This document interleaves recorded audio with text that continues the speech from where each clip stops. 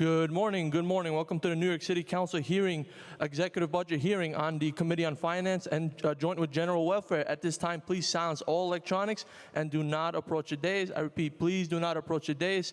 Thank you for your cooperation. Chairs, you may begin. Thank you, Sergeant. All right, good morning. Welcome to day 5 of FY26 executive budget hearings. I'm Councilmember Justin Brannan. I chair the Committee on Finance, and this morning I'm pleased to be joined by my good friend and co-chair, Deputy Speaker Ayala. She chairs the Committee on General Welfare. We've been joined this morning by Council Members Salam, Carr, and Caban on Zoom. Welcome, Commissioner Park and your team. Thank you for joining us today to answer our questions. Just as a reminder, this is a government proceeding and decorum shall be observed at all times. As such, members of the public must remain silent at all times. We will be taking public testimony on DHS and HRA's FY26 executive budget later today after DHS and HRA testify. If you wish to speak on these budget items, please make sure you fill out a witness slip with the Sergeant at Arms in the back. In February, the House of Representatives passed sweeping cuts to Medicaid and Supplemental Nutrition Assistance Programs, or SNAP, which entailed over $1 trillion. It's important to note that almost $1.9 billion, or about 14.4% of HRA's existing total budget, is federal funding in support of safety net programs such as SNAP, cash assistance, and Medicaid. In March, my colleagues and I questioned the administration on how they plan to address the serious threat posed by the Trump administration regarding illegally seized and unprecedented federal funding cuts to DSS programming. The financial instability remains a risk to crucial programs for some of our most vulnerable New Yorkers, including housing, food assistance, and health care. It remains imperative that the city's plan is ironclad to ensure vital and critical services are afforded to the New Yorkers who rely on them. On May 1st, the administration released their executive plan for FY26 to 29 with a proposed FY26 budget of $115.1 billion. HRA's proposed FY26 budget of $11.74 billion represents 10.2% of the administration's proposed FY26 budget in the executive plan. This is an increase of $271.1 million, or 2.4%, from the $11.47 billion, which was originally budgeted in the preliminary plan back in January. This increase results from several actions, mostly additional funding to support the department's rental assistance programs, increased costs of cash assistance, emergency food sources, baseline funding for pregnant people applying for shelter with rental assistance, and anti-harassment funding for residents. All very, very crucial, critical, important programs. As of March 2025, HRA had just over 1,300 vacancies relative to their FY26 budgeted headcount. DHS proposed FY26 budget of $3.4 billion represents 3% of the administration's budget in the FY26 executive plan. It represents a decrease of $130.9 million, or 3.7%, from the $3.58 billion budgeted in the preliminary plan back in January. As of March 2025, DHS had 76 vacancies relative to their FY25 budgeted headcount. Today, my co-chair and our colleagues will be seeking answers to many questions. My questioning will mostly dive into the onslaught of federal funding cuts, the increase in assistance demonstrated by everyday New Yorkers, the Community Food Connection, and city vendor contracting. While the administration baselined the prevailing wage for shelter security, there was no commitment to increasing the sought-after non-asylum seeker shelter, and we did not see it increase on our human service provider contract rates to ensure that those doing the very important work are adequately paid. I'm now going to turn it over to my co-chair for this hearing, Deputy Speaker Ayala, for her opening statement. He forgot to say his favorite co-chair, but it's okay. I'm just saying. Good morning, everyone. I am Deputy Speaker Diana Ayala, Chair of the General Welfare Committee. Thank you for joining me for the fiscal year 2026 executive budget hearing for the General Welfare Committee, held jointly with the Finance Committee. The city's proposed fiscal 2026 executive budget totals $115.1 billion, of which $15.2 billion, or 13.2%, funds the Department of Social Services, encompassing the Human Services Administration and the Department of Homeless Services. DSS serves the most vulnerable populations in the city, sheltering the homeless and improving the economic well-being of those facing poverty. These services are more vital now than ever, given the record high shelter census and the economic challenges faced by low-income New York City residents. The council's budget response made it clear that protecting housing opportunities, bolstering the social safety net, and serving the most vulnerable residents are some of the council's top priorities. I was glad to see that the administration added funding in fiscal year 26 to current spending levels for HASA housing, the Community Food Connection, and Fair Fares. Additionally, I was pleased that the administration added funding for human service provider COLAs and baselined the prevailing wage for security at homeless shelters.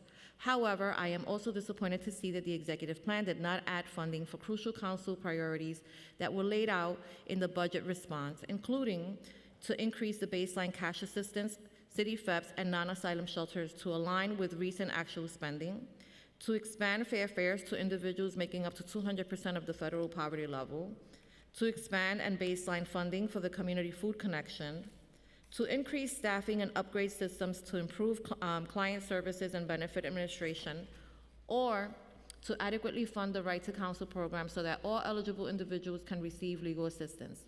I continue to be concerned that the city is not investing enough in long-term solutions to address poverty and prevent homelessness. The city's shelter census, which continues to rise, is both an expensive burden on the city and difficult experience for families and individuals. The city should prioritize programs to assist clients in finding and maintaining permanent housing in their communities. The budget for the City FEPS program drops from $1.27 billion this fiscal year to less than half of that in fiscal year 2026 and in the outer years. At a time of record high demand and with federal funding at risk for programs such as Section 8, we cannot abandon thousands of families who rely on City FEPS to maintain housing and avoid entering shelters. I would like to thank the General Welfare Committee for their work in putting this hearing together today. Faria Rahman, Finance Analyst, Elizabeth Scheiders Garcia, Finance Analyst, Julia Haramis, Unit Head, Pernina Rosenberg, Policy Analyst, Sahar Mozami, Senior Counsel, and I would also like to thank my Chief of Staff, Elsie Encarnacion, and Stephanie Ejera. And now, Commissioner Park, our counsel will swear you in. I also want to just take a quick second to thank the entire Council Finance Division for all their work during this first week of 3 weeks of hearings, especially, again, Julia Haramis, Faria Rahman, Elizabeth Childers Garcia, and my committee counsel, Brian Sarfo, who will now swear you in, and we can begin. Thank you. Good morning. Do you affirm to tell the truth, the whole truth, and nothing but the truth before this committee, and to respond honestly to council member questions? Commissioner Park? I do. Deputy Commissioner Barry? I do. Officer Johns? I do. Admin Carter? I do. Admin French? I do. You may begin. Thank you. Good morning. I want to thank Deputy Speaker Ayala and the members of the General Welfare Committee, as well as Chair Brannon and the members of the Finance Committee for holding today's hearing and for the opportunity to testify about the Department of Social Services, DSS's fiscal year 2026 executive budget. My name is Molly Wasso Park. I'm the Commissioner of the New York City Department of Social Services. I am wearing a navy blue suit. I have short brown curly hair. DSS is made up of both the Human Resources Administration, HRA, and the Department of Homeless Services, DHS. So accordingly, I'm also joined by my colleagues, DHS Administrator Jocelyn Carter and HRA Administrator Scott French, as well as DSS First Deputy Commissioner Jill Barry and DSS Chief Program, Performance, and Financial Management Officer Richard Johns. Collectively, we represent the approximately 14,000 hardworking staff who dedicate their lives to supporting New Yorkers living at or below the poverty line. All right, we're there. This next slide outlines the agenda for the presentation. Today, we will provide an overview of the FY26 executive budgets for both agencies and highlight the programs and services supported by these resources. Next slide. This slide presents 3 concentric circles in green, dark blue, and light blue, representing the 3 agencies. DSS is the largest municipal social services agency in the country, comprised of the Human Resources Administration, HRA, and the Department of Homeless Services, DHS. Under the consolidated management structure and the shared mission of DSS, HRA and DHS provide a seamless and integrated continuum of client services to millions of New Yorkers every day. Across the agencies, our primary goal is to create a path to sustainability for low-income New Yorkers through 3 pillars. 1, streamlining access to social services. 2, addressing homelessness and housing instability. And 3, creating economic stability. We will refer back to these 3 pillars throughout our presentation. Next slide. This slide shows an image of the Manhattan skyline and presents the title of the next portion of our presentation, Agency Budgets. I'm now going to pivot to giving an overview of the DSS, HRA, and DHS FY26 executive budgets. Next. Okay. This slide shows a pie chart highlighting the different portions of the DSS HRA budget. DSS HRA is dedicated to fighting poverty and income inequality, providing essential benefits including cash assistance, nutrition and food programs, public health insurance, employment and transportation services, and access to housing, homelessness prevention, and emergency assistance. DSS HRA helps more than 3 million New Yorkers annually through the administration of more than 15 major public benefit programs, with a budgeted headcount of approximately 12,000. The FY25 budget for DSS HRA is $13.4 billion, including $10.5 billion in city funds. The majority, over 80%, of the HRA city tax levy budget is earmarked for benefits that the city administers on behalf of New York State. And almost 97% of the DSS HRA city-funded budget provides direct benefits and support to New Yorkers. The blue portion of this pie graph is Medicaid. That includes home care, managed care, mental health, substance use services, and hospital care. Is administered by New York State. The city pays a portion of the Medicaid costs out of the city tax levy. That is the 60% of the DSS HRA city-funded budget shown here. HRA sends these funds directly to New York State, and the state uses it along with state and federal funds it controls to pay medical providers and managed care plans. 16% of the DSS HRA budget goes to public assistance. That is the red portion of the pie graph. You should note that cash assistance benefit levels and eligibility rules are set by the state, by state law and regulation, although they are administered at the city level. Homeless prevention and rental assistance is the green portion of the pie chart. There is 3% of the budget is used for administration, which is purple, 2% for legal services in orange, 2% for HASA, and 1% each for employment services, community food connection, and domestic violence services.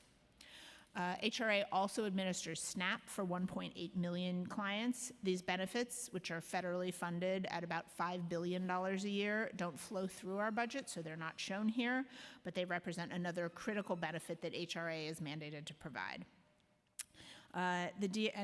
Last thing that I'd like to note on the DSS budget is that the administration section covers shared services for both HRA and DHS.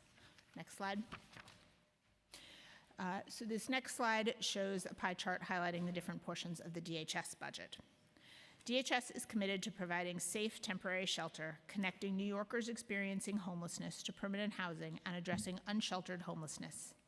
DHS has an FY25 budget of $4.4 billion, of which $2.4 billion is city tax levy. The agency has a headcount of 1,995, and with its not-for-profit partners, is the largest municipal organization dedicated to addressing homelessness in the United States. Almost 97% of the DHS budget supports shelter for families and individuals and services for the unsheltered, including outreach and low-barrier beds. The DHS budget is broken out as follows in FY25. $1.35 billion for family shelter, that's the purple section, $1.34 billion for adult shelter in green, $384 million for street outreach in red, and the remaining 3%, which is the blue section, is administrative services. Next slide. This next slide shows a chart highlighting key programs and services across the two agencies that were increased in the FY26 financial plan. In the FY26 financial plan, DSS is continuing to make significant investments in our critical programs, totaling $323.5 million in new needs. This includes HIV/AIDS services, HASA, Affordable Housing Services, or AHS, domestic violence services, fair fares, New York City benefits, senior affordable rental apartments, the SARA program, street outreach and end-of-line services, community food connection, and Wi-Fi access at DHS shelters. Next slide. This slide shows an image of the Manhattan skyline and presents the title of the next portion of our presentation, Federal Budget Impact on DSS. As I have already highlighted in my testimony, DSS, HRA, and DHS budgets are significantly reliant on federal dollars. But more importantly, the 3 million people we serve receive significant benefits directly from the federal government. We are seeing increasing demand for these services at the same time that they are at threat. The current congressional reconciliation proposal contemplates cuts which they deem necessary to reach their goal of extending $2 trillion tax cuts for the most affluent Americans. Key to reaching that $2 trillion goal are targeted cuts to the Agriculture and Energy and Commerce committees, which oversee SNAP and Medicaid, respectively. Earlier this week, the House Agricultural Committee released their markup bill, which proposes cutting $300 billion in SNAP funding over 10 years.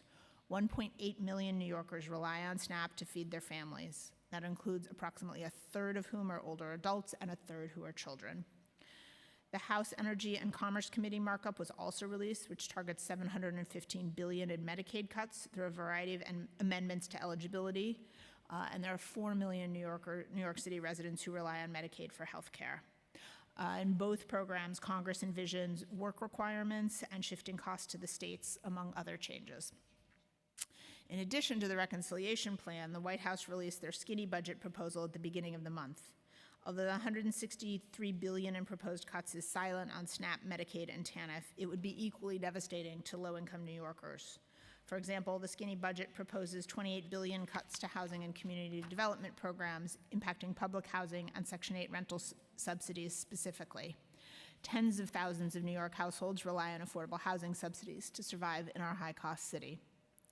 The skinny budget also proposes eliminating the Community Development Block Grant, which supports housing maintenance and planning, and a 12% reduction to continuum of care and housing opportunities for people with AIDS. It proposes eliminating Low-Income Home Energy Assistance Program, LIHEAP, which is a $4 billion cut nationally, which thousands of New Yorkers rely on for heating and cooling in their homes. All of these cuts impact vital programs that the city and state do not have the budget capacity to replace. We encourage all impacted New Yorkers to make your voices heard, because if any of these cuts come to fruition, it would be catastrophic for New Yorkers, not only for low-income households, but for the overall economy of the city and the region. Next slide. This slide shows an image of the Manhattan skyline and presents the title of the next portion of our presentation, Streamlining Access to Social Services. I'm now going to turn to highlighting some of the results of our streamlining access to social services and benefits work. Next slide.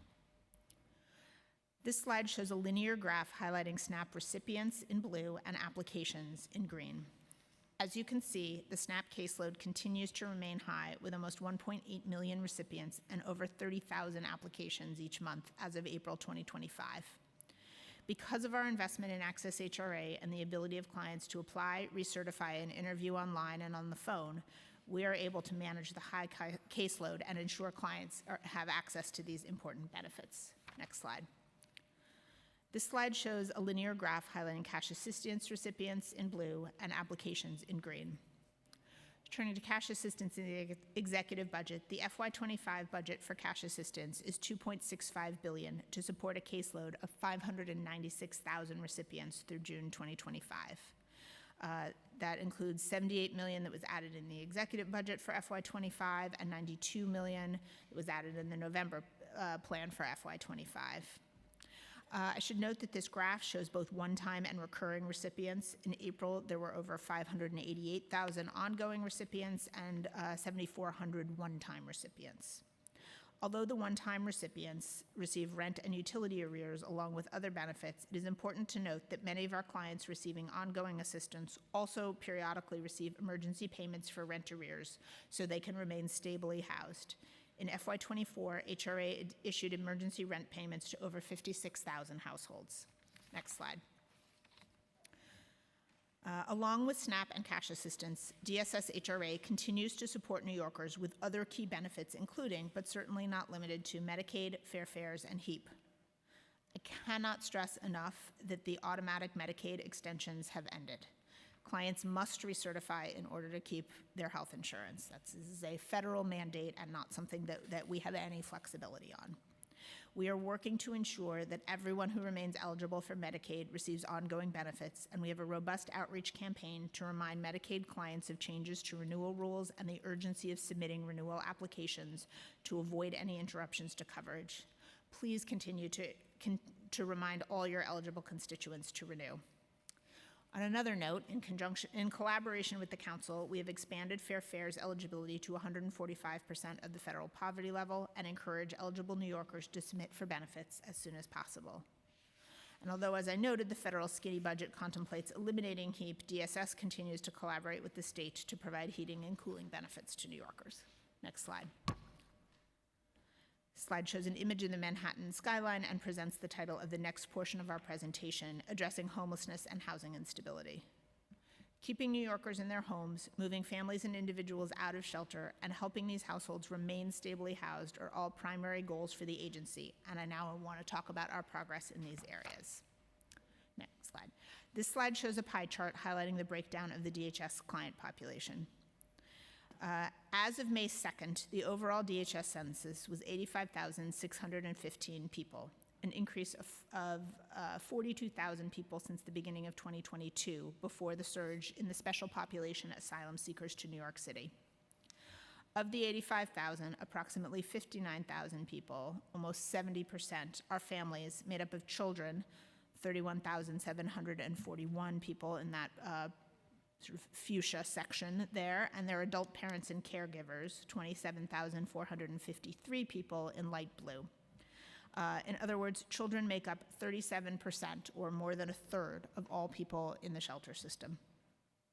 The remaining population is made up of single adult men, just over 16,000 in dark blue, single adult women, about 5,700 in orange, and adult families, about 4,600 in green. And 75% of more than 75% of the new arrival population, the asylum seekers, are currently housed in the DHS shelter system. Next slide. In New York City, 97% of people experiencing homelessness are sheltered, but that 3% of people experiencing homelessness who are on the streets or subways is an area of particular focus for the agency. Since the start of this administration, DSS-DHS has aggressively expanded low-barrier bed capacity. These are shelter models that are targeted to those experiencing unsheltered homelessness, also known as safe havens and stabilization beds. At this year's State of the City announcement, Mayor Adams announced 900 new low-barrier beds, representing an investment of another $106 million in efforts to address street homelessness in New York City. These beds will start to come online as early as this summer, and the remaining beds to be identified in the DHS development pipeline and brought online in subsequent years. DHS's safe haven and stabilization bed total will be 4,900 once all is said and done. Because of this investment in street homeless solutions, DHS placed more than 3,000 New Yorkers residing in low-barrier programs to permanent housing during the Adams administration thus far. And since the launch of the Subway Safety Plan in February 2022, more than 8,500 New Yorkers have been connected to shelter. DSS-DHS continues to invest in outreach staffing to support referrals to low-barrier shelter. Lastly, under the Adams administration, DHS also opened 3 new drop-in centers to offer clients additional access to services. Next slide. DSS remains committed to connecting New Yorkers to permanent housing and keeping them stably housed. This slide outlines the strides we have made over the past year by strengthening our rental assistance programs, providing homelessness prevention services, and leveraging social service dollars to actually create more affordable housing. As a result of this work, DSS has seen record-breaking increases in the number of permanent housing placements. In calendar year 24, more than 10,200 households moved out of shelter into permanent housing placements using city FEPS. That's a 56% increase compared to calendar year 23. And this number of City FEPS vouchers is only a subset of the nearly 15,000 households comprised of more than 31,000 New Yorkers who were able to obtain permanent housing or stay in their homes using City FEPS voucher, reflecting a 43% increase year over year. Through our home-based homelessness prevention services, in calendar year 24, more than 19,000 households, or about 40,000 New Yorkers, remained in their homes, and more than 11,000 households, or about 33,000 New Yorkers, received aftercare services from home-based to help them stay stably housed. And the Affordable Housing Services Program, AHS, which is set to create at least 1,000 affordable housing units for City FEPS voucher holders exiting, and this program remains a significant priority for the agency. Through AHS, we use social service dollars to help not-for-profit human service providers either finance the purchase of or long-term lease of buildings for use as affordable housing. In other words, we are actually able to use social service dollars to add to the affordable housing stock. We are proud of the progress we've made so far. DSS has already opened more than 450 apartments across 6 high-quality affordable housing sites in the Bronx and Brooklyn in partnership with not-for-profit providers, and over 500 units are in the pipeline. Next slide. I now want to take a moment to highlight some of the details on the recent proposed rule change impacting the City FEPS program. I understand the concerns that this proposed rule change has raised, and I want to take a moment to really address this head on. Since its inception in 2018, City FEPS has grown to become the second largest rental subsidy program in the nation, behind only NYCHA's Section 8 program. As a result, the budget for the program has ballooned from $250 million in 2021 to $1.2 billion this year. So in other words, that is a 5-fold increase in spending in the space of 4 years. With the threat of federal cuts to other housing subsidy programs looming, DSS, in coordination with OMB, has strategically pursued a variety of measures to manage the cost of the City FEPS program, including this proposed rule change. So what the rule change does is for those renewing at year 6, so people who have received after the 5-year standard term of the voucher, and who have employment income, DSS is proposing to change the baseline household contribution from 30% of the household's monthly income to 40% of households' monthly income. This is one of only several changes that DSS is making to the program to address the significant growth in costs and ensure the program is sustainable going forward.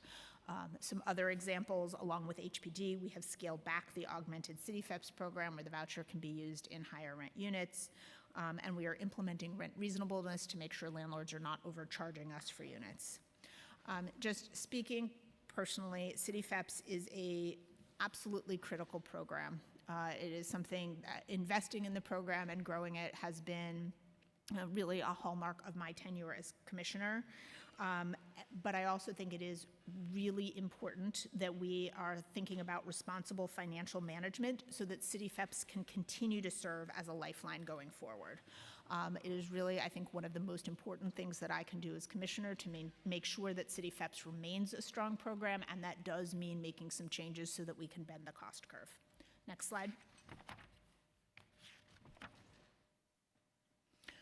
Pivoting to another aspect of the rule change that was recently released, and as we discussed at our preliminary budget hearing and at the Mayor's State of the City, DSS is pursuing a pilot program to work to reduce the number of babies born in shelter. Our CRIB program, CRIB stands for Creating Real Impact at Birth pilot program, is included in the rule change for City FEPS that was recently released. The necessary rule change was published at the end of April, and we are on track to launch CRIB over the summer. Next slide. This slide shows an image of the Manhattan skyline and presents the title of the next portion of our presentation, Creating Economic Stability. So moving to the third pillar of our programs, Creating Economic Stability.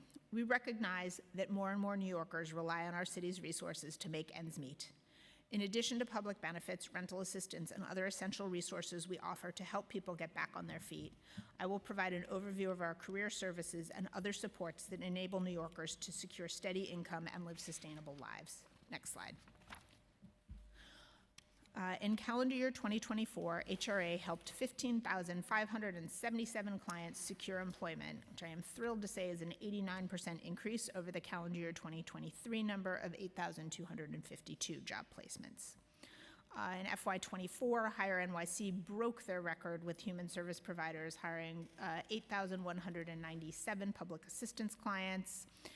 And in FY25, 6,418 clients have been hired so far, putting us on track to exceed last year's number, which was itself record-breaking.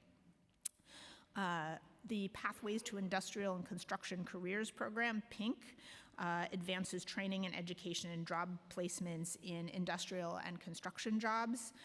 We've enrolled 1,126 individuals thus far, with 653 completions of training programs. We've referred just over 1,000 individuals to jobs. 513 have received job offers and 383 job placements, with more than 8 unions and public and private employers, and those numbers continue to go up every day. This is an initiative we're very excited about. Next slide. Going forward, we will continue to invest in our career services programming. The Pathways for Access to Careers and Employment, or PACE contracts, begin October 2025 using the centralized, quote, no wrong door program model with locations throughout the boroughs. This program will streamline and minimize travel burdens for clients, maximize access to all employment and support services, and foster stronger client and staff relationships. Establish an in-demand occupation and sector-focused approach that connects clients to skilled professions that offer family-sustaining wages. Utilize labor market data to assist clients in gaining marketable skills for success and advancement in their careers. And streamline processes for vendors by offering a hybrid approach to engaging clients. Next slide. I will close by underlining our ongoing commitment to break down government silos and improve access to services. The challenges DSS, HRA, DHS works to confront, bridge across agencies, and further bridge across jurisdictional boundaries. Overcoming these challenges goes to the heart of creating the kind of caring, compassionate communities that we seek to live in. We appreciate the opportunity to testify today, and we welcome any questions that you may have. Thank you. Thank you, Commissioner. We've also been joined by Council Members Ressler, Lewis, Ung, Aviles, Stevens, and Banks. I want to dive right in because we've got a lot of questions today. Since both the executive and legislative branches of the federal government came under Republican control in January, we've seen a massive effort to defund social services, which poses a major threat to both DHS and HRA. Most of HRA's federal funding goes to safety net support, including cash assistance, domestic violence shelters, SNAP administration, child support, employment programs, energy assistance, and Medicaid. So what concerns, talk a little bit about the grave concerns DSS has regarding funding for specific DHS and HRA programs, given the federal climate and the lack of a plan from the administration. I am incredibly concerned about what we are seeing at the federal level, and I think that plays out on 2 levels. One is cuts to the benefits themselves that flow directly to clients, and 2, on the impact of the agencies. So the social service programs that that we are monitoring most closely at the city level are SNAP and Medicaid. Sorry, I should say at the DSS level are SNAP and Medicaid. Those are certainly not the only initiatives and programs that I'm concerned about. There are very substantial cuts to federal housing programs that, while not directly tied into the DSS budget, absolutely serve the clients that we are that we also serve, and that we are certainly looking at a prospect of significant upticks in homelessness, for example, if some of this comes to pass. I think, as I mentioned in my testimony, we're seeing these sort of 2 primary strategies from the federal level. One is increased work requirements, and 2 is pushing costs down to the state. As we talked about in our testimony, DSS really does believe in workforce development and helping low-income households access economic opportunity. But that is, to do that responsibly and to do it in a way that actually is successful in helping people grow economically takes a lot of thought and a lot of resources and really involves putting significant supports around low-income people. So, I ask you all to put yourselves in the shoes of a single parent without a high school diploma with an 8-year-old who under the congressional plan would now have to work for SNAP benefits, right? What job is out there, right? How does that person actually successfully get to employment? And just there are tools that we have. As I mentioned in the testimony, we have very robust and very successful career support programs that are based around the work requirements that already exist for cash assistance. By way of context, we spend about $51 million a year on our career services programs for cash assistance. The House has proposed $100 million nationally to implement work requirements for Medicaid, right? So in order to actually have a serious conversation about what low-income households need to grow economically, we are in the wrong order of magnitude when we're talking about work requirements. So setting aside the moral aspects of looking for people to work for basic supports like food and healthcare, we don't have the infrastructure, and Congress is not contemplating the infrastructure to make this a realistic option. So this is something that we're incredibly concerned about. And then, as costs are pushed down to the state, we would expect that to get pushed down to the local level as well. We don't have any of the details, obviously. It is, so it's premature for me to talk about numbers, but I think we can expect that to happen. Have you received any notification from state or federal to prepare for cuts or eliminations? We absolutely are taking those steps, and I think we are approaching this in a twofold way. One is engaging with all the stakeholders that we possibly can to educate and engage about how critical these benefits are. So that means elected officials at all levels of government. It means our not-for-profit providers. We met with our impacted advocates group, with essentially anybody who will listen to me, philanthropy, right? We are making sure we're getting materials out about what the impact is, talking not only about impact to low-income households, but income to the economy as a whole, right? Every dollar of SNAP spent in New York City is $1.54 worth of economic activity, right? Nobody saves their SNAP benefits. This is money that goes to support our communities. So above and beyond what it means to be for low-income households, these cuts also have the potential to be devastating for our economy. So we are absolutely engaged in that kind of outreach and education. The other thing that we are doing internally is contingency planning. What could we do differently, and what would we do less of if faced with these cuts? I'm not going to go into specifics here, both because we're still in the planning process, but more importantly because I don't want to give a roadmap for how cuts could be taken. But what I will say is there are very few good options given the magnitude that we're talking about. There are some very grim choices in front of us. Okay, I want to talk a bit about under-budgeting. In the past several years, DSS has under-budgeted major entitlement programs funded through DHS and HRA. So there's often been a considerable misalignment between adopted budgets and actual year-end expenditures. Programs like cash assistance, city FEPS, the non-asylum seeker shelter cost, and HASA housing have been historically under-budgeted at adoption, with increments of funding added throughout the fiscal year. So in the current fiscal year, the budgeted amounts for all these programs have seen dramatic increases between the adopted and the following executive plan. So can you explain how DSS projects the level of need for these programs, and how are actual expenditures for the prior fiscal year factored into this analysis and budgeting practices? Thank you, Councilmember. So let me start by saying that the FY26 budget was very helpful in addressing some of the ongoing challenges and some of those initiatives that you mentioned. So In exec, we addressed the HASA budget, we addressed Community Food Connection, filled in sort of a number of the things that have traditionally been adoption ads, and so I'm very pleased that that the administration was able to do that at exec. Overall, it was a very good budget for us.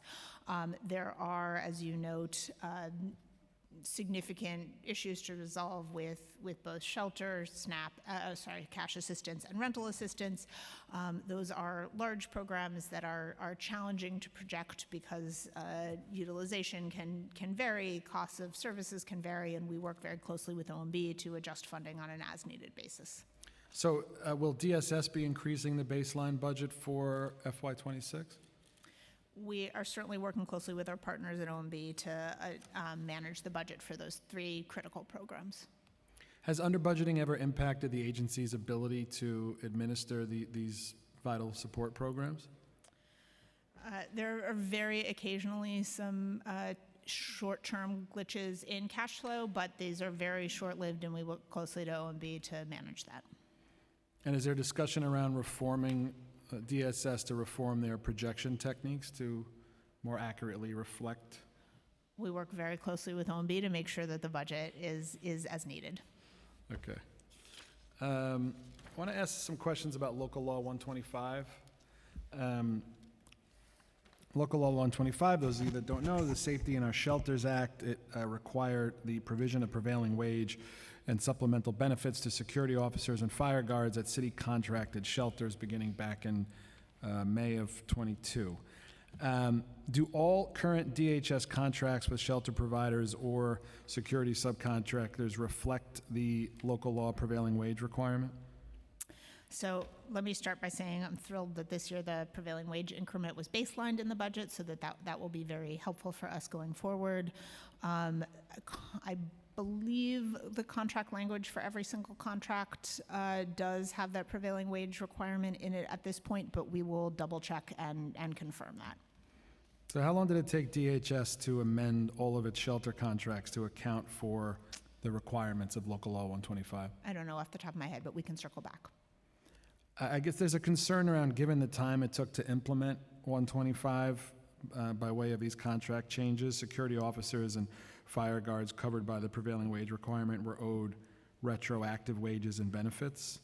Has DHS provided any guidance since implementation?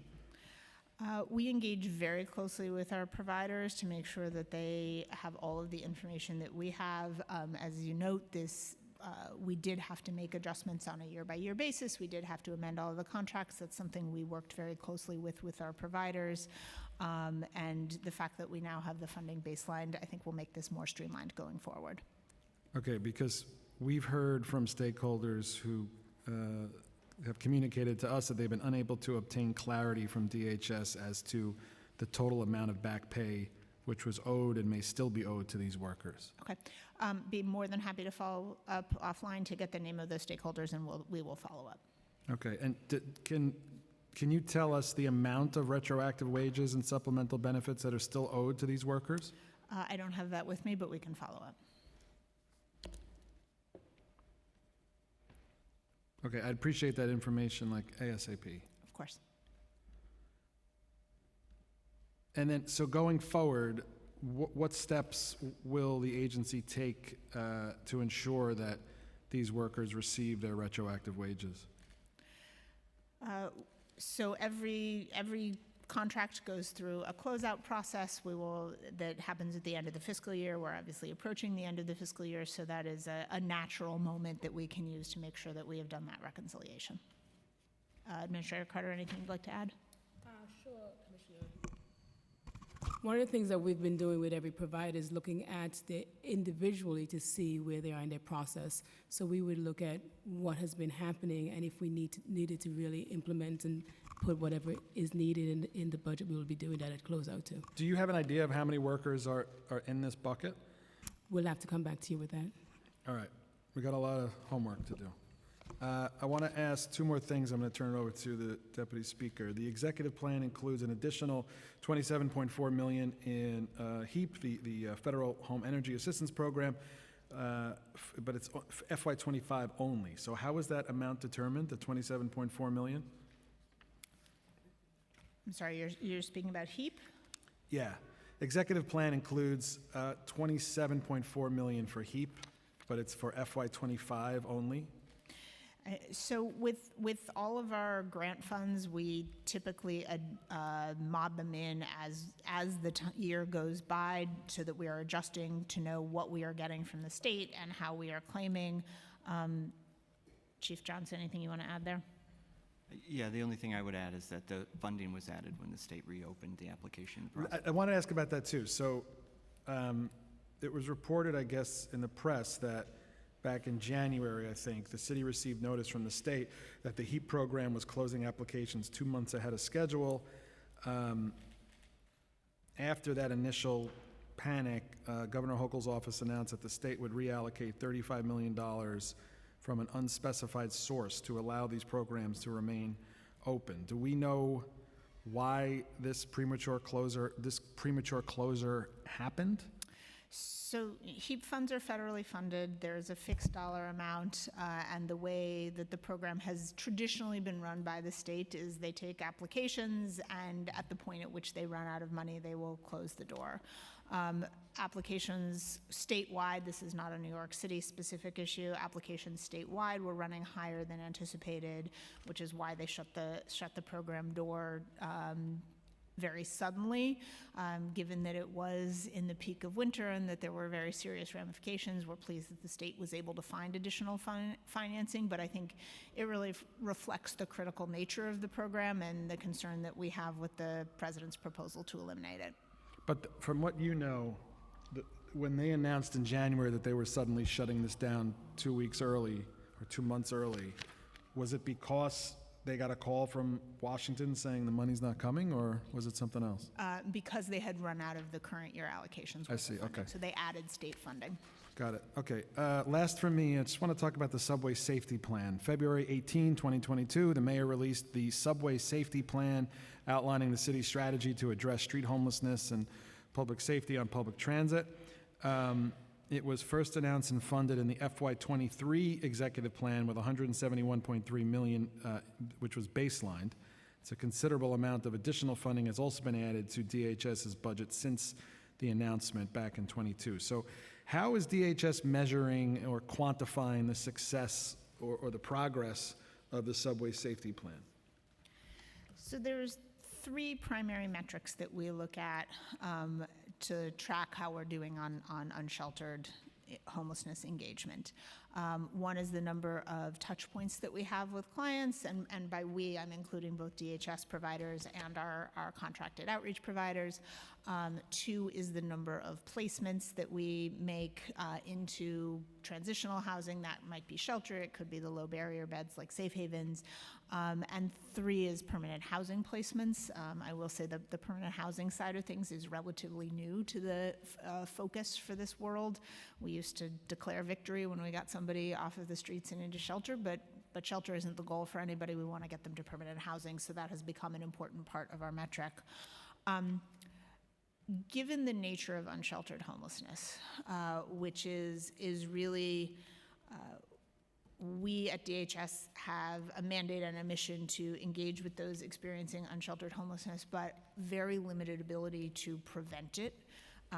We have to be looking at the volume of services that we are providing and the number of people that we are getting off the streets, but also recognizing that this is a multi-level problem. So just to make this really concrete, last year, for example, we placed about 1,200 people who living in low barrier beds and Safe Havens and stabilization beds into permanent housing. Almost exactly the same number of people were discharged from upstate psychiatric hospitals to DHS. So as much as I would like to say the metric should be exactly the number of people who are experiencing unsheltered homelessness, I think in terms of what we can actually control, it is the level of our engagement and the number of people for whom we are solving the issue. And then we need to continue to work with other agencies and other levels of government to make sure that we are addressing the upstream issue. Administrator Carter, anything you'd like to add? Commissioner, I think you really have touched on it. I mean, I think one of the things that we've been looking at is how do we prevent feeder systems into unsheltered homelessness. So we've been really trying to work comprehensively and collaboratively with those specific agencies. So we're doing some work around that, as well as doing real meetings with our other city partners and state partners, really in looking at, are we doing weekly meetings? Are we out doing engagements? What is the work that needs to be done above and below ground with those who are unsheltered? So we're doing that work.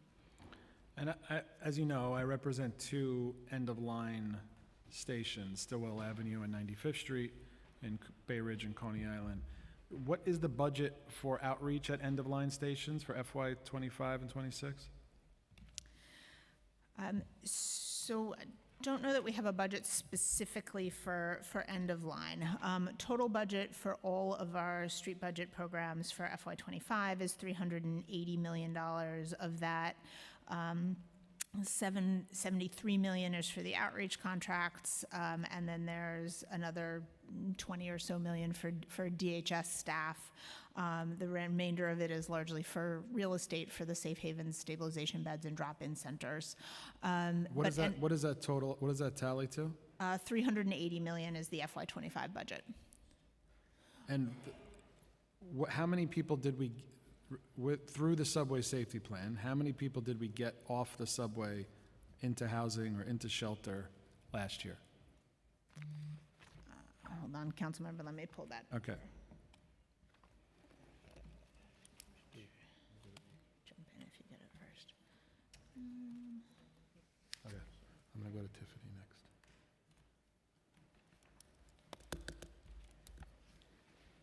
Sorry.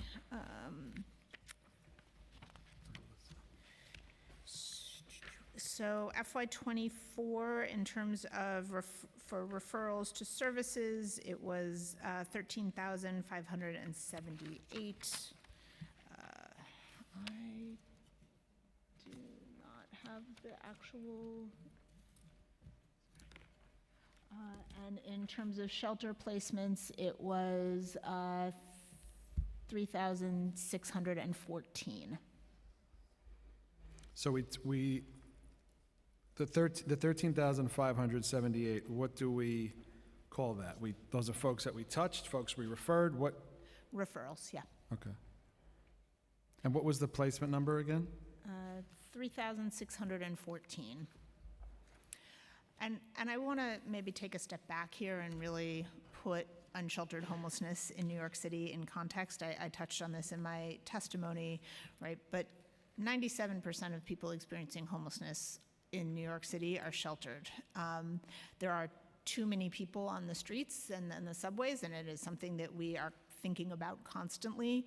But because of the nature of the right to shelter, because of the fact that we do have a very robust shelter system, the people who are on the streets and subways, they've been failed by everybody, right? And they've not just government, but really sort of every level of society.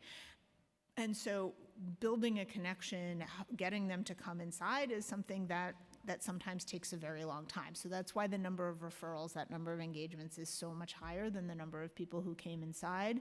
But we do not take a one and done approach to outreach. We're going to keep working with people and figuring out what it is that will connect. One of the things that is important and why we're so excited about the State of the City commitment to increase the number of low barrier beds is that we know that this is a model that's been really successful with the population. The amount of time that people will stay inside as opposed to cycling back to the streets and subways is longer, and success rates for placement to permanent housing are very strong. So we think increasing this housing this shelter model and making sure that those buildings are sited near areas where there are higher concentrations of people experiencing unsheltered homelessness is going to be really critical to continuing to make a dent on this issue. Okay, thank you, Commissioner. I'm going to turn it now to Councilmember Caban, who is on Zoom, since we have quorum.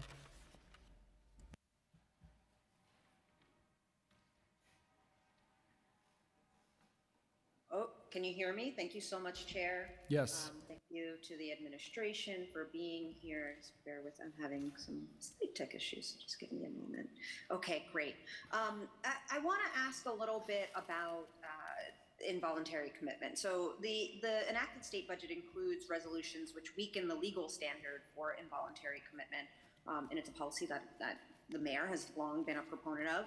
And lawmakers and civil rights advocates, they've rallied against this policy, saying that it's too broad and it effectively criminalizes homelessness and mental health issues. I certainly agree with that, but probably even more important than that, if that isn't concerning enough, is that the medical community at large says that this is not best medical practice. So I just have a few questions on this front. I want to know, what role does DHS currently play in involuntary commitment, and how might that change with this new policy? Sure. I'm going to start, and then I'm going to ask Administrator Carter to chime in.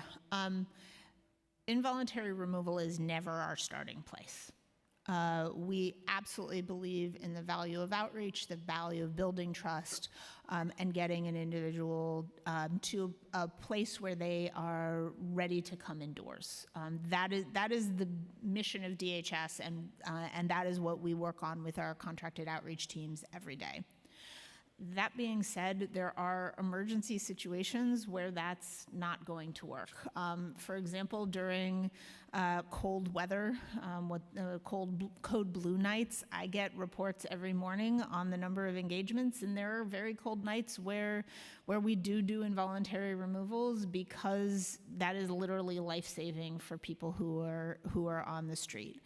I'm sorry, because I have limited time, so I just want to interject here. I'm specifically interested in understanding how your role or your policies and directives might or are changing in light of the state's new legal standard for involuntary commitment, which we know lowers the floor. So we work very closely with nurses. We have been growing the number of nurses that we have who are going out on outreach, and we really depend on clinical expertise to make a decision on when somebody does need to be taken to the hospital. But Administrator Carter, you want to chime in? Thanks, Commissioner. It really is important to know that decisions about involuntary removals are done by the licensed clinician, and for us, those are our nurses. That's with the teams that are out. So the decision is not taken lightly. Our licensed nurse is with the team that's making that decision, and they are making that assessment. So for DHS outreach, for provider outreach, it is with the authority of the clinician that's making that determination. It is not done lightly, and it's really looking at what's happening around the circumstance of that particular situation. I guess my question again, it goes back to that legal standard that was enacted in the state budget, which again lowers the floor. When they're going out, are those clinicians saying, hey, this meets the standard that has now been set by the state? Because then that opens up a larger amount of scenarios, situations where somebody could be involuntarily committed. Like, is that clinician going by the legal standard that's been set? Like, is that what they're told to do, or is it something else? And then I want to add on to that, and I'm going to go ahead and ask all my questions just because I want to be really mindful of my time. I want to know how the expansion of involuntary commitment affects the subway safety plan, and if you guys could just report to us how many involuntary commitments there were in fiscal year 2024 and how many in fiscal year 2025 so far. Because this is my concern, right? With the floor being lowered on involuntary commitments and the gaps in our continuum of care, what we're seeing is we can manufacture more unnecessary involuntary commitments when we aren't investing enough in creating the conditions where people are experiencing acute crisis less often, right? So I'll give you an example. Just in my district 2 days ago, a woman was living in her car and was known to the neighbors, has some mental health issues, but has not been a danger to herself and others. She actually is helpful to the neighbors. She sometimes is able to get some support. And there was a multi-agency response because somebody wanted her car towed for being there over 7 days without moving. And, instead of her being able to access a continuum of care, police officers show up, DHS shows up, a bunch of other people show up, and that's supposed to be the answer.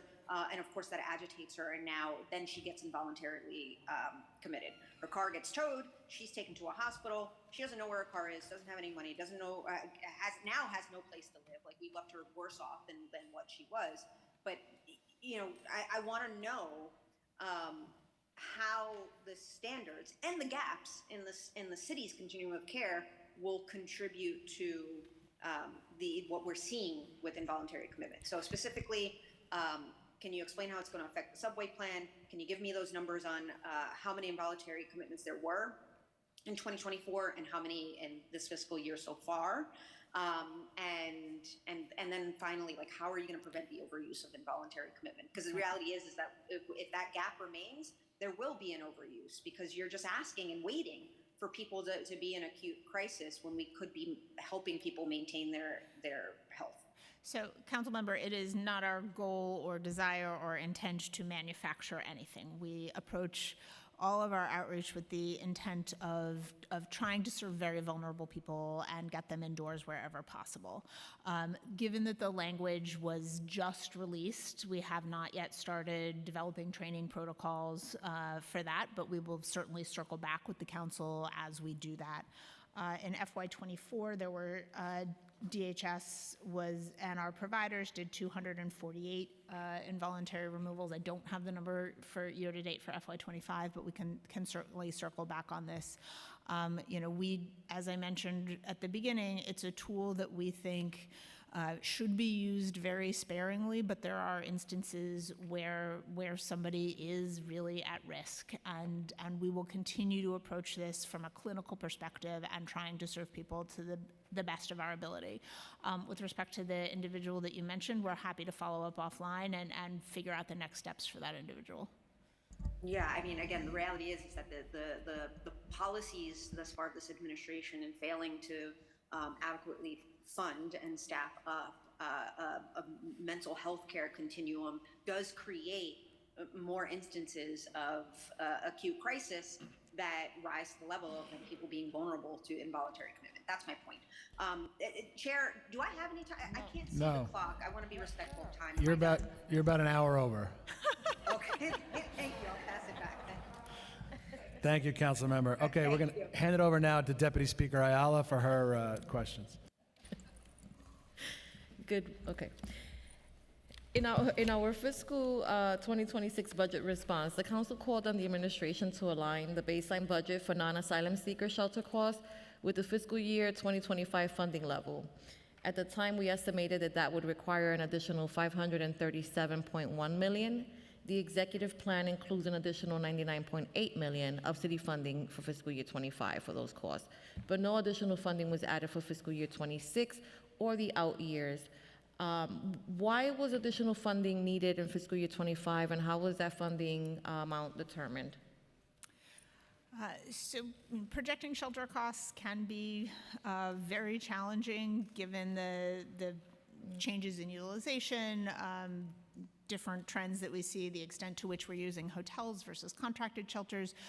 So we do work very closely with OMB to make essentially real-time changes to the budget as needed. So there were some additional funds needed for FY25, which, as you noted, were added during the executive plan, and we will continue to adjust the budget for FY26, working closely with OMB.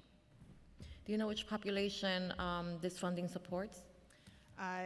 No, this was general across the board needs. Okay. Why was the funding added for fiscal 25 only in the executive plan? Do you anticipate additional funding will be provided for 26? We will work closely with OMB to align the budget to as needs appear. As I say, there's some substantial variation in the shelter spending depending on census, and depending, a particular driver of costs is our hotel utilization.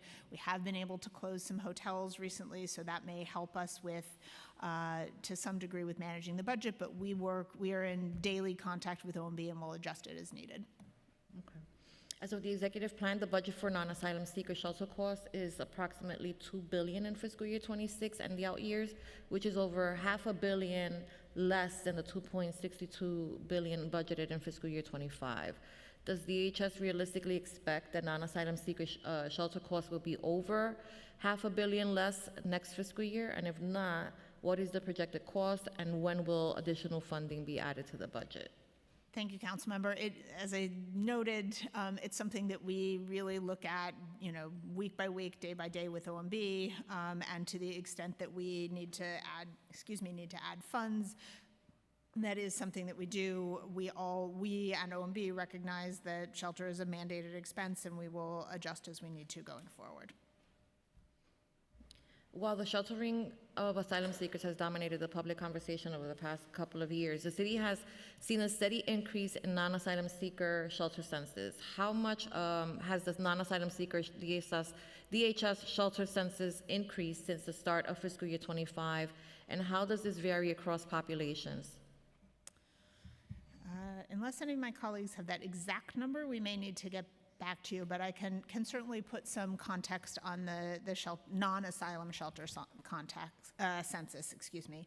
So at its peak in, I think it was 2019, we were at about 61,000 individuals. And we were able to manage that down somewhat so that before the pandemic started, we were maybe 59, something like that. Much to my surprise, the shelter census plummeted during the pandemic, largely because families with children intake fell very sharply.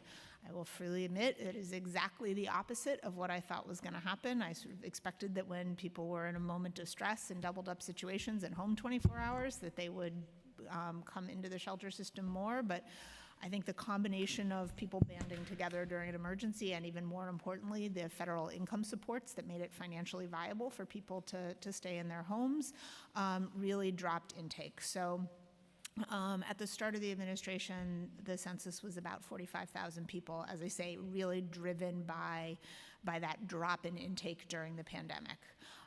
We have climbed up since then. We are still about 3,000 people below where we were at the start of the pandemic.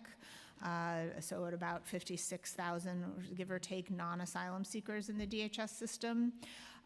So it is, yes, it is up, but it is, I think it is some of the increases sort of a resumption to where we were before, as opposed to an increase.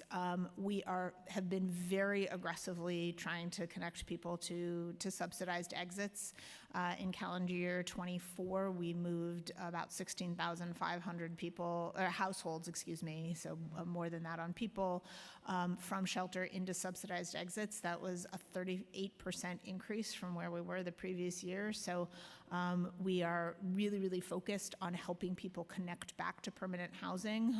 But what I think we're also seeing is that there is high need in the community, right? So intake remains strong across all populations. And so because of that, although we have really had these terrific exit numbers, what we've done is slow the rate of growth as opposed to actually reduce the shelter census as much as I would like. But we're not done yet. We're going to keep trying. Do you keep track of how many people that are coming into the system are coming in because they've been evicted? Yeah, we do look at reasons for homelessness. The data are better on the families with children side than they are for single adults. The rate, people coming in as a result of formal eviction is relatively low. It's about 10%. That's actually a pre-asylum number because the asylum numbers, sort of inflate the denominator. So right now it's only about 4%. The majority, the sort of two primary drivers for shelter entry on the families with children side are domestic violence and relatively what we call discord, and what that typically looks like is relatively young people who have been living with family and a baby or a second baby just adds one too many people to the household. That puts a lot of strain on them and they enter the shelter system. So, but in many of those cases, the head of household that is coming to the shelter system has never had a lease of their own. Okay. In the first 2 months of 2025, the non-asylum seeker population in DHS shelters decreased by almost 2,000 to nearly 3.5%. To what do you attribute that rapid decline over such a short period of time? And did these individuals exit to permanent housing? So I'm not 100% sure exactly what data that you're looking at, and we'd be happy to sit down offline and go through it, but I think a couple of things. One is, as I mentioned, we have been very, very focused on exits, and the first part of this calendar year, we've had terrific exit numbers. We've really been continuing to focus on helping people move out, and we're seeing that in the results of the work that we are doing as a full agency group. The other thing I would say is that there's some seasonal pattern, particularly on families with children intake. It tends to be low in the winter and pick up in the summer, so that may be a piece of what you're seeing as well. But of the folks that are leaving, do you know what percentage are leaving to permanent housing? So for, specifically for the non-asylum population you're asking, or in? Yes. Yeah. So most overwhelmingly people leave, particularly on the families with children side, people are leaving to permanent housing, and most of those are subsidized exits. On the adult system, there's a little bit more.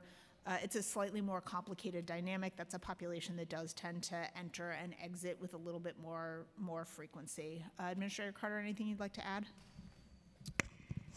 Thanks, Commissioner. Families with children typically move to permanency with subsidies, like you said. I think the fluidity of a single adult system is because they do a lot more couch surfing, and they come back to us when things kind of go a little bit more downhill. So they are kind of fluid as they come to us. But families do move to permanency using our subsidies. Okay, and just to clarify, the data is coming from the open data between January 1st and February 28th. Okay, we will certainly take a look at that and make sure that I'm confident in the answers that I just gave you, but if there's any nuances that we need to add to that, we'll circle back. Thank you so much, Commissioner. In March of this year, DHS announced a new pilot program, Enhanced Client Placement Support, which would allow DHS to evict shelter residents who were out of compliance with certain rules. DHS has said that this program is designed to build a culture of accountability. However, many advocates have expressed alarm that the policy would lead to increased street homelessness. What is the budget for this program, and where are the funds allocated in HRA's budget, and in which fiscal years? I'm going to start. I'm going to pass it over to Administrator Carter. This will be run out of our shelter operations team, and with support from the DSS Office of Legal Affairs. I have headcount numbers. I don't have exact dollars. We can certainly circle back with that. But I'd like Administrator Carter to really talk about the program and how we see it working, because we absolutely do not intend this to increase unsheltered homelessness. We think this is something where we're anticipating very high levels of engagement and control, and if we saw anything like that would be a real issue for us, and we would course correct. Thanks, Commissioner. One of the things that we were really intentional about is looking at this as client support, right, not sanction. So if we are in the pilot seeing lots of discontinuances, then we're doing something wrong, right? So the idea behind this, when we really thought about this, and I was here in DHS when we had sanction, client responsibility, right? It was really about, clients. And what we have now revamped it is, accountability to, for us, DHS, for the providers, and for clients. So it's a three-prong program, and it's not really, you're not doing something right, clients, right? We want to hold our providers accountable. We want to hold DHS accountable, and certainly the clients accountable, but we want to make sure that our providers are supporting the clients so that they can actually exit shelter to permanency. So that's the goal. The goal is not to put people on the street, right? If I'm seeing that, then we're failing, right? So right now we're in the training stage. We're not implementing until July, right? Because we want to make sure that we've trained ourselves up. So it is staff that we have hired. So we have a team now at DHS that there's staff, a variety of staff, plus our legal partners at DSS, that's really looking at what is the work that needs to happen to support our providers so that they know what do you have to do. We have stages of housing that they should be going through and documenting that this is happening. We are doing lots of work on the ground in our provider spaces that we are seeing, well, how do you really do independent living plans? Are you really doing the work? Because, right, we were saying, clients are not searching, but have we told them, have we showed them? That's the work that we're doing. And so it is moving towards, discontinuous is the last thing I want to see happen. The other piece to it that we want to do is to keep our facilities safe. So there's a gross misconduct piece of it, right? And so we want to reduce gross misconducts, and we want to move to we want to not reduce discontinuous. That's the absolute goal. So if we have done, the training, if we have worked with providers, and they haven't moved towards that, then they're not going to be able to discontinue clients because you haven't done the work, right? So that's the first thing to remember. We're holding everyone accountable in this program. So if they're not doing that, I'm looking at the team saying, well, you're not doing the work too, right? So it's a whole comprehensive program. If we have not done the work, that's one piece. But if we have, and then there's a hole, then we have to plug that hole. We will support providers. We have an Office of Accountability where we'll move providers towards that track to really help tighten what they need to do. If we do get to a discontinuance, there's a first level. There are conferences that will happen. We'll escalate that up. We'll look at, is the apartment really suitable? And suitable means, is the rent, can they really pay that rent? Is there a safety issue? Is it an apartment that they can actually move into because it's not, can you use that apartment? Is it safe, right? So it's not just you're going to do this. So we have a whole process. So we are evaluating throughout the entire year, do we have to tweak anything? So our expectation, we've talked a lot in this program with, and I know the idea that happened years ago, that's not what we want to replicate. So the idea is not sanction, but move to permanency. That's the idea of this program. So ECPS for me is not put people on the street. If that's happening, we have failed. So it's to move people to permanency. That's the goal of the program. Okay, so what is the actual budget? The budget numbers? I'm going to need to circle back with you on that. I know we have headcount numbers. Okay, and can you also add where the funds are allocated in the budget and for which fiscal years? And include the budget for implementation as well as the analysis of the program, which, Ms. Carter just kind of went through. At the preliminary budget hearing, you testified that in order for a shelter resident to be evicted, there will need to be several instances of gross misconduct. Can you further explain what constitutes gross misconduct and what steps DHS takes to address more minor misconduct before pursuing eviction, which I think we heard a little bit of, but I would love to hear what you consider to be gross misconduct and how many instances is several. Gross misconduct is a different, levels of gross misconduct is something really egregious, right? That's where we say gross misconduct. It is not, a typical fight. It is something that we consider, and it would be a case by case. But every day we have things that happen that we do conferences. It's not, nothing is, everything is not, we're going to discontinue. Really, the idea is, let's do case conferences, let's course correct, let's make sure that we can help, make a difference to keep our clients in our shelter system. But it's supporting our clients to understand and the providers to understand how we de-escalate situations before they get to a point that we're thinking that we need to discontinue any clients. But it is your policy, so do you have an example of what you would constitute gross misconduct? Off the top of my head, what would I think about? It is something that's a violent act. It is something that puts the health and safety of other clients at risk. It is something where we see firearms. That's the type of, when I think gross misconduct, that's what I'm thinking about. And if I could chime in, right? We track the number of serious incidents in our shelter system, and the number of serious violent incidents in the shelter system is going down. But we also know that this is a concern for clients, right? People want and deserve to feel safe in the place where they are receiving emergency shelter. And so we are looking at a broad spectrum of ways that we can improve and strengthen the safety of the shelter system. This is a part of that. It is training for security guards, both DHS peace officers and contracted security guards. It is investing in the kind of trauma-informed care and de-escalation that Administrator Carter mentioned, right? So across the board, it is how do we make sure that somebody who is facing a moment of trauma, who needs emergency shelter, has a safe place to stay. At the end of the day, holding people who are not engaging with us accountable for their actions makes things safer for everybody. But as Administrator Carter noted, there will be multiple instances and points of engagement so that nobody is going to be sanctioned on day one. And would that look different in a regular shelter with, with general population than it would in a shelter that houses individuals with like serious mental health? We are not piloting this in mental health shelters. Okay, I appreciate that. Okay, so we've heard reports from many providers that many of the 19 shelters that are slated to be a part of this pilot are understaffed. One of the shelters is budgeted 6 case managers and 2 housing specialists, but currently has only 1 case manager and no housing specialist. Why is the city targeting people residing in shelters when there are no adequate staff to assist them? I think that really speaks to the provider accountability aspect of this, right?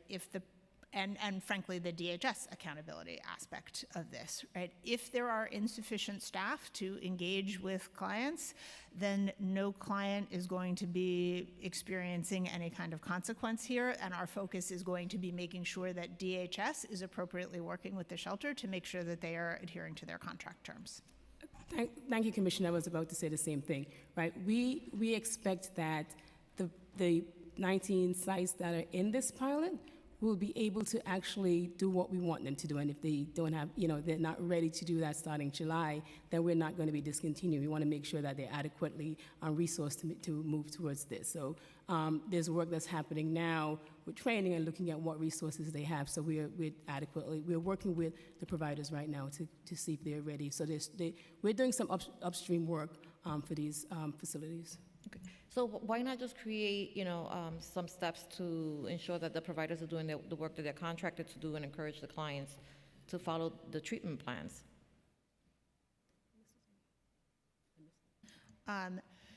So frankly, that is the premise of the work that we do day in, day out, right? We have contract terms, we do contract monitoring.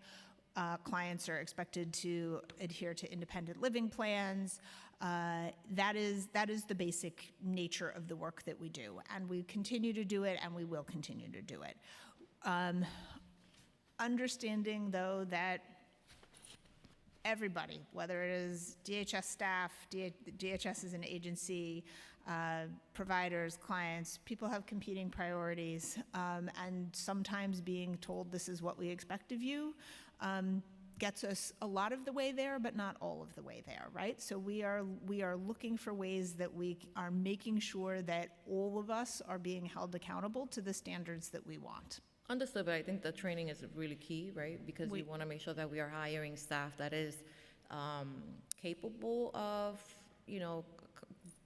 destabilizing and bringing down, controlling a situation, and that's not always the case, right? And so I worry when we are relying on others to determine what gross misconduct is, right? Like that, how do they define gross misconduct? And as opposed to somebody, I'm not saying that people aren't difficult, right?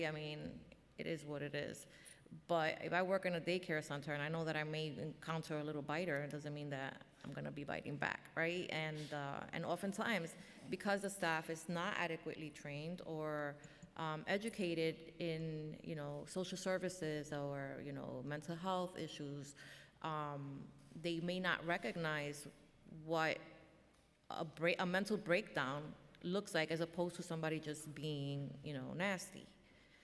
Councilmember, I agree with you absolutely. The training piece of it is critical, and the fact that we have invested in DHS and DSS legal resources here means that there will be eyes on this every step of the way. So if we think a provider is taking is moving towards action that is not inconsistent with our standards, then there's a, any consequences for the client are stopped, and we go back to the Provider Accountability Act. Yeah, I don't want this to become a punitive measure for it is not individuals that have differences in that type of setting. Absolutely. The last piece I would add is that we have a structured training program for this, right? So there's training that we have made sure that we have put together, structured, we're keeping track who's doing it. There is makeup sessions for those who have missed it, health services, offices involved. There's lots of work that's happening to train just to make sure that we're hitting those points that you're making. Yeah, I believe you.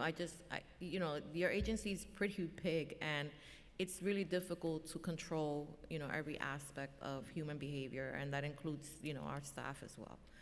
I'm going to ask just a couple of more questions, and then I'll let the members ask, and I'll come back around. The executive plan includes an additional $77.8 million in city and state funding for cash assistance in fiscal year 25 only, increasing the cash budget, the CA budget for fiscal year 25 to $2.65 billion, but the budget for cash assistance in fiscal year 26 is $1.65 billion, $1 billion less than the budget in the current year. How was the amount of additional funding for fiscal year 25 determined? And is that funding added for a specific population? And if so, which one? Thank you, Councilmember. It's not for a specific population. We're monitoring utilization and spending trends with OMB and adding as needed to make sure that we are going to have sufficient funds to get through the fiscal year, and we will continue to engage in that process into FY26. Okay. Is the $77.8 million increase in funding within the current fiscal year an estimate of the need for the whole year, or do you expect to add more funding in the adopted? We anticipate that this will get us through the end of the fiscal year, but we will certainly monitor that closely. Okay, and how much was actually spent on cash assistance in fiscal year 24? Hold on, let us pull that number.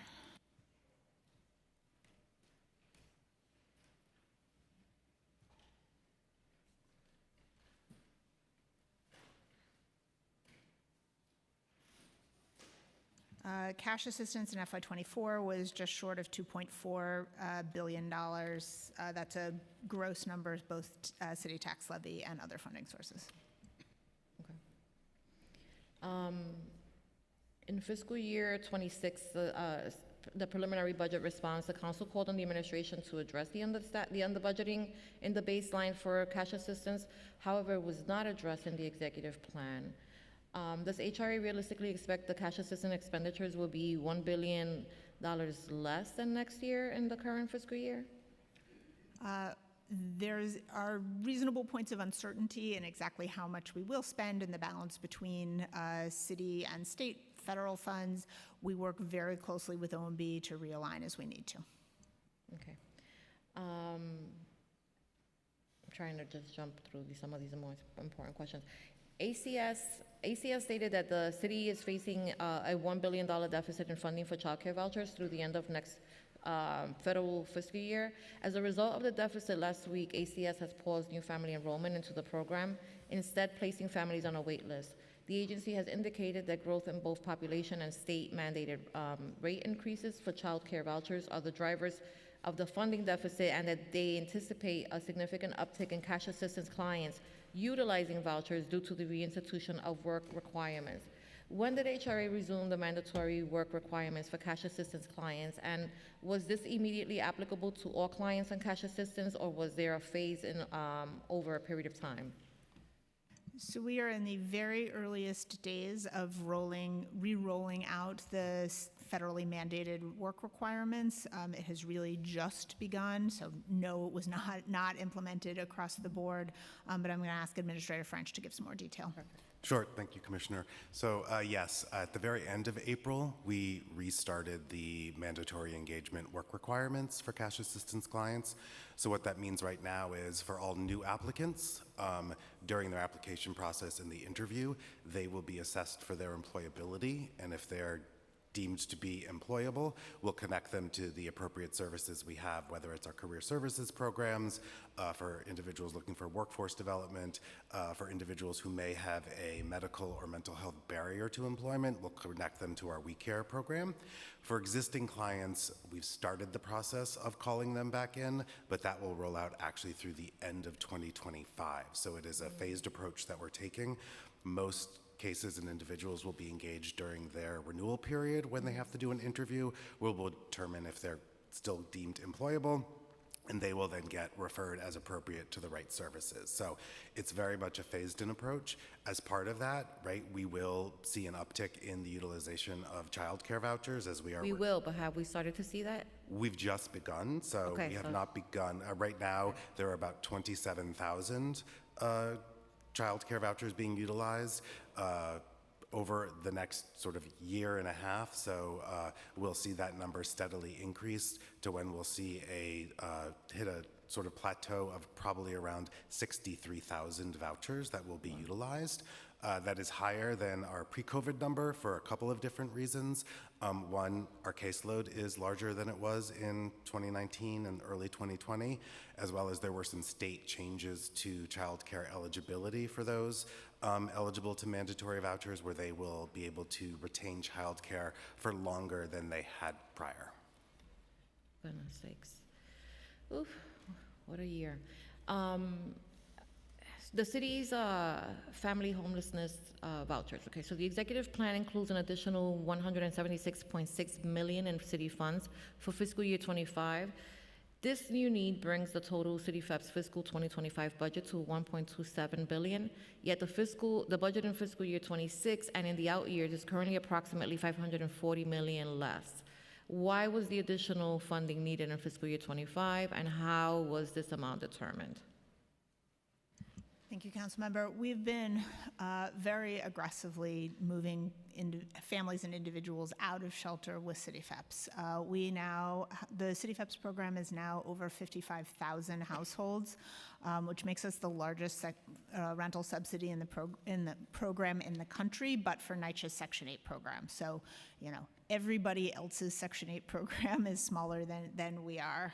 The federal government has really abdicated its responsibility even before the current situation. Federal government has really abdicated its responsibility to provide rental assistance, and the city has stepped in to do that. So the rapid growth in the program has increased costs very rapidly. As I think I mentioned earlier, we've seen a five-fold increase in spending in about 4 years. That's largely driven by the growth in the program, although also rents have gone up during that time period as well. Okay. How much of that fund has been spent to date in fiscal year 25 on City FEPS, and how much was spent in fiscal year 24? In FY24, we spent $833.7 million. In FY25 through March, we've spent $907.5 million. 907.5 million, okay. And as part of the fiscal 26 preliminary budget response, the council called on the administration to add $25 million to address City FEP's administrative barriers and to provide funding to address the chronic underbudgeting of the City FEP's baseline. However, the additional funding was not included in the executive plan for either proposal. The call to address the underbudgeting of the baseline has been raised in the past and continues to be of concern to the council. Given the actual spending last year and this year, are we well above the budget in fiscal year 26 and beyond, or is HRA advocating for an increase to the baseline budget? So certainly our FY25 spending is greater than the FY26 baseline. We're working very closely with OMB, and we'll realign as needed. With respect to the operational, I do think we have taken very significant steps internally to make sure that we are operating City FEPS as efficiently as possible. And the numbers really bear us out. I talked about the really significant increase in growth in the program, the increase in the number of people exiting shelter with City FEPS, and I think that is very much due to the fact that we have really, as an agency, come together to focus on CityFEP's operations. We have a 4-pronged work plan that we meet on regularly that is very much for exiting households out of shelter. We focus on getting vouchers into people's hands, making sure that anybody who is possibly eligible for a voucher has access to one. We think about housing supply. It's not traditionally the role of the social service agency to think about housing supply, but in a city with a 1.4% vacancy rate, if we don't, people aren't moving, so we do that. The third work stream is making sure that our providers have all the tools that they need to operate as efficiently as possible. So that has been training. It has been creating new materials. We have now what we call our concierge team, where we are sending DHS staff out to some of the shelters that seem to be struggling and really embedding them in the shelter for 4 weeks at a time to try and help them improve their move-out numbers. And then making sure that our processes are as streamlined internally as possible. So to give an example there, one of the things that we do before somebody moves out with CityFEPs is we check all the administrative records, like does the building have violations? Is it owned by the person who claims to own it? Things like that. And our staff used to do all of that manually, like literally they'd go on the HPD website and then the DOB website and then it took a really long time. We've now automated pieces of that, and it has gone from a process that took a week to a process that takes 24 hours, right? So there are dozens and dozens of projects that lead up to that, but I think the bottom line is, as I mentioned earlier, a 38% increase in the number of households exiting shelter to subsidized placement, because we have been looking cross-agency at everything that we need to do. So, appreciate the council's advocacy for agency resources, but I also think we are very much making progress there. I appreciate that. I'm going to allow for my colleagues to ask questions, just take into consideration that they have other places to be, and then I will come back around. Thank you, Deputy Speaker. We first have questions from Councilmember Ressler, followed by Salam.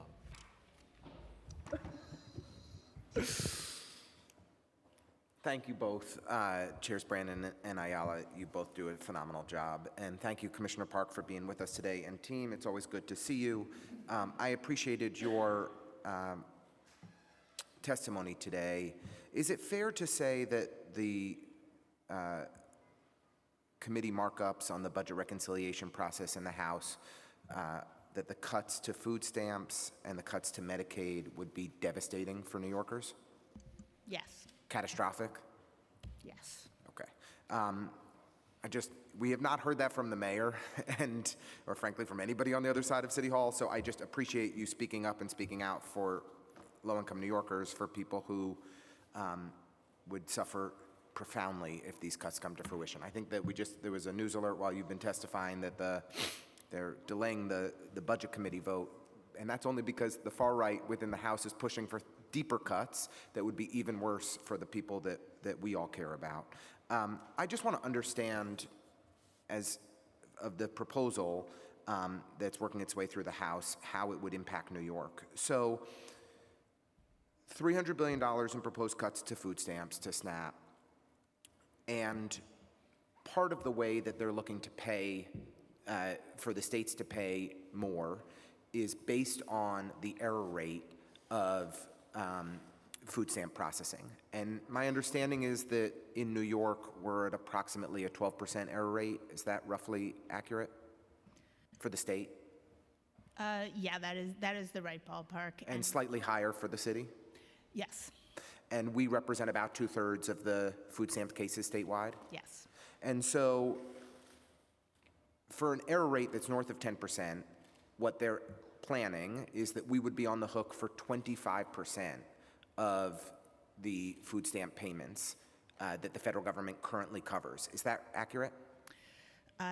Yes, with the caveat, obviously, that this is very much a moving target. It's fluid. Understood. all the same things you're reading. Yeah, I just want to make sure that we all understand what the impacts are. So you testified, and we all know it's about $5 billion in food stamp funding that we're talking about overall. So if we were on the hook as a state for 25% of it, we're talking about a 1.25 or so, roughly, ballpark, fluid process. Nothing's even been voted out of the House, let alone the Senate. But we're talking about a $1 billion plus cost shift onto New York City or loss of food stamps. Yeah, but I'd like to take a minute to talk about the error rate process. It is not possible to get more wonky than this, but I think it is incredibly important for people to understand how these error rates are calculated. On a monthly basis, they pull a sample of 7, literally 7, right? We talked about the size of our SNAP program, right? They pull this tiny sample of cases. I'm already out of time. And it is, and my colleagues will correct me if I get any of this wrong, because it is very complicated, but it is a case that is active. That doesn't mean a case that was processed in that month. So when you have an issue, for example, there was a tech glitch and a notice didn't go out 8 months ago. And that happens, sometimes it's on our end, sometimes it's on the state's end. Things happen, right? A notice didn't go out. The fact that notices didn't go out for a month affects an entire year's worth of those samples on the error rates. They also count client error rates and agency error rates exactly the same way. Administrator French or Jill, anything you want to add on No, that? that is correct. It's a very small sample that isn't representative of actual, also sort of real-time current, what's actually happening in the program. So one of the things that I think is incredibly important is that if and when we are talking about these unbelievably high-stakes decisions based on this very poor quality data point, like that is very disturbing to me. I agree with it. I think that the other reality that we will be facing if this is enacted is that there's going to be enormous pressure on you to crack down on every single food stamp recipient that may have gotten $3 extra or $5 extra unintentionally or whatever the case may be to drop that error rate because there's $1 billion+ at risk in funding. And so we're going to see aggressive fraud prevention tactics that make it harder for people to get the benefits that they need. And I think a return to the kind of Bloomberg-Giuliani era approach on this, because you won't have a choice to try and prevent that funding to try and protect city funding.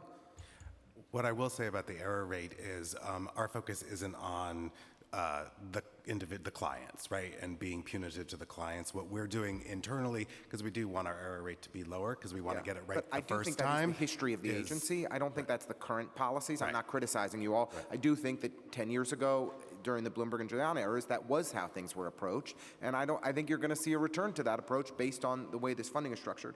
I'm out of time. But I'm deeply concerned about legal immigrants accessing food stamps, as is proposed in the House bill, that legal immigrants, folks who are documented immigrants, would not have access to food stamps as in their proposals. I'd love for you to provide estimates on the number of people that could be potentially impacted by that here in New York City, considering 40% of our population's foreign born. I am deeply concerned about how this impacts specific geographies. Have you done any modeling for Congressmember Maliotakis' district for how many food stamp recipients are at risk of losing their food stamps? How many Medicaid recipients could be at risk of losing their Medicaid for her district in particular? Thank you, Councilmember.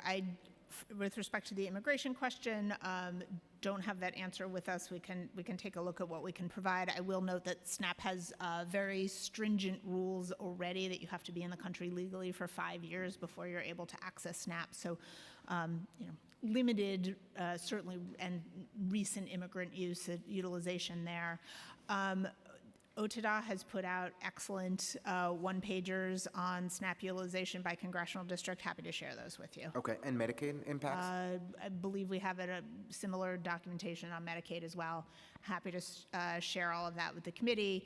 As I mentioned in my testimony, we've been really busy working with stakeholders, making sure that people have materials so that we can talk about the impact of these benefit programs by district, by different parts of the state. I'm a board member of the New York Public Welfare Association, making sure that we're partnering with my upstate counterparts, knowing that they have yeah. different access and. I'm out of time and I'm in trouble. So just briefly, lightning round. I'm grateful for your advocacy. I think you're speaking up in a bold and clear way, and it's really important, and I want to thank you for it. Administrator French, could we seek like monthly updates from you on the child care voucher utilization so we understand what we're planning and preparing for? Is that a reasonable expectation? I can follow up on what a right time frame would be, but we are tracking it, so we'll follow up with what. Okay, we will. And then lastly, I know my colleagues have raised this, but we painstakingly negotiated $215 million in additional FEPS funding in City of Yes. It's not in the budget. Do you support it being included in the adopted budget? So the city FEPS budget has grown very substantially, right, as we've added hundreds of millions this year. I'm going to need to circle back with OMB colleagues and others on exactly how things are being added and counted towards different commitments. But what I will say is we are passionately committed to the city FEPS program and support all resources for it. Would love to work with you to get OMB to do the right thing. Thank you very much, chairs. Thank you. Before we move to our next set of questions, I want to acknowledge we've been joined by Council Members Williams on Zoom and Moya. I also want to welcome to the People's House Our Lady of Mercy Catholic School. Thank you for joining us today. We're now going to turn to... Mr. Chairman, I'm sorry. Oh, sure. Go ahead. I just wanted to take this opportunity to thank you and to thank Deputy Speaker Ayala just quickly for just an interruption, because I'm here with my niece, who is part of the school that's here today at Our Lady of Mercy, and we also have Mr. Duffy, and I think that this is such a great opportunity for them to see government at work and see how hard all of the council members and colleagues have been working here. So thank you, Annabelle, and thank you to all the kids that are here today. Thank you, Chair, and thank you to Deputy Speaker Ayala for the interruption. Thanks for visiting us today, guys. Okay, we're now going to turn to Councilmember Salam, followed by Councilmember Aviles. Thank you, Chair, and good morning. So the executive plan added 35 outreach positions and $9 million for subway outreach.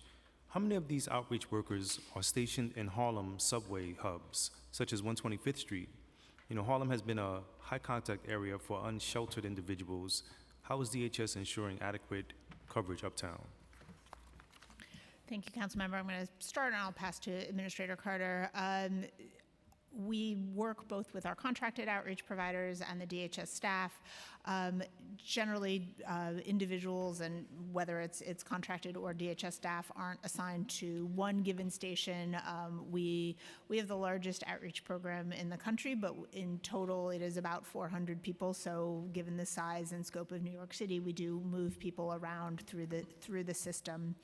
But we look at data based what we hear from our outreach teams, what we see on 311, reports we get from other sources, and we make sure that we are directing resources to places that we know have a higher concentration, and certainly parts of East Harlem fall in that category. But Administrator Carter, would you like to add on?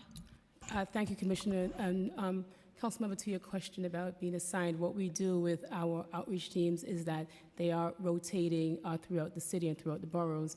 And in terms of the subways, we are, based on data, based on 311 calls, is where our outreach teams are assigned. And so we are looking at kind of big picture of the entire city. We do have our Manhattan outreach teams that are in Manhattan throughout, and so if there is a influx of really where there are outreach teams and members are needed, then we will be able to look at the data and have them go there. We also, 311 is one of the biggest drivers of where we're going to, and so we're looking at that data to drive our teams around. So that's how we get that. Yeah, I'd definitely like some follow-up on specifically Harlem, seeing that hub is such a, highly challenging area. I want to move to peace officers and misconduct. In April 2024, New York Focus released a report about DHS peace officers. who provide shelter security. The article focused on peace officer misconduct and detailed DHS's failure to discipline peace officers, taking 6 months or more to suspend officers found guilty of misconduct, with the suspended officers often able to return a month later. The article also mentioned that peace officers have trained with the NYPD since 2017. Can you tell me more about the training the peace officers received? Do you think that the NYPD training is appropriate for this role? Thank you. DHS actually have our own training academy that is licensed by New York State. And so there is, for us, it's our comprehensive training academy where we train DHS police officers. And then we have our deputy commissioner that is able to, with her staff, look at what's happening in terms of disciplinary for our police officers. There is absolutely a oversight of what's happening with our police officers. They are standards of expectations of behaviors. They do de-escalation training. They do conflict resolution. And so they go through that, looking at what's happening then in terms of disciplinary. We are licensed by state. Then they have 8 hours of training that's happening within our police officers' training process. And so we are comprehensively trained. It is on-site, our academy, where we do the training. And if I could just add on to that, the DHS peace officers were under the auspices of NYPD from 2017 until 2020. In 2020, the NYPD involvement in the DHS security officers was ended, and we have since managed that entirely on our own since then, which is, with Administrator Carter is noted, we have our own training academy with a focus on trauma-informed care. Gotcha. Just a follow-up in terms of when there are instances of misconduct, how are residents that are sheltering able to report those instances of misconduct? Oh, thank you. So every provider and every resident that we shelter have the opportunity to make reports to either the shelter director or straight to my team. And when that does happen, then we do follow-ups with the directors, and we actually go on site to see what's happening there. So there's an opportunity for them to get investigated of whatever the reports are. We also have an ombudsman's office where people can report if they're not comfortable reporting directly to shelter staff. And just a final follow-up, how many reports of misconduct did DHS receive fiscal year 2024, and how many have you received so far in fiscal year 2025? And how many of these instances have been committed by maybe repeat offenders or such? We'll get back to you with those numbers. Thank you. Thank you, Chair. Thank you, Councilmember. Now we have questions from Councilmember Aviles, followed by Stevens. Oh, excuse me. Just making sure everybody's awake in the chamber. Thank you, chairs. I'd like a quick follow-up on Councilmember Salam's questioning. If you could also include how much of those have resulted in disciplinary action, that would be a very helpful data point for that group of questioning. I'd like to take a quick switch to DSS's protocol around immigration agents that are permitted into DSS facilities. As you are aware, there was in February 2025, there was an issue memoed to DSS employees and contracted providers that gave broad discretion and on compliance with federal immigration agents, saying, if at any time you reasonably feel threatened or fear for your safety or the safety of others around you, you should give the officer the information they have asked for or let them enter the site. Another version of that memo was distributed shortly after without the statement. Is DSS's position that employees and contracted providers should come under,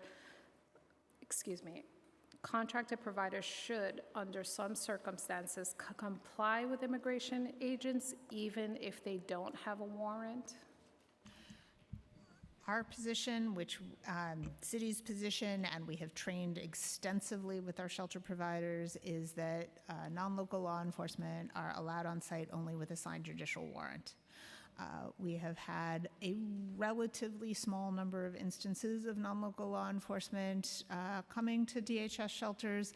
I am very grateful to the frontline staff who managed those very challenging situations very, very well. They were in direct contact with DSS legal team, and the policy of access with a warrant only has been thus far implemented very carefully. Thank you, Commissioner. So I was just going to ask if you would, just for the record, I know we've had a lot of conversations about this, just briefly walk through the protocol when immigration agents show up to a DSS site. Sure. If non-local law enforcement, and I'm using that term broadly because we've seen Yes. a fairly broad set of law enforcement entities, we ask for identification.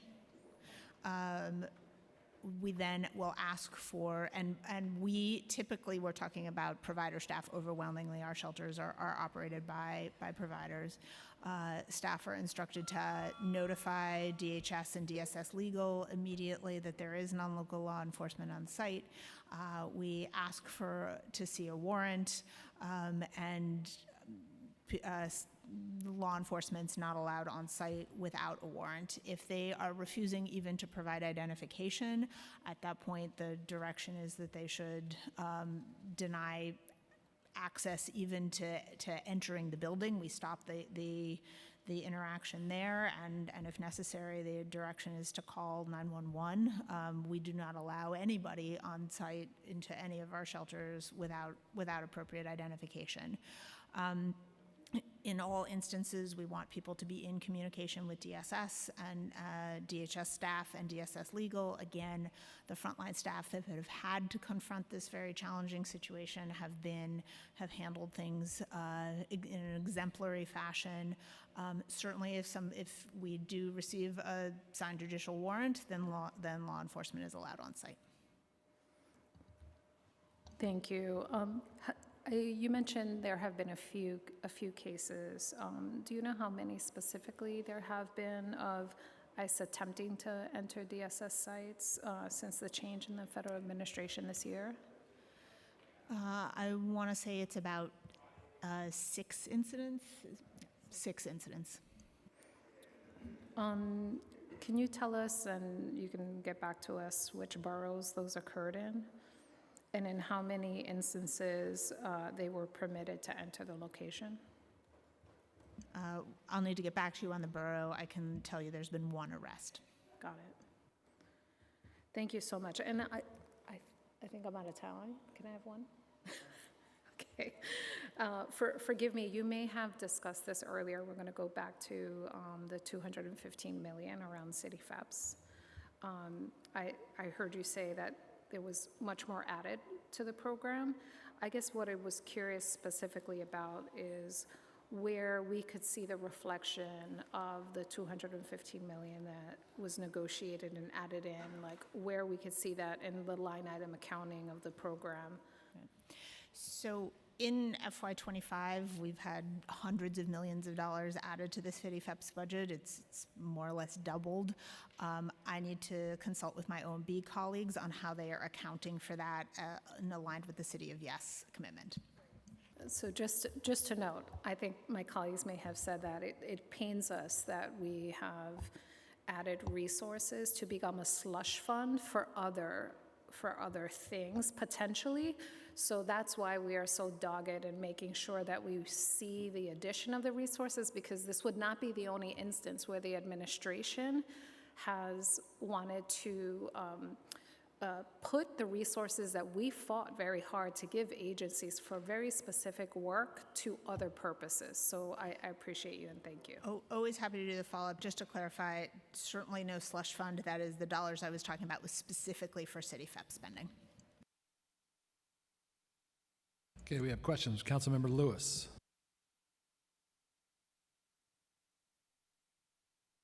Thank you, Chair. Good to see you, Commissioner, and your team. I have a quick question about burial assistance. HRA currently has $3,400 cap on funeral and burial reimbursements, which is outdated and insufficient, as we've discussed with the agency in the past. Has there been any movement in the FY26 executive plan to raise the ceiling to match today's costs? And if not, how does the administration justify this stagnation given that most funeral services in New York City exceed $5,000? And will HRA consider covering the cost differential for families in its greatest need? And I know the state has a component to this, but it would be good to know what the administration is thinking to address this for low-income families. Thank you, Councilmember. I hear the concern. I will be honest that this is not something that we have been working on thus far. We can certainly discuss it during the adoption process. Okay. It would be good to hear about it before OMB gets here so we could understand what the administration is thinking about and how much you're thinking to add in for the differential component. And just wanted to give you a heads up, we never got a follow-up from DSS or DHS regarding the child that died due to fentanyl at the Wynn shelter. So it would be good to have a conversation with someone else on your team at a higher level. Apologies for any lack of follow-through. We're happy to follow up offline. Certainly, that's not something that we should put on the record. And just to be clear on the burial costs, it has not been something that we have been modeling thus far. If you have a particular proposal you'd like us to take a look at, we're happy to do that. Okay, thank you. Thank you, Chairs. Thank you, Councilmember. I have a question from Councilmember Banks, Chair of our Public Housing Committee. He had to leave. In his district, it appears DHS is planning to convert 2 formerly designated migrant shelters into a 112-bed shelter for single men. This is at 272 and 268 Williams Avenue. Question is, how is the agency conducting community outreach regarding these changes? Specifically, what efforts are being made to inform residents, gather their feedback, and understand the community's perspective on how these transitions may impact the neighborhood? Thank you. And we can certainly follow up offline on specific addresses, but generally with respect to shelter siting, our commitment is that to make sure that we have sufficient shelter to meet our legal and moral mandate to provide shelter to all in need, and we are very aggressively looking to get out of paying hotel rates, paying a night-by-night rate. We're in more than 16,000 hotel rooms. It is a significant expense for the city, so we are looking, although we want to decrease the size of the shelter census, it is a priority for us to be also reducing the number of hotels and replacing them with contracted shelters. So when there are, occasionally we do look at converting hotels, but generally speaking, our policy is that we are looking at the need for shelter space, looking at what already exists in the community, accepting proposals through our open-ended RFP. We will always, as we go through the process, there's a limited amount of engagement that we can do before procurement happens, but after procurement happens, we always engage with the community. We do a formal notification. We will have a community board meeting if they would like. Every site has a community advisory board. But our goal is to make sure that we have safe, secure spaces that are cost efficient for the city and located across the city, consistent with need. Councilmember Banks is also concerned about another shelter in his district that's set to open where it's apparently transitioning from a supportive housing facility to a full-on shelter. Isn't that going backwards? I'm going to need to do the address. It is absolutely our policy not to take housing out of the housing stock, and particularly supportive housing. All right, I'll make sure his team follows up. We'll follow up on with the you, address there. Okay, thank you. I'm turning it back to. Okay. I'm back to Councilmember Aviles. Thank you. I'm going to change my voice. So, these are some additional questions regarding cash assistance and SNAP processing. So the preliminary mayor's management report shows a timeliness rate of 53.4% for cash assistance applications, as for the first 4 months of fiscal '25. What is the current timeliness rate? Very pleased to say that our timeliness rate is much better. So for March numbers, cash assistance is 72%, and SNAP is 93%. We have been very focused on this, and you're seeing the results. Amazing. So let's see. Okay, you answered my next question. What are the timeliness rates for processing recertifications for SNAP and cash assistance? Those are aggregate numbers. Administrator French, anything you want to add? Yeah, those are aggregate for new applications and recertifications. The 72 and the Correct. 93 are aggregate. Could you provide us with a break of those?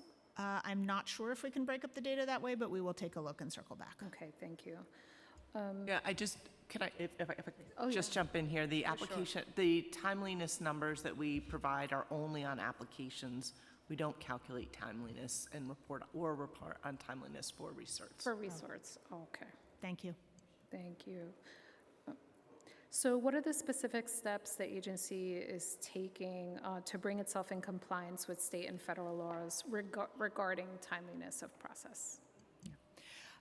So when I stepped into this seat a couple of years ago, we had backlogs of tens of thousands of cash assistance and SNAP, both applications and recertifications, and I'm very pleased to say that is not the case right now. And that was the result of a very deliberate effort, again, of across the agency teamwork to be able to get there. We hired something like 1,000 people to do frontline processing on cash and SNAP. We invested in technology so that we are better able to process. We got some very key waivers from the state so that we were able to cut out some pieces of the process that we felt like weren't necessary.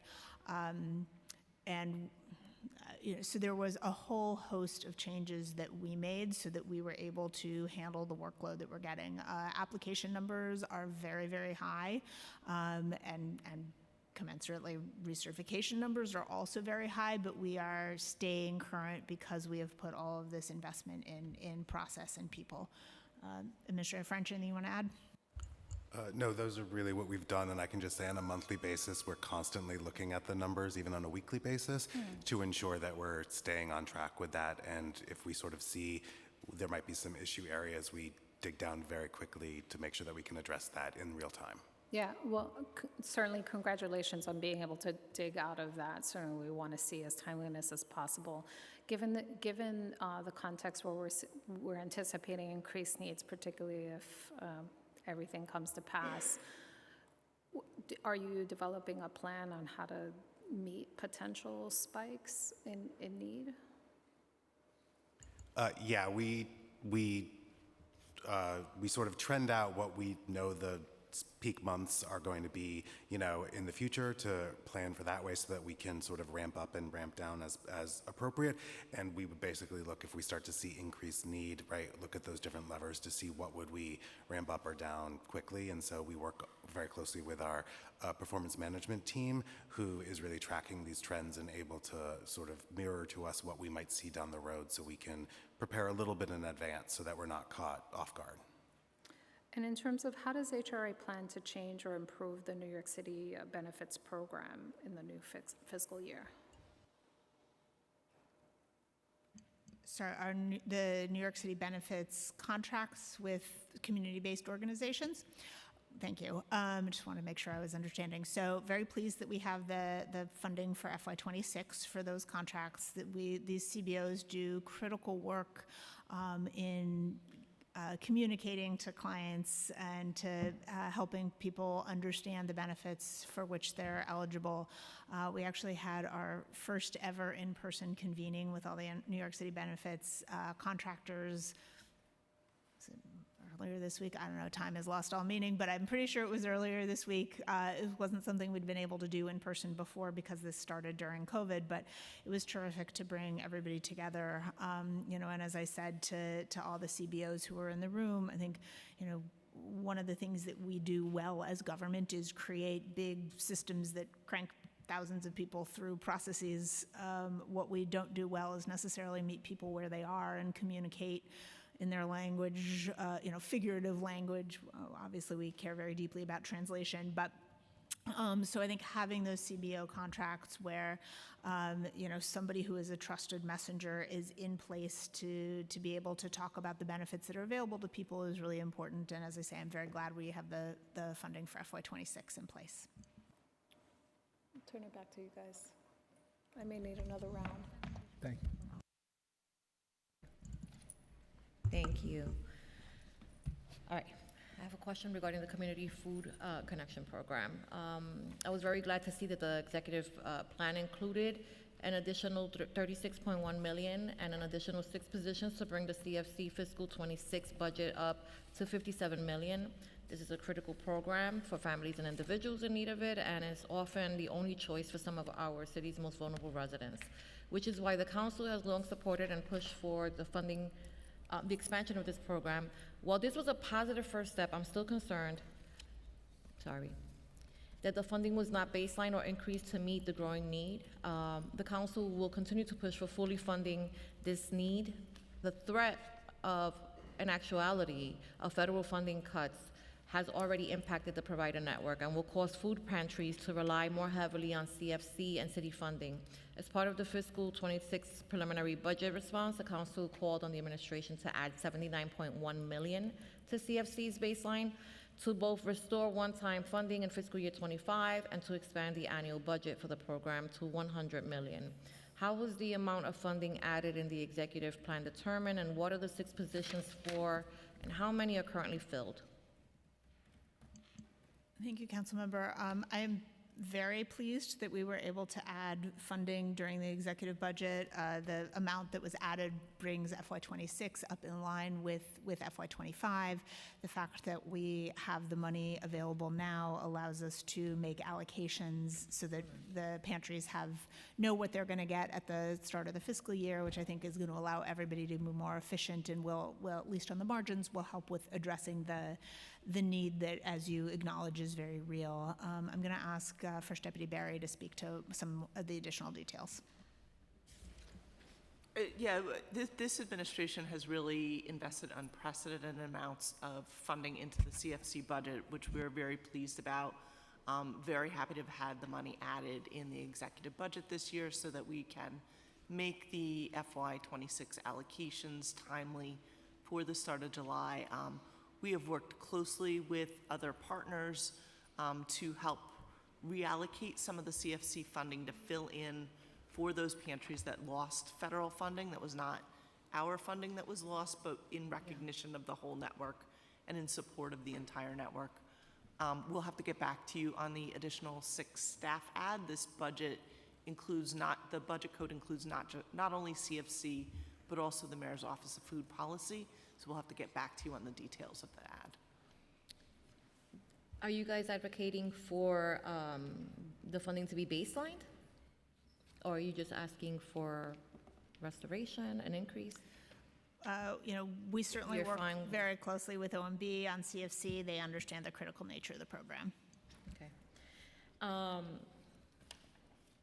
There have been multiple federal cuts to large nonprofit organizations providing food assistance services in the city. These organizations operate food pantries and soup kitchens that many provide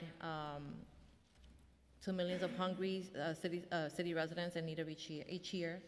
Given that many of the providers within the CFC network operate on a shoestring budget and are staffed primarily with volunteers, how is HRA helping to ensure the viability of these organizations? And how is HRA supporting its CFC providers who have already lost other funding or are at risk of losing funding due to federal funding cuts?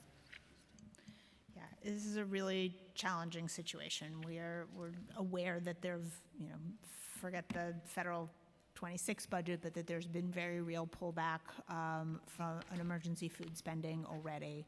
As the governor has said, as the city budget director has said, as I testified in the preliminary hearing, right, the scope of cuts that are either have happened or are set to come are such that the city and state are not going to be able to backfill anything, but we are in constant communication with CFC partners to the extent that we have resources that we can use to plug emergencies. We certainly will, and I think, as Jill and I both said, having our allocation now means that we can think about, how we can get things as efficient as possible, and we are always thinking about additional ways that we can support people doing and organizations doing this really critical work. And if I could just add, one of the things we're doing differently also over the last few months is not just operating in a silo, but working very closely with the other agencies within the city that do receive state funding for emergency food and federal funding for emergency food and other food sources to make sure we're all collaborating together to make sure that we are getting food really where it is most needed, that we're coordinating on that and filling in gaps wherever we can. And I want to recognize and appreciate that you did follow up from last hearing regarding adding some brick and mortar locations in the Bronx. Nonprofit organizations provide community-based human services on behalf of the city to our most vulnerable residents. This is especially true for HRA and DHS. DHS's contract budget totals $3.7 billion, which is nearly 90% of the agency's budget, largely relating to shelter services. HRA's contract budget is $1.04 billion, which is nearly 9% of the agency's budget, and includes programs such as domestic violence shelters, workforce development programs for cash assistance clients, and food pantries. Many nonprofits are struggling because city contracts do not provide for the actual cost of providing services, and payments are often delayed. In October of '24, MOX launched a payment backlog initiative focusing on clearing outstanding payments from fiscal year 23 to 25. How is DSS working with MOX to ensure that providers are receiving their outstanding payments? Thank you. This is absolutely a serious issue. We know we can't do the work that we do without our not-for-profit partners, and they can't do it if they don't get paid. What a not-for-profit experiences as a lack of payment is frequently a symptom of a variety of different challenges on the city side. So it could be a delay in contract registration. It could be a delay in approval of a subcontractor. It can be an invoicing issue. It can be the processing of a new need and the approval through the agency and OMB. It can be getting a contract mod actually processed. All of these things are different, but at the end of the day, they all have the same outcome, and that the not-for-profit isn't getting the funding that they expect and need. So what that means is that we are working across the board on all of those streams simultaneously, really trying to make sure that that we are processing invoices, but also doing mods, but also working with OMB on new needs, right? That full spectrum. I can say we've put out hundreds of millions of dollars in cash into not-for-profit hands in just the last 6 weeks or so. We've been really very, very focused on this. And MOX has been an important partner in this. So they've made a change to their technology and process so that instead of invoice review being a 4-step process, it's a 3-step process for DHS in particular. That has made a huge difference and allowed us to move quickly. One of the things that we know is coming later on this, we hope fairly soon. Right now, if we want to process a mod, so we want to move money around, add money, there can't be any active invoices, so providers have to make the choice about do they want to be moving invoices or do they want to be moving a mod, and it's a very challenging dance. I think my understanding is that MOX is going to be making some technical changes so that we can do things simultaneously. That will make a huge difference. I mean, but it couldn't come fast enough. Do you know what the average length of contract payment delays is, and in a number of days that the providers are experiencing, and at the, well, ask that first. Yeah, so again, what is a payment delay is actually can be the symptom of all of these different things, so which are all tracked in different places, and monitored differently, so I don't have a number. For invoices for DSS as a whole, it's about, on average, 28 days from invoice receipt to payment. It's a little bit shorter on the HRA side and a little bit longer on the DHS side, and that's something we're working very hard on. That's the average, more or less. For invoice payment, yes. Okay. Yeah, I mean, that's not necessarily what we're hearing from some of the providers, and many of the providers are, have expressed concern that they will have to, shut down operations because they simply can't make payroll. We know we have a real issue, and it's something that we're working on, and I think it's this, when a not-for-profit is not getting paid, and I, I'm taking that on face value, I believe that their financial issues are real. In some cases, it's a problem with an invoice, and there is certainly variation around that average, but sometimes it is, they can't invoice because we have a new need that has been stuck in the approval process for 6 months, right? So the end result is the same for them. They are not getting money that they need, but it's that particular issue wouldn't be factored into the average invoice process that I gave you because they actually can't invoice on that particular cost. But DHS in particular has been doing some, I think, important engagement with not-for-profits. And Administrator Carter, you want to speak with that? Sure. Thanks, Commissioner. And so, Deputy Speaker, what we have been doing is meeting with each individual providers, and we've done actually 72 of those individual meetings. At the end of this month, we would have done virtually all. We've done so these are meetings where we have everyone in the room, right? It's our programs folks, it's our finance folks, it's our budget folks. We've had mocks in the room because we want to really look at where are the holes, right? And so we don't want to work in silos anymore, right? So in that space, we are pulling up Passport, where are the holes, so that we could figure out why things have not moved. And so we're also doing office hours. It is, and out of these meetings and what feedback we're getting is that they've really been helpful.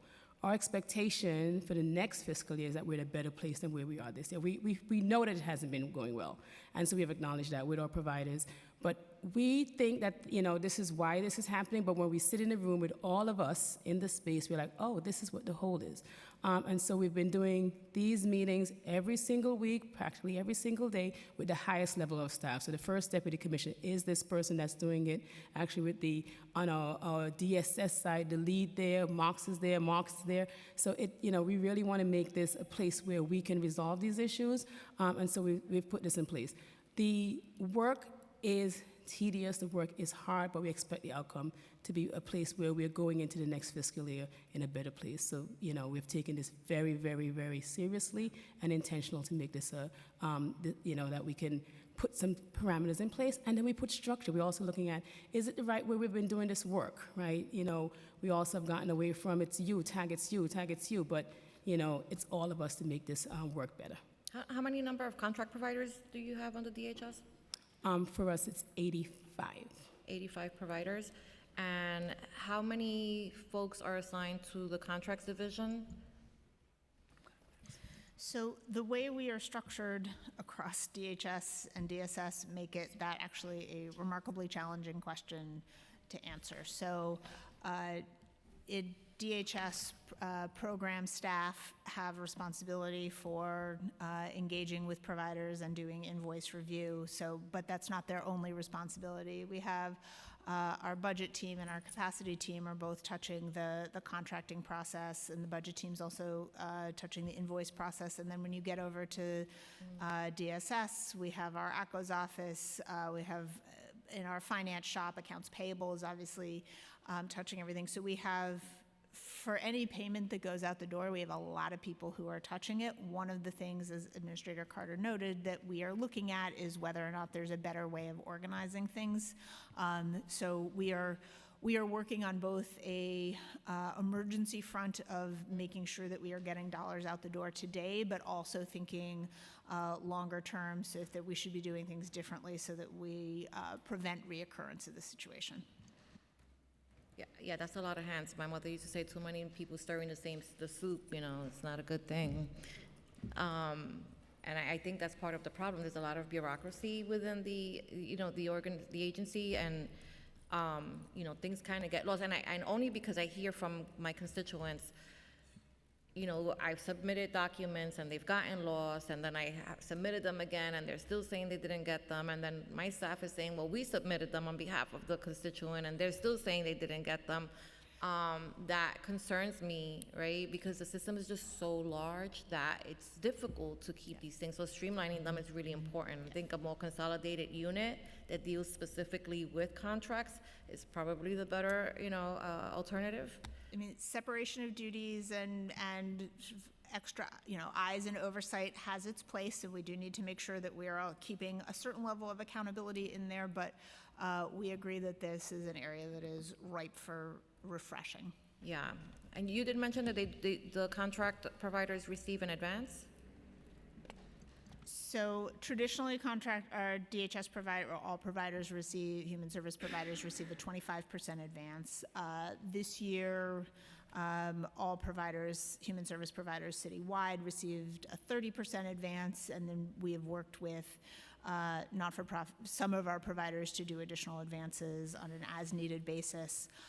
For FY26, the city will be doing 30% advances for DHS providers, with a potential for an additional 25% advance mid-year to the extent that it's needed. Other human service providers will receive a 50% advance at the start of the fiscal year.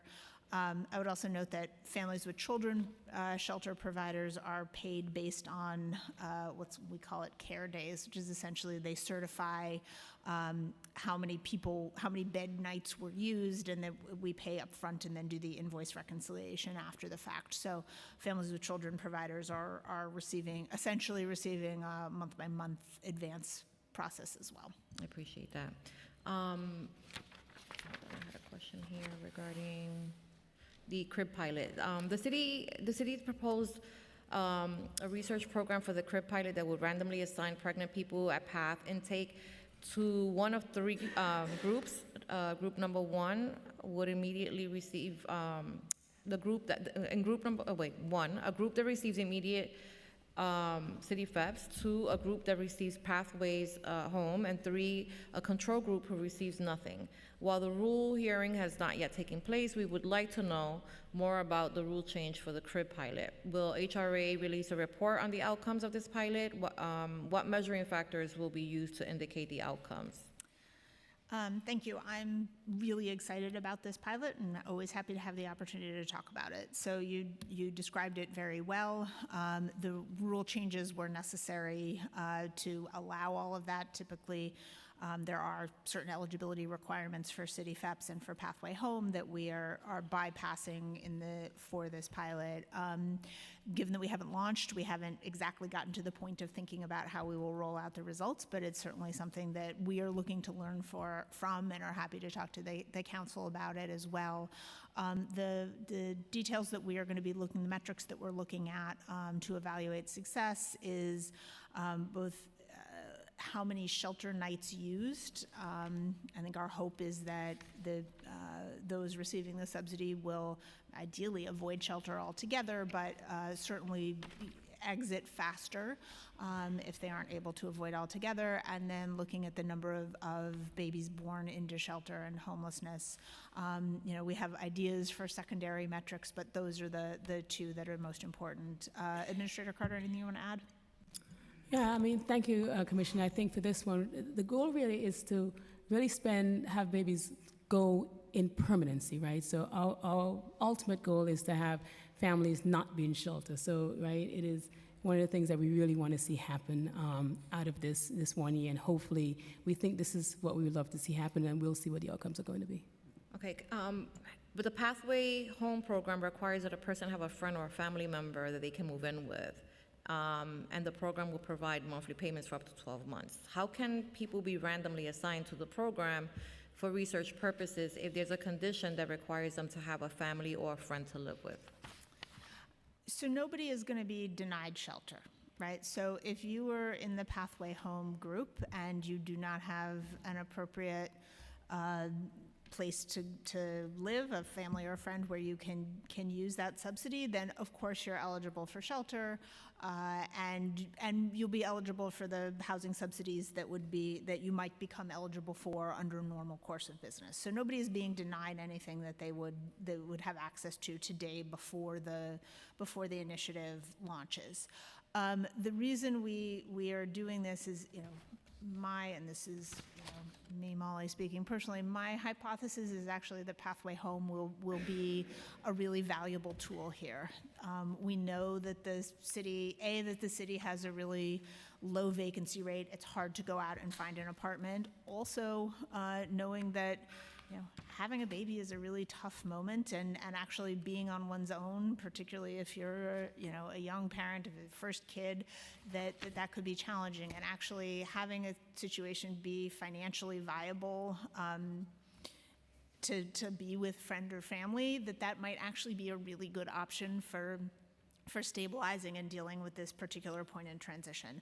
But that is my personal hypothesis. I don't actually know if it's true. If what we find is that most of the people who are assigned to the Pathway Home group end up entering a shelter and sort of behaving more or less like the control group, then what that will say to me is that Pathway Home isn't the tool that we should be using.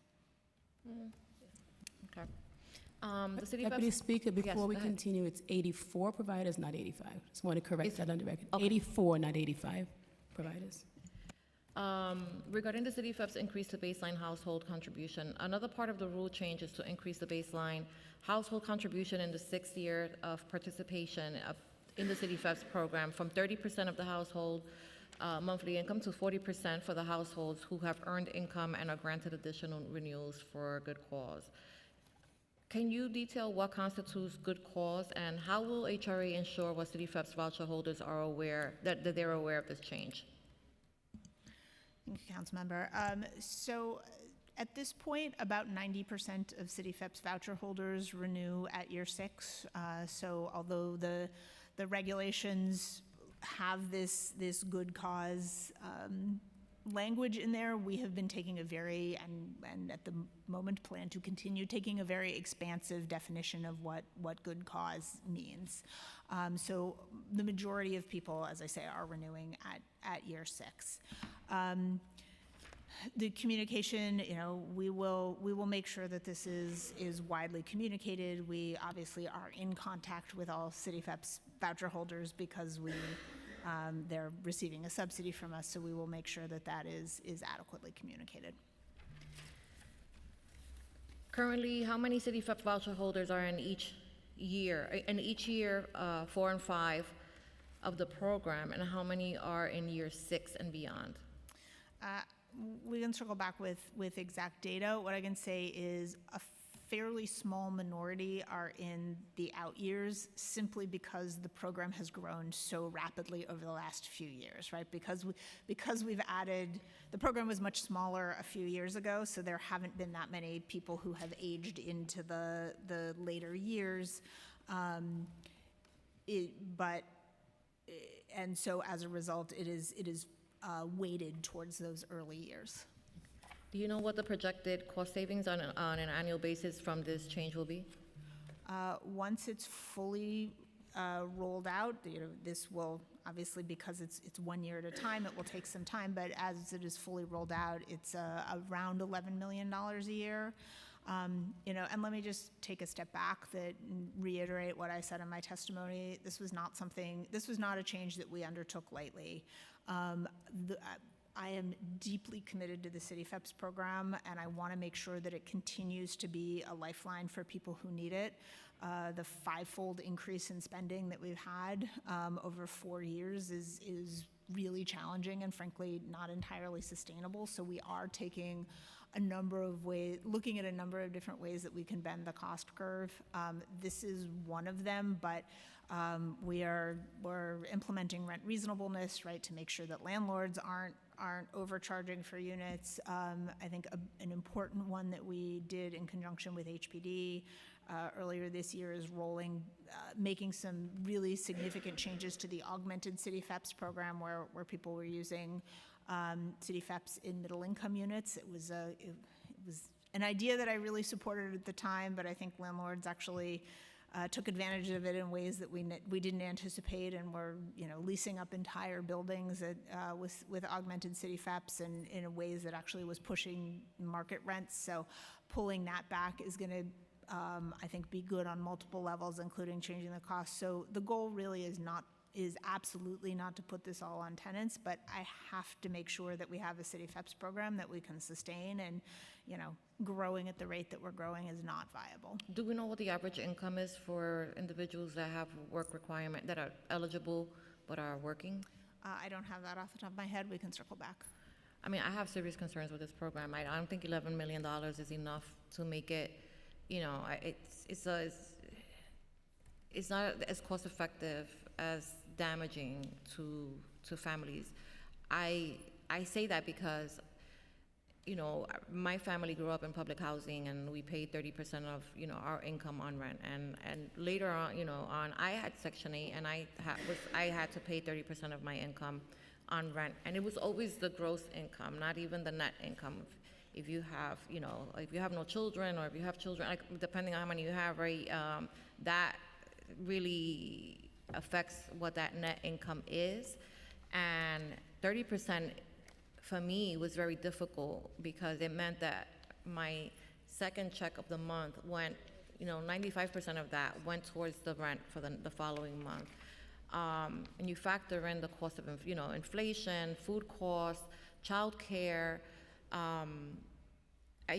Utilities are ridiculously high. I don't understand how, and I'm trying to be fair here, because I don't believe that the city should have the sole burden of financing these type of programs. I think that we need to be creating more what was known as Section 202 housing for older adults, where we have, project-based Section 8 opportunities. We need to be fixing and really investing in our public housing stock, so that we can bring back online, all of the units that have been sitting there warehoused for years.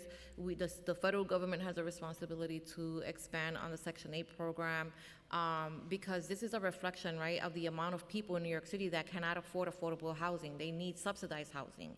And there's a very big distinction between the two. But in the interim, while we are responsible and while we're trying to figure out what those alternatives are, I think that we would be imposing a bigger financial burden on families that are already struggling to make ends meet. And that I just cannot, in good faith, support. It really keeps me up at night, because I've been on the receiving end of that, and I know what it's like to, people just assume because the family is receiving food stamps that, they're lazy, and they, it's not a party to have to survive off of those benefits. I'll tell you that. The amount of food stamps that, most families get maybe takes them to week 3, if lucky, and that's only because most families have children, and they go to school and they have breakfast, and lunch in school. So you're able to stretch those food stamps, to maybe the 3rd week of the month, and that means the 4th week of the month you have to get creative, and sometimes that means you may have to go to the food pantry, like my mother did, and get those cans of whatever creative meat it's in there. I have no idea what we were eating. My mother made it taste really, really good, but we have to do those things in order to subsidize the needs in the household. And I would ask, and again, we'll make this ask also of OMB. $11 million doesn't seem like enough money. I'm sure that we could find 11 million someplace else without having to take it off the backs of some of our neediest New Yorkers. I appreciate the perspective. I certainly understand that it is very hard work to be low income, and that there are a lot of challenges. Again, my goal is really to think about how we can ensure that we have a strong and sustainable City FEPS program going forward, that I can continue to issue new vouchers to those in the shelter system in need. And I echo your sentiment that hopefully other levels of government will get involved. We're very happy that the Housing Access Voucher Program passed for the first time at the state. Great start, but that's a $50 million program statewide, and we're spending $1.2 billion on City FEPS. Thank you, Deputy Speaker. Wanted to ask a question about affordable housing services. The executive plan includes city funding of $28.4 million in FY25 and $33 million in FY26 for affordable housing services. What programs or services will this funding support? I'm so glad you asked. This is one of my favorite programs. So Affordable Housing Services Program is essentially a project-based city FEPS program. So the way it works is that rather than giving each tenant a voucher, the vouchers are put into a contract along with some maintenance and operation costs and light touch social services. The contract can either be 9 years or what we are increasingly doing is long-term 30-year contracts. And the not-for-profit can then go out and lease or, with the long-term contracts, acquire buildings.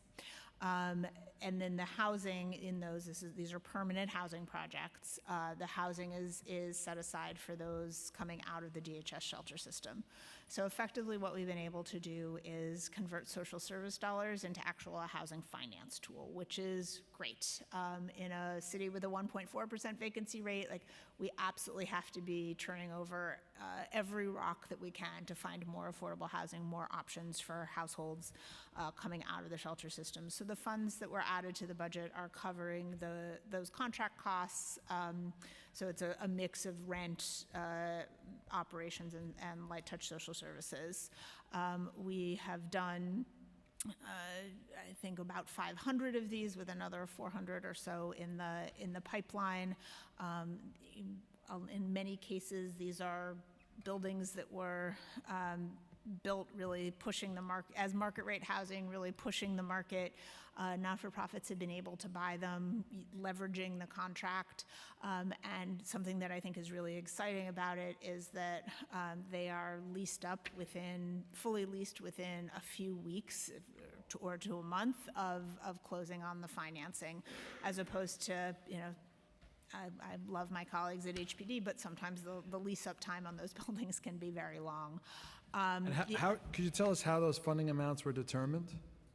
Sure. So we have a model that we negotiated with OMB. It is the city FEPS rent for given unit sizes, and then there are tiers of operations and social service costs that depend on both the size of the building and the mix of the units, right? So a building that has more one-bedrooms is going to get a little less financing than funding for those operational costs than a building that has 2- and 3-bedroom units, things like that. And then what is what's HRA's process for determining which clients with FEPS vouchers to place in the units?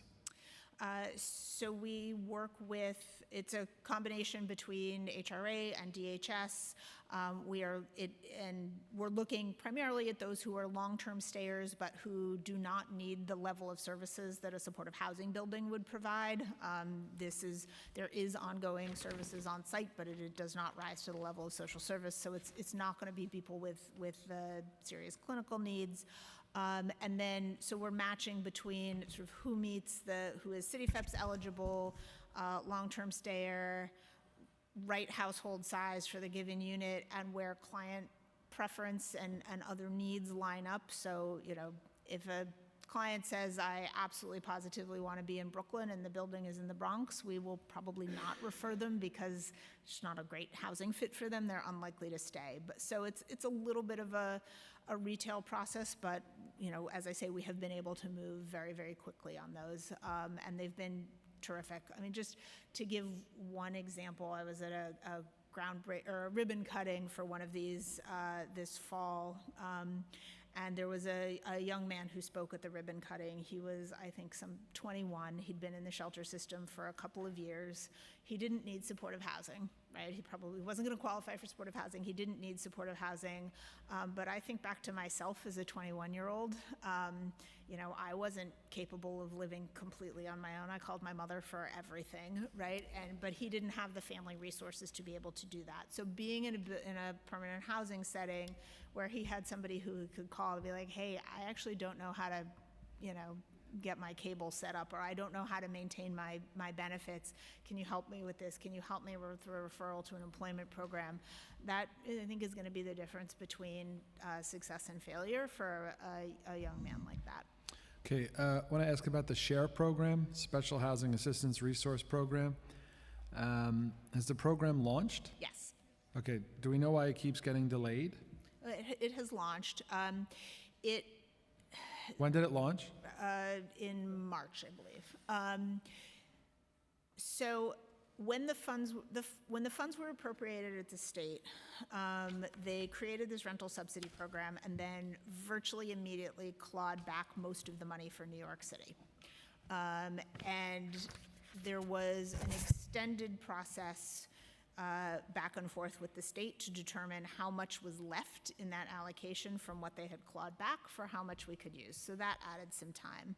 And then the second source of delay was given the nature of the population that we're serving and we really needed to have a contracted entity. We couldn't use the normal mechanisms that we had to pay rent, so we went through a procurement process.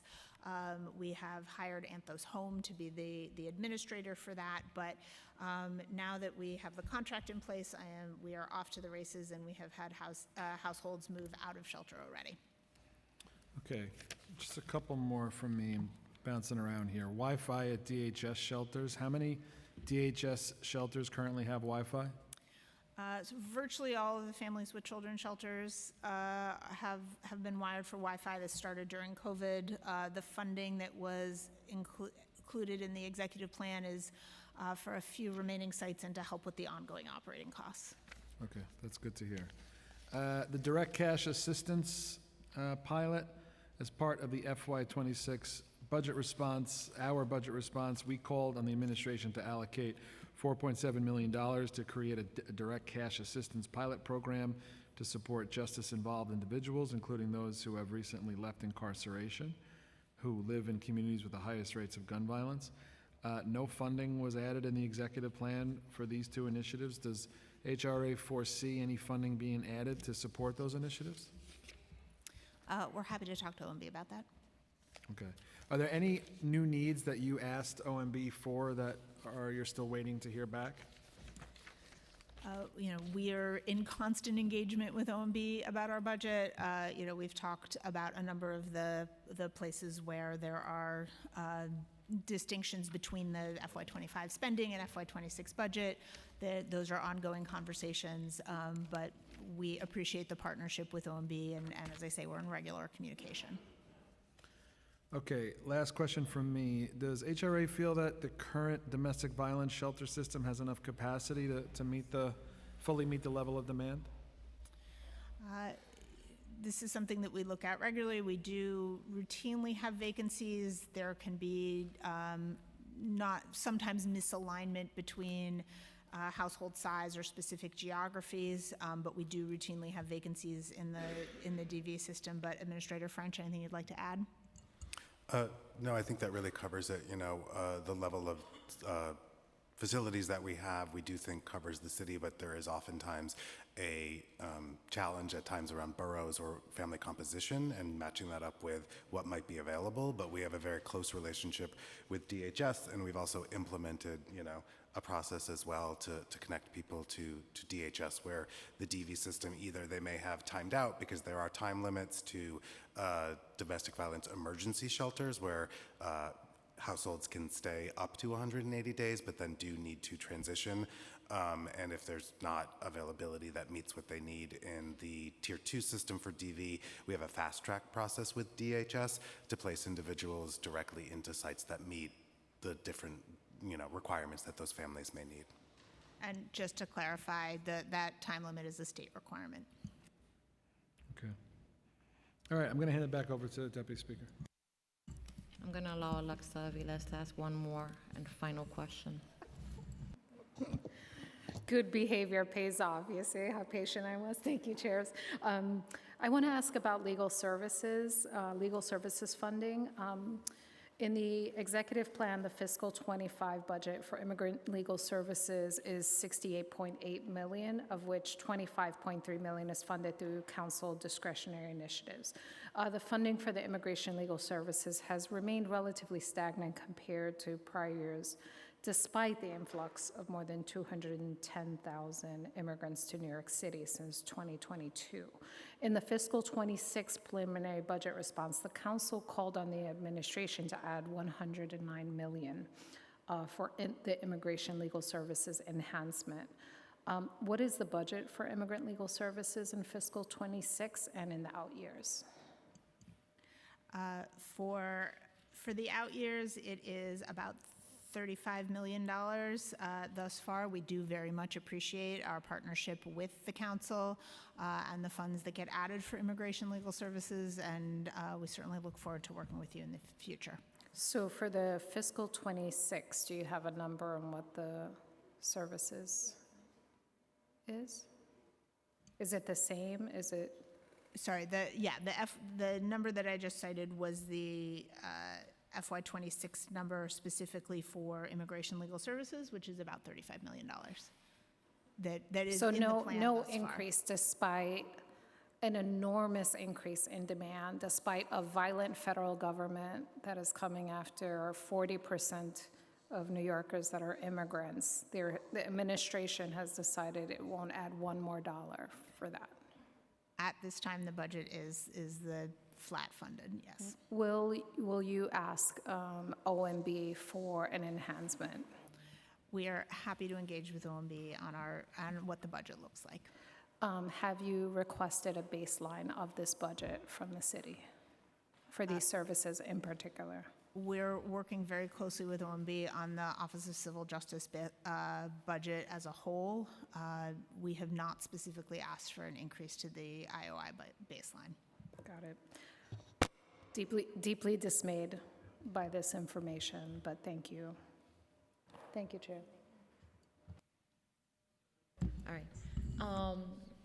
I have a question regarding right to counsel. The executive plan includes $15.6 million in city funds for fiscal year '26 to support the right to counsel program managed by HRA's Office of Civil Justice. What is this funding? What is the funding added for, and how was the amount determined? And will this funding be used to expand coverage for eligible tenants? Hold on, just. Thank you, Scott. So the 15.6 is replacing federal stimulus funding, so it doesn't actually increase the total amount of funds available. There is an additional $15 million that was added that is an indirect cost adjustment for those providers. And there was a small amount of money added for IOI, the 4.4 that was added for FY '26. So there is a small amount that was added there. Do you know what the total budget for right to counsel is in fiscal years '25, '20, and '26, and in the out years? I'm an old person, I can't read tiny font. So specifically for what we consider our right to counsel program, so this is the right to counsel and then the anti-harassment tenant protection services, total spending or total budget for FY '25 is $204 million. For FY '26, it is $197. There is some council funding that is in the FY '25 budget that hasn't yet been added in FY '26. The $15 million for the ICR adjustment is not actually included in that number as well because it needs to be cost allocated across all of the OCJ programs. But once those funds are added, It'll go up. it'll go up, and it Yeah. should be relatively the same number.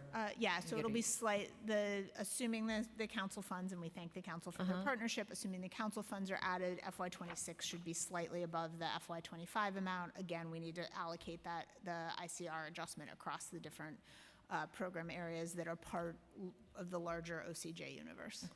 All right. As part of the fiscal year '26 preliminary budget response, council called on the administration to add $2 million in funding to the Human Resource Administration and the Mayor's Office to end gender-based violence. to establish a pilot program to provide free, brief legal assistance and full legal representation to domestic violence survivors in divorce proceedings. This request is in line with Local Law 5 of 22, which requires the establishment of a working group to make recommendations regarding a pilot program to provide legal services for domestic violence survivors in divorce proceedings and subject to appropriations to then establish a 2-year pilot program. Was the funding added in the executive plan for this pilot? And if not, when will the funding be added to address the requirements of Local Law 5? I don't believe it was added, although any of my colleagues will correct me if I'm wrong, but we will circle back with our colleagues at NGBV to follow up on that. Okay, all right, thank you. Okay, thank you all very much. Thank you. Thank you. Okay. We're going to take a 10-minute break, and then we'll hear from the public. Thank you.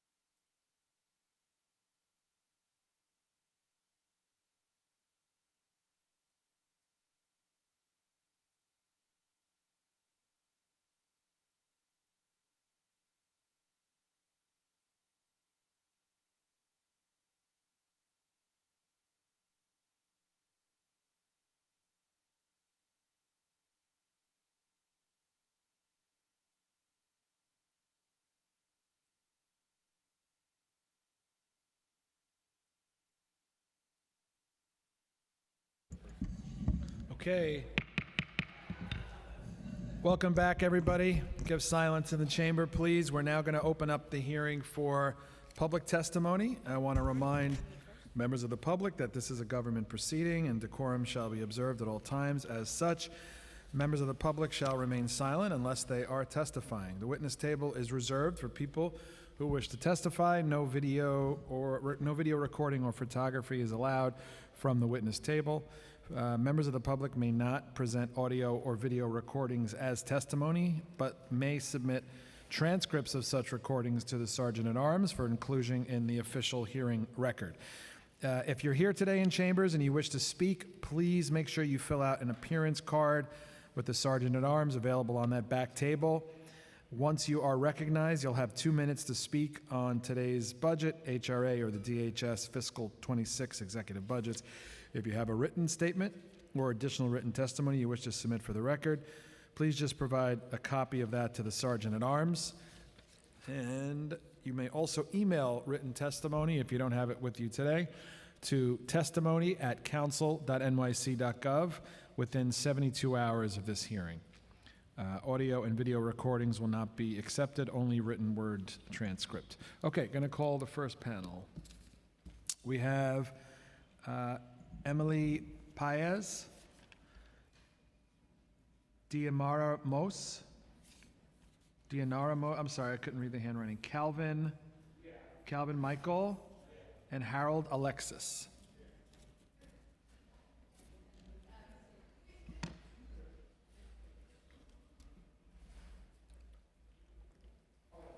Come on up.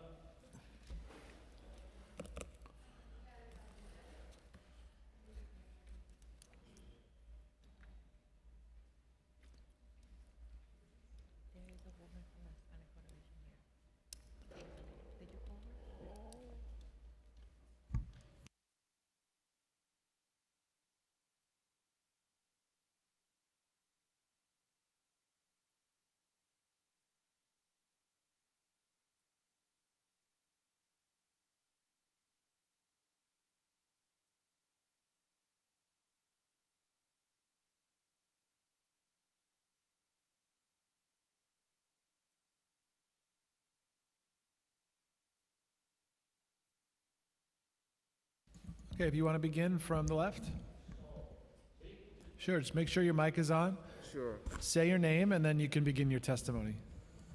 Okay. Good afternoon. My name is Calvin Michael.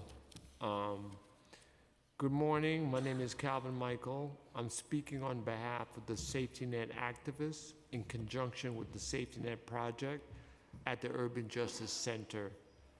I'd like to speak about a couple things today. First, I'd like to speak about DHS proposed shelter sanctions policy, whereby shelter residents can be kicked out onto the streets for 30 days for things like having an issue with their public assistance case, not securing permanent housing after getting kicked out on the street.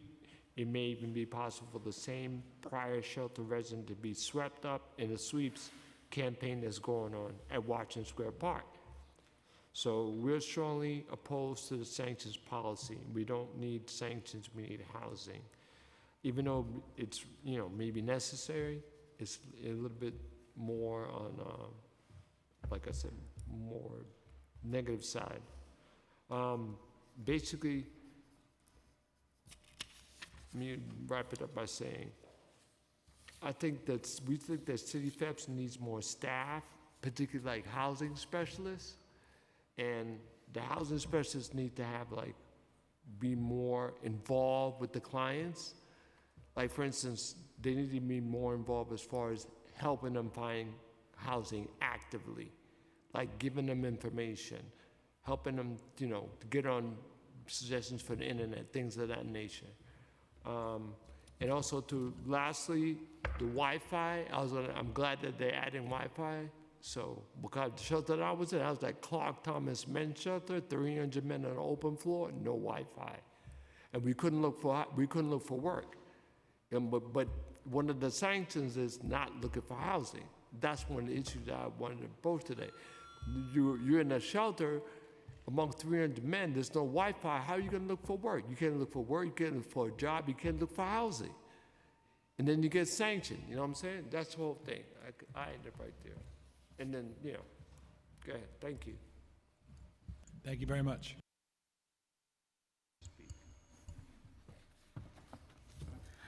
My name is Diana Ramos. I am a member of the Safety Net Activists, part of the Safety Net Project through Urban Justice Center. I am also a recipient of SNAP and CityFEPS and have received cash assistance until February of this year, when I finally got my SSI after many years. I am here to speak about my experience with HRA delays, from recertification issues to phone delays to issues with CityFEPS, and the fact that I wasn't notified about the housing allowance that was passed after I had already been receiving my voucher. I also have some concerns I would like to voice. I have been getting benefits since March of 2020. At first, I had no issues with HRA. Then in September of 2023, I was renewed for cash assistance, but not for my SNAP benefits.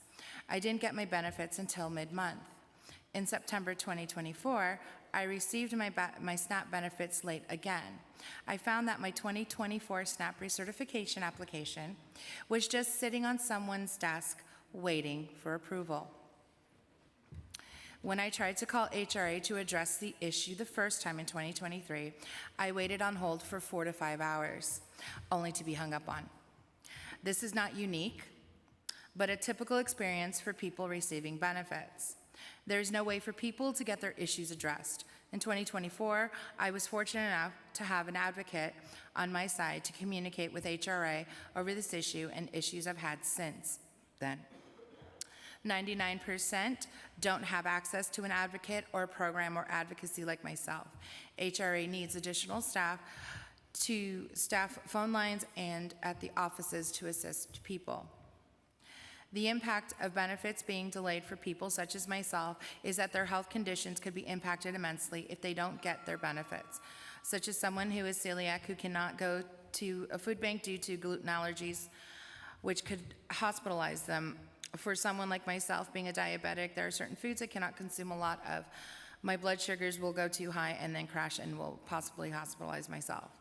There are thousands of people who would be getting vouchers if Mayor Adams had implemented the CityFEPS expansion laws of July 2023. Currently, these people are being evicted and or stuck in shelter while we await a judge's decision. While waiting, HRA should concentrate on making the CityFEPS process smoother and more efficient and to prepare for the influx of applications. Of course, let's not forget about those who are working and going into their 6th year CityFEPS are about to face a rent hike from 30% to 40%. This would devastate working families, impact children, and possibly raise the number of homeless. The 40% hike would not save the city any money and or put any more money in city coffers, but would cause an increase of spending on those who get evicted for not being able to pay their 40%. Those people would end up in homeless shelters or on the street, which would perpetuate a very negative cycle. My biggest fear is that though the increase would only affect those who are currently working, what stops a similar increase to be implemented on those of us who are receiving SSI, SSD, and retirement benefits after 5 years on CityFEPS? Thank you for your time. I welcome any questions. Can I say one last thing? I am extremely grateful for the CityFEPS program. It saved my life, okay? Because I would be on the street right now, you know what I'm saying? It's an excellent program. I'm enjoying being on it. I think it's attentive to I have certain complaints, but for the most part, it's a great program. It needs to stay, it needs to stay, you know what I'm saying? I'm grateful.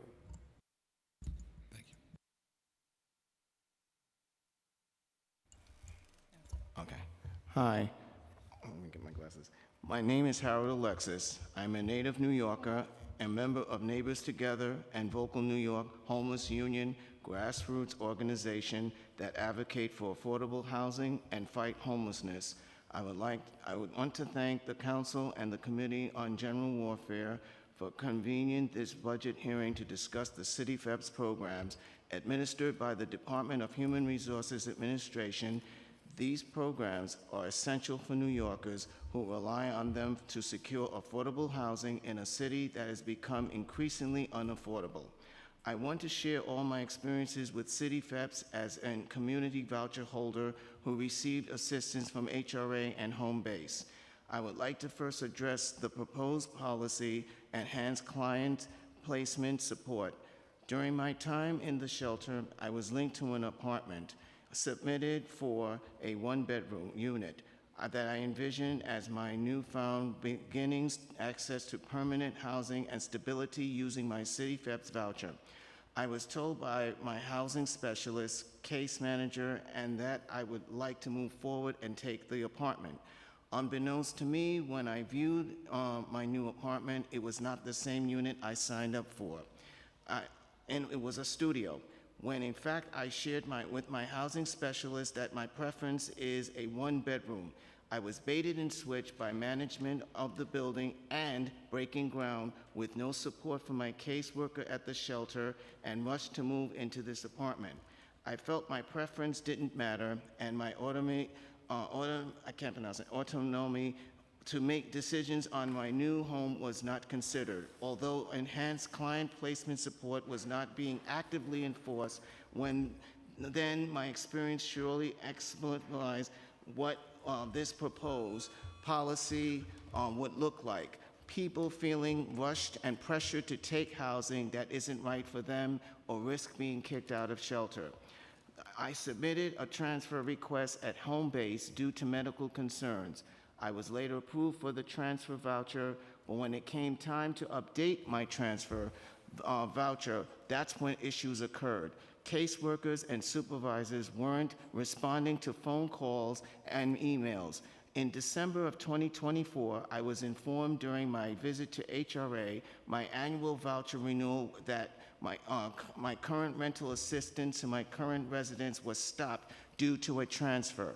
Please note, I haven't moved out yet, and Home Base continues to sabotage my move-out plans, lost the approved transfer voucher, and was told my request wasn't good enough. City FEPS stopped paying my rent to my current apartment, and I was told that I had moved, which doesn't make any sense because I never found an apartment or submitted a move-in package to move into a unit.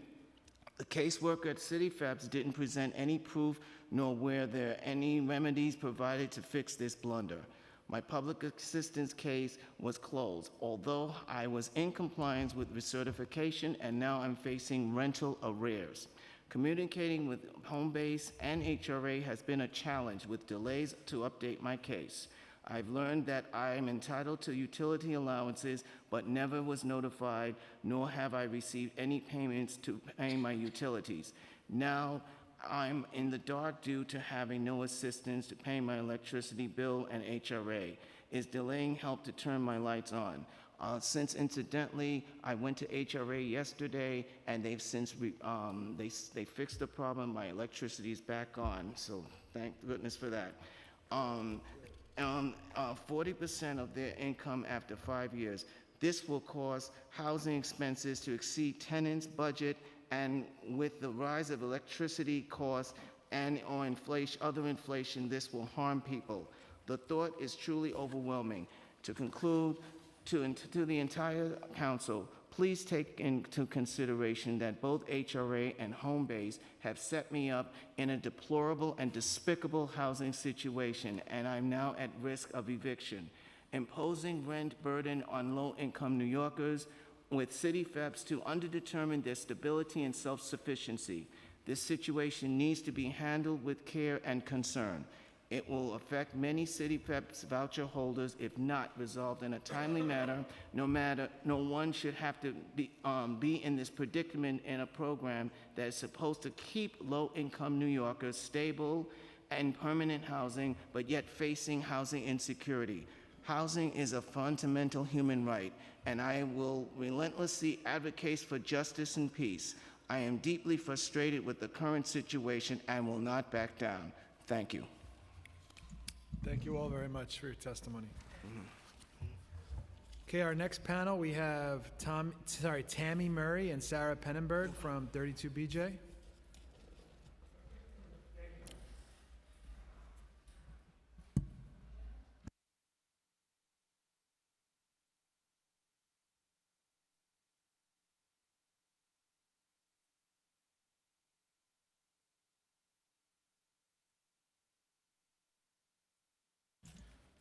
Okay, now we have Kristen Miller, Chris Mann, and Kristen Miller, Chris Mann, Allison Wilkie, and Agnes Kim.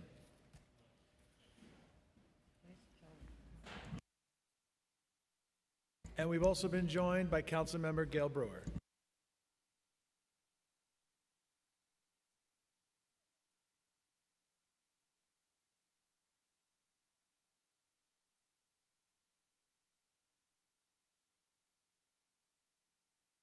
Sure, you can start. Thank you. Hi, good afternoon, chairs. My name is Allison Wilkie. I'm the Director of Government Affairs and Strategic Campaigns at the Coalition for the Homeless.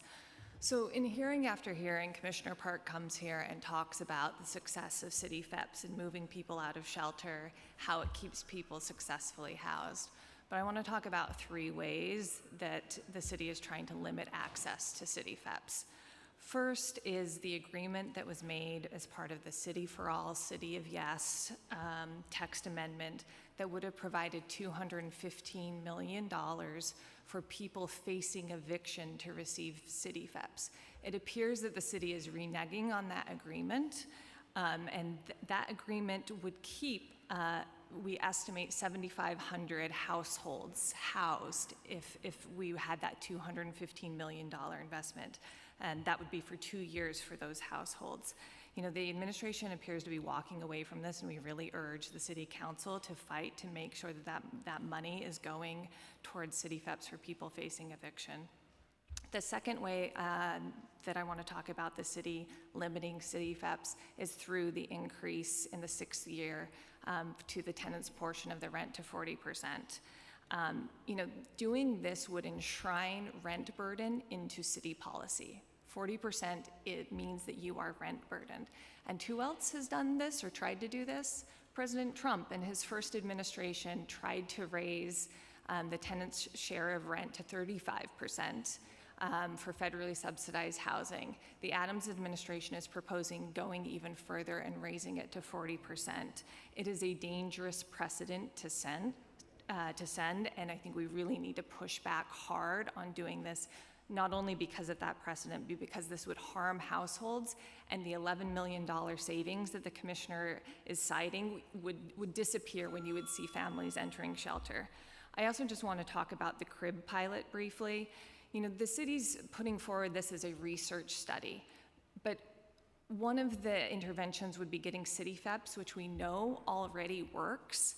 And so why wouldn't the city just actually provide City FEPS vouchers to all pregnant people arriving at PATH rather than creating this research study that would have a control group that receives nothing? I mean, it kind of violates the ethical principles of research, which say that you should offer any benefit to all participants in research, and yet this is creating a control group of pregnant people who would get nothing while offering the benefits to only some based on random selection. And you could do this, you could still have the research by just giving pregnant people all access to City FEPS or to Pathways Home if that's a better option, and just compare that to the status quo of what has been. Like, they don't need to have a control group here that is getting nothing while some people are getting this benefit. You know, I think I heard Commissioner Park talking a lot about reining in the City FEPS budget, but the fact is when people can't pay for their housing, it cascades into other parts of the city's budget. And so if we're not paying for it with City FEPS, we're going to be paying for it in DHS's budget, we're going to be paying for it in benefits, we're going to be paying for it in a whole bunch of other ways. And I'll submit full testimony, written testimony later.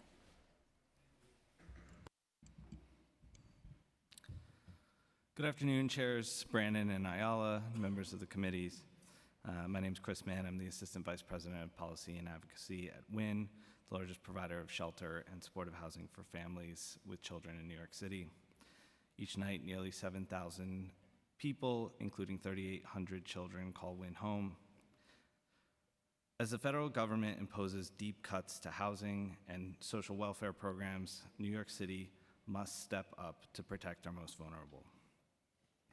As Wynn laid out in Project Hope, we urge the council to take bold, proactive action in the FY26 budget to mitigate the harm of these federal rollbacks.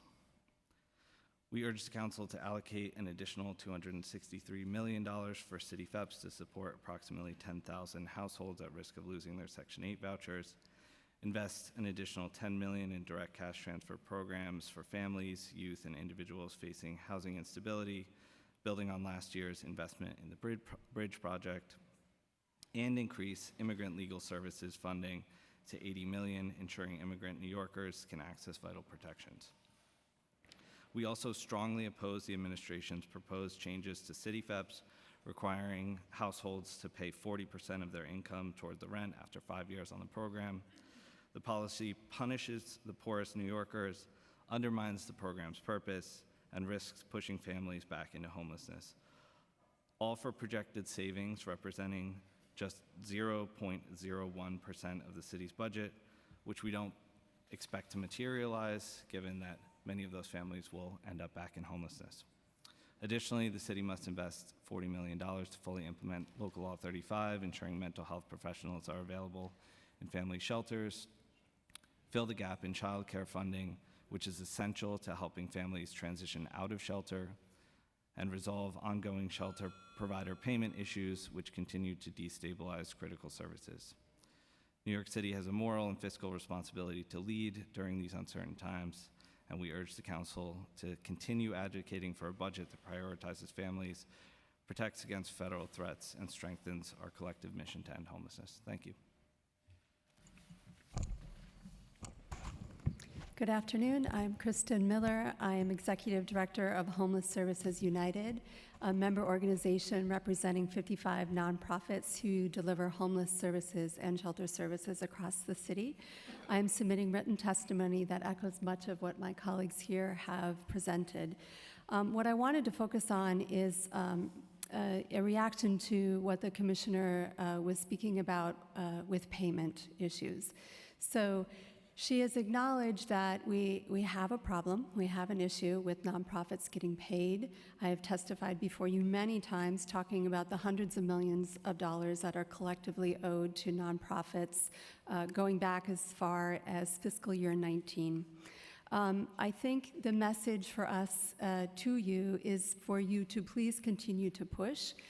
We have seen some improvements, but the reality is we are barely ahead of where we were a year ago. So we hear a lot of things happening. It's like the track being laid, but the train is not moving. So somebody might have been owed $60 million, now they're owed $38 million. They are still owed $38 million. They're still paying $1 million in interest this year alone. This is funding that should go back into program. It should be going back into the mission of helping people in New York City. I think when the budget comes, when we're looking at the budget, we are happy to see that there was some money in there for MOCS, Mayor's Office of Contract Services. They need more staff and OTPS funding to make improvements to Passport. That was good to see. But we do see a decrease in DHS staff. Excuse me, Commissioner Park noted that there are many cooks stirring the pot, right? So we need more program staff, budget, fiscal staff, right? We're not seeing that investment, and we believe that there is no way we will ever get ahead until there are more trained people to process the paperwork so that we have the ability to invoice. I look forward to working with you more on this. Thank you. Sure. Just one quick question, I'm going to hand it over to Councilmember Brewer. All told, your member organizations, how much are they currently owed by the city, approximately?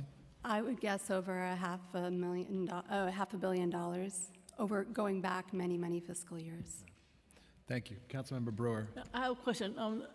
When I people have vouchers, they have trouble getting apartments. So Laura Lazarus testified earlier about her organization that helps people get an apartment and then stay in the apartment. Is that the kind of organization that would be helpful to fund to keep people to get the apartment and then to stay in it, number one? And second, I'm trying to be nice to Home Base. I've been criticizing them for the last 30 years. But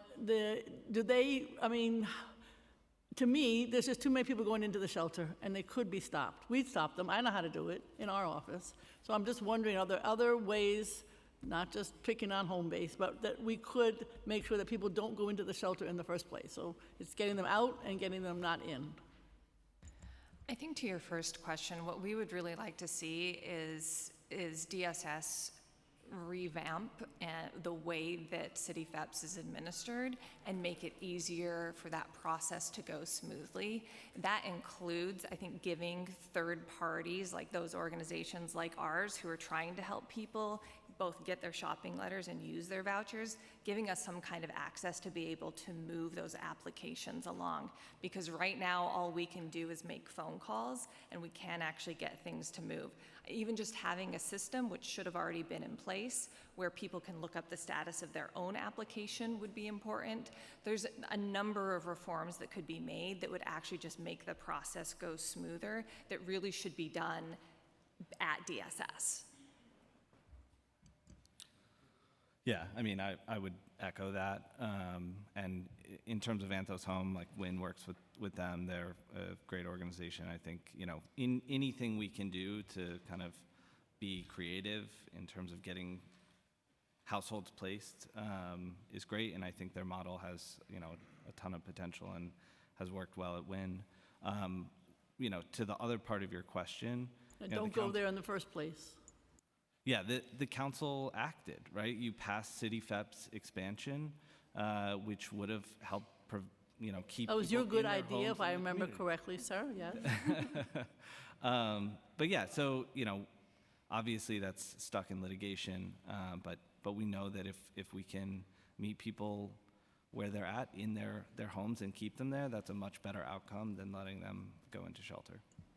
Yeah, just quickly, Anthos, I think I agree with what has been said. The one unique thing that Anthos does bring, they are a member of ours, that they bring to the table is they are also developing a relationship with landlords, right? So they're all ends of the work that needs to be done, which I think is really important, so that landlords have someplace to go should there be some problem, right? Regarding Home Base, I think it's important to, and I'm glad you brought it up, the demand for Home Base has been exponentially growing over the years, and the budgets, the contract amounts to do this work has not. So now there are long waits often to even get an appointment with Home Base, which was not the original model. So I think it's easy to blame the Home Base providers, but in fact, they are now structurally not able to meet the demand. And I think that when we look ahead, if federal funding is being cut, if programs are being reduced, the important thing for us all to remember is that the people aren't going anywhere, right? So just because the resources are disappearing, we still need to serve them. So I think Home Base is going to become more and more important as we go forward. Thank you very much. Thank you all very much for all you do. 32BJ, you ready? All right, we got Sarah Pennenberg and Tammy Murray.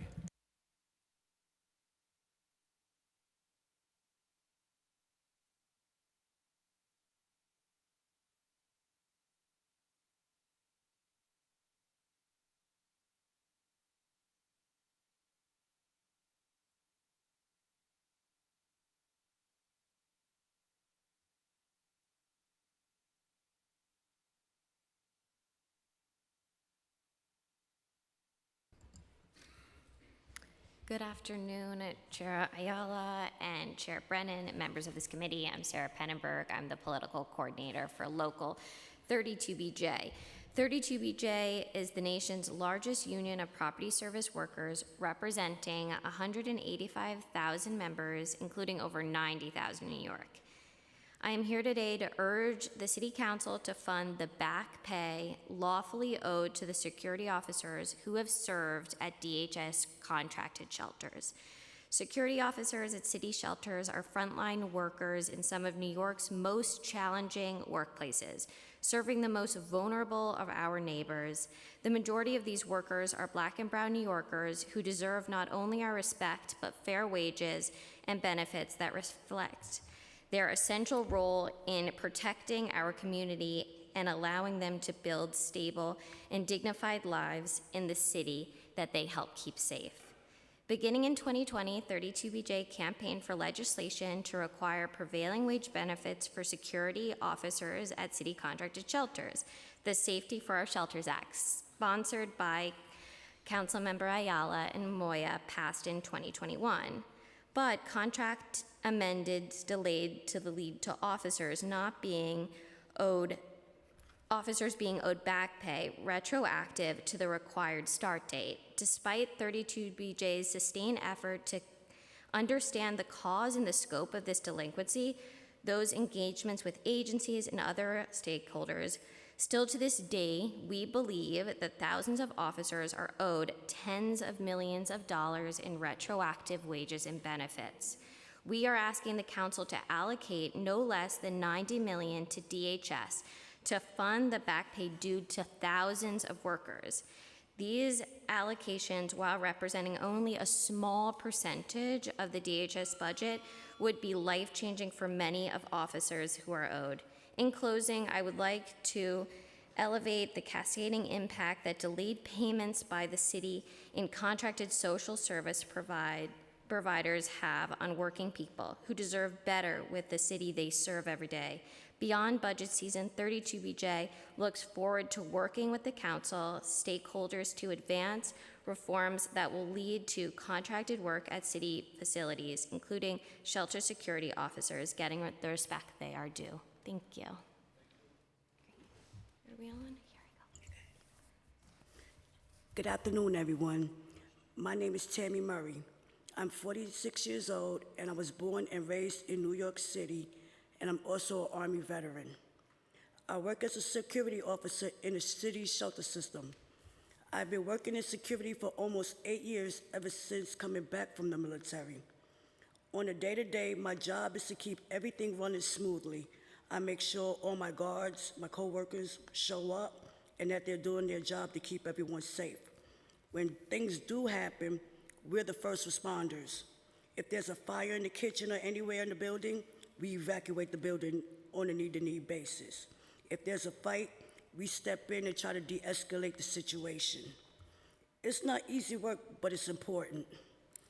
And the thing about shelters is that a lot of people don't want to be there. It's true. I know that because I went through the shelter system myself. When I first got out the military and came back to New York, I was in the shelter system with my children. So every time I go to work, I try to make it as smooth of an experience as possible for people coming in. They're in a tough spot. I moved out of the shelter system when I got a job at security. It was huge for me, but still, every month I was scrambling to pay my bills. So when we got the prevailing wage adjustment, it was really a big deal. It would mean my hourly salary nearly doubled, and I could pay all my bills and also help my children and grandchildren more. But then it took several months for me to see the new number hit, as well as others. As a hardworking veteran and mother, I deserve a living wage, and I deserve the pay that I worked almost 3 years of shifts for.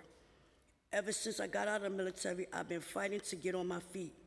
Right now, I'm in between jobs.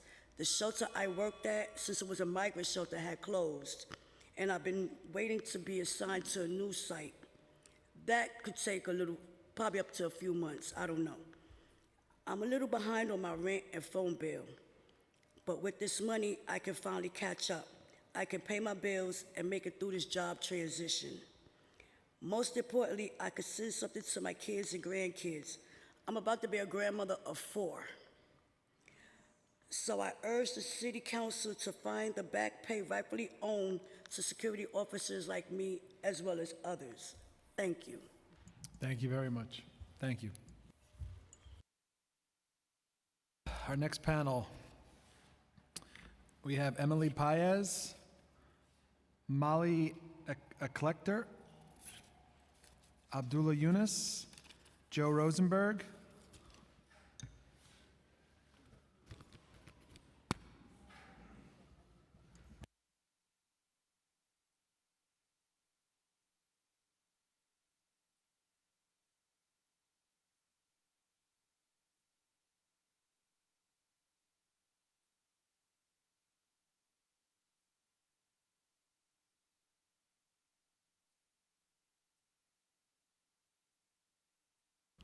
Okay, you could begin. Thank you. Good afternoon, Chair Ayala, Chair Brandon, and council members Aviles, Banks, Caban, Jose, Ressler, Riley, Stevens, and Ugg for taking the time for this hearing and this testimony presented by Hispanic Federation, a nonpartisan organization seeking to empower and advance Hispanic communities to programs and legislative advocacy. Our network of 780 member and partner organizations, over 200 of which are here in New York City, are frontline service providers of our neighborhoods and communities. Despite being significantly undercapitalized and under-resourced, local community-based organizations remain the heart and soul of ever-changing and ever-growing Latino families. They are deeply embedded in our neighborhoods, providing our most vulnerable residents with food, shelter, and clothing, helping at-risk youth succeed academically, low-income families obtain health insurance, and workers gain the skills they need to be more successfully mobile and socially mobile. Additionally, CBOs uplift communities that would otherwise be voiceless to advance equity and opportunities to improve everyone's quality of life. Today, we are taking the time to advocate the expansion of key funds for incoming year to support our ever-growing Latino families to ensure that the city prioritizes the allocation of resources that can improve the well-being of our vulnerable communities. Hispanic Federation is requesting that the City Council provide baseline funding of $100 million to Community Fund Connection, CFC, to allow emergency food providers to battle food insecurities for all New Yorkers. Additionally, as the Council did in 2020, the response to a severe hunger crisis, we request the allocation of $20 million in discretionary fund for emergency funding for food pantries in the fiscal year 2026. New York City budget for Hispanic Federation, as well as our community partners, Met Council, and Catholic Charities. For over 15 years, a cornerstone of Hispanic Federation's La Lucha contra el Hambre hunger relief effort is boosting nutritional food support to needy families across New York City. Filing a need for food items and food pantries have been a hard time fulfilling to improve the health and nutritional status of New Yorkers. Through our network of nonprofit community-based organizations and other partner agencies across New York City, in its surrounding areas, Hispanic Federation worked to provide fresh fruit, produce, and meats that meet culturally responsive and diverse communities across the region. In fiscal year 25, La Lucha contra el Hambre has provided over nearly 350 meals, Thanksgiving turkeys, Christmas pernils, impacting 15,000 families living in New York's most vulnerable communities. On our ground, service providers entrusted among vulnerable Latino communities throughout the city can and certainly to reach those needs. We are grateful for the City Council's commitment to address food insecurities that have felt throughout New York due to economic deficiencies. Additionally, we are thankful for the support that has been provided to our neighbors. One of our underlying basic needs of the overall health and safety of all populations is food security, and it continues to be the most deeply impacted by Latino and Black New Yorkers. According to the 2024 Food by Numbers report by the Mayor's Office for Food and Policy, over 40% of adults in New York City lived in households at risk for food insecurity in 2023, compared to 39% in 2022, continuing a rise trend since the pandemic. The report additionally highlights that the impact of food higher rates, another reason why HF's Hunger Relief Program focuses on providing fresh fruits and vegetables to pantries and communities where these are harder to access. In the face of deepened cuts and once stable federal funding, the need now for New York City to step up to meet the need of our vulnerable neighbors is critically more important now more than ever. We have heard from organizations that have had cuts back in the amount of food offered, as well as a reduction in the number of families that they can serve due to budget cuts. Although appreciative of CFC's funding being maintained at $36.1 million in the executive budget, we anticipate that there is a much larger need faced with uncertain economic times and mass funding from the federal level cuts that are directly impacting communities of color. Hispanic Federation applauds the City Council and calls to $100 million in baseline funding, and we will continue to advocate for funding among the final budget. We thank you for your time, and we look forward to working with you all to help serve New Yorkers to meet the culturally responsive hunger relief assistance programs. Thank you. Thank you very much. Joe? Good afternoon, Chairs Ayala, Brannon, and Brewer. I'm Joe Rosenberg, Director of the Catholic Community Relations Council, representing the Archdiocese of New York and the Diocese of Brooklyn and Queens. Catholic charities of both dioceses have been providing shelter, food, and other essential services to New Yorkers for more than 1 century. Combined, we operate over 80 food pantries throughout the 5 boroughs and serve more than 18 meals annually. We have faced many challenges assisting New Yorkers over the last 100 years, but we are currently confronting a hunger and food insufficiency crisis. This is due to the rising poverty rate of New Yorkers, the dramatic increase in rents and price of food, and even more significantly, the unprecedented federal attacks on programs that protect our clients. 2 of these are SNAP and the Emergency Food and Shelter Program. SNAP provides essential funding to address food insecurity for vulnerable Americans. The proposed congressional reduction of $230 billion from the program is particularly troubling and will have significant consequences by increasing the number of Americans who face hunger on a daily basis. A similar situation exists with the Emergency Food and Shelter Program, a crucial federal resource for our food programs. This was placed on hold by the federal government in March, and as a result, both Catholic charities have sustained a loss of over $800,000 each. We have seen the number of people at pantries increase significantly. We're not just feeding working families, seniors, and children. Newer clients include college students, recent college grads who are either unemployed or underemployed, youth aging out of foster care, and migrants, many with infants. State Controller DiNapoli's report last month on the cost of living reveals that 1 of 9 households in New York are affected by food insecurity. That adds up to over 1.3 million New York City residents going hungry. The plight of children is particularly heartbreaking, with more than 1 in 4 in our city living in poverty. Due to all these obstacles, and with more New Yorkers going hungry every year, we urge $20 million in emergency funding for food pantries be included in the FY26 New York City budget for both Catholic charities, as well as our partners, Met Council and the Hispanic Federation. We also rely on the Community Food Connection, and we strongly support your effort to baseline it at $100 million annually. The mayor's budget has it at 36.1. That is not enough. So our city faces daunting challenges, but one of the most important priorities is that we cannot have our fellow New Yorkers go hungry.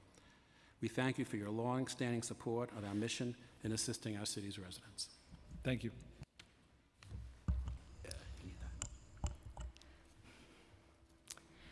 Good afternoon, Chair Ayala, Chair Brannon, fellow members of the committee. My name is Molly Eckerly, and I'm the Food Policy Associate at the Metropolitan Council on Jewish Poverty. Thank you for holding this hearing today.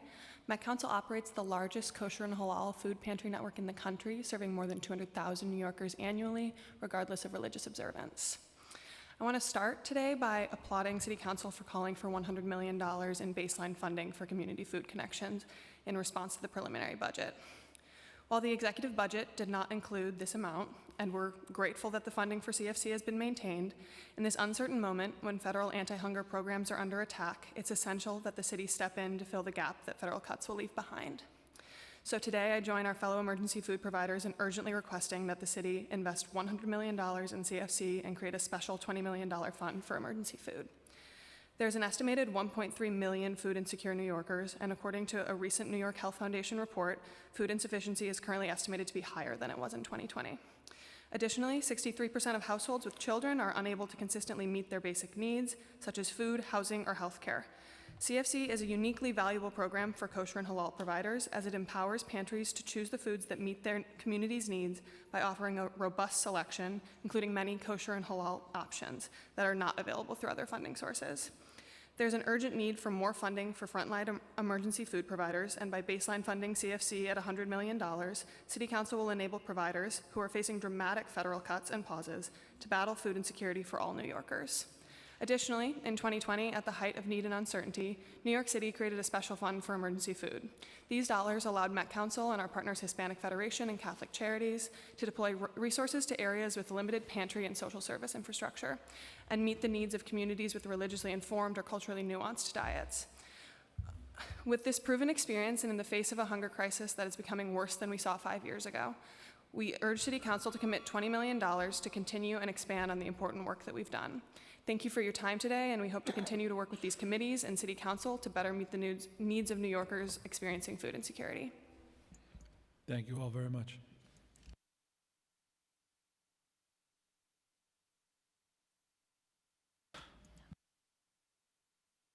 Okay, now we have next panel, Kim Mascaratolo, Carolina Cortez Rivera, and Emily Brett.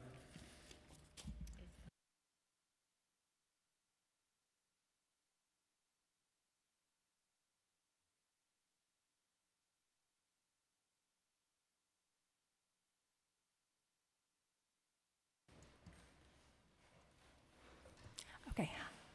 Hello. Thank you so much for having this hearing, Chair Ayala and Chair Brandon, as well as Councilmember Brewer and all the members of the committees. My name is Kim Mascaratolo. I'm the State Policy Director for Hunger Free America.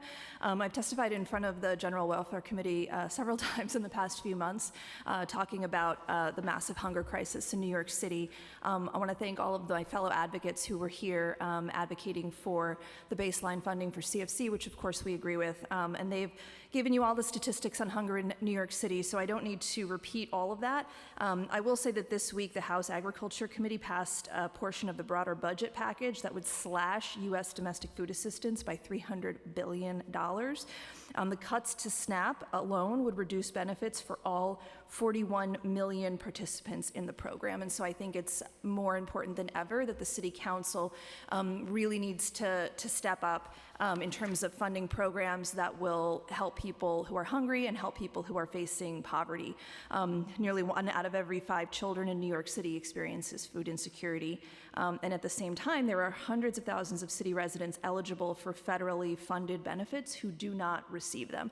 And so in terms of what we believe the city can do to most effectively fight this, first and foremost, increasing funding to nonprofit groups that increase access to government food benefits through the NYC Benefits Program and direct city council funding, accelerate the city's promised work to create a My City portal that would allow people to apply for benefits, multiple benefits at the same time. We want to make sure that all classes in New York City public schools provide either in-classroom school breakfast or grab-and-go breakfast. We want to make sure that you work with nonprofit groups to launch a comprehensive outreach and enrollment campaign to ensure robust participation in the new summer EBT program. We hope that you will take all or some of these actions rapidly. We still believe that the best way to combat hunger is to connect people with the federal benefits they are eligible for. We also think this will help as we are facing budget cuts everywhere. Making sure that people are connected to those federal benefits, that's hopefully less funding that the City Council will have to provide directly to them. So we thank you for your time, and we hope you'll commit to some of these programs. Thank you, Kim. Hi, thank you to General Welfare Committee Chair Diana Ayala for holding today's budget hearing and the opportunity to submit this testimony. My name is Carolina Cortez Rivera, and I'm here today as a Washington Heights constituent and anti-hunger advocate. I serve as a Digital Food Choice Program Manager at the Westside Campaign Against Hunger, known as WISCA, which for 46 years has worked to increase access to healthy foods, fresh produce, and connect New Yorkers in need with benefits enrollment. In 2024, I helped over 2,000 customers receive groceries delivered directly to their homes, a distribution channel we're using to expand our vision of food access and choice. Last year, WISCA provided 5 million pounds of food to over 110,000 New Yorkers. More than 50% was fresh produce. Our digital choice platform gives customers the options to select their grocery box type online, and soon will let customers choose a pickup location closer to home. Folks shouldn't have to endure long commutes to obtain their groceries, so we're working to address the accessibility gap by giving back a critical resource to our customers, time, especially given that many of them work long hours or have families to care for. Choice is more than just choosing food items. It's also about where and when customers access their groceries, free of stigma. Our home delivery program reaches patients experiencing food insecurity, specifically pregnant people, families with young children, and older adults, many of whom live with chronic mobility issues. Reliable access to healthy foods has clinical and preventative health benefits. Every New Yorker deserves that. None of this work is possible without the city's financial support. Programs like Community Food Connections are critical in achieving food security in our city and help frontline providers like WISCA keep our pantries stocked with market-quality fresh produce for our communities. But we're struggling. In a time where both housing and food insecurity are reaching another record high, we've had to, for the first time, turn away new customers at our in-person pantry on West 86th Street on the Upper West Side. The need in our city is indisputable, and access to nutritious food is fundamental to a dignified life. Yet we're facing unjustifiable budget cuts to the very programs that help us innovatively increase food access and promote food as medicine. So although last week the mayor proposed $31 million again for CFC funding in the year ahead, we know this is not nearly enough, and we ask that the FY26 New York City budget increase baseline funding to a total of $100 million for Community Food Connections, formerly known as EFAP. CFC funding helps emergency food providers like WISCA purchase fresh, high-quality food for our communities. Despite us implementing cost-saving solutions through coalition-building initiatives like the Roundtable, we still need the city's support to ensure our communities are healthy and nourished. Last year, the Roundtable served 69 million meals across 882 distribution points and saved over $200,000 in bulk purchasing through collective action. Imagine the reach and impact we could have with the city's increased financial support. Thank you for your time and leadership, and I'm hopeful that you can bolster the Community Food Connections program to the needed levels, and we're grateful for your continued support and leadership. Thank you. Thank you very much. Okay, next panel, we have Abdullah Yunus, Catherine Trapani, Agnes Kim, Mark Papish, and Constant Lasole.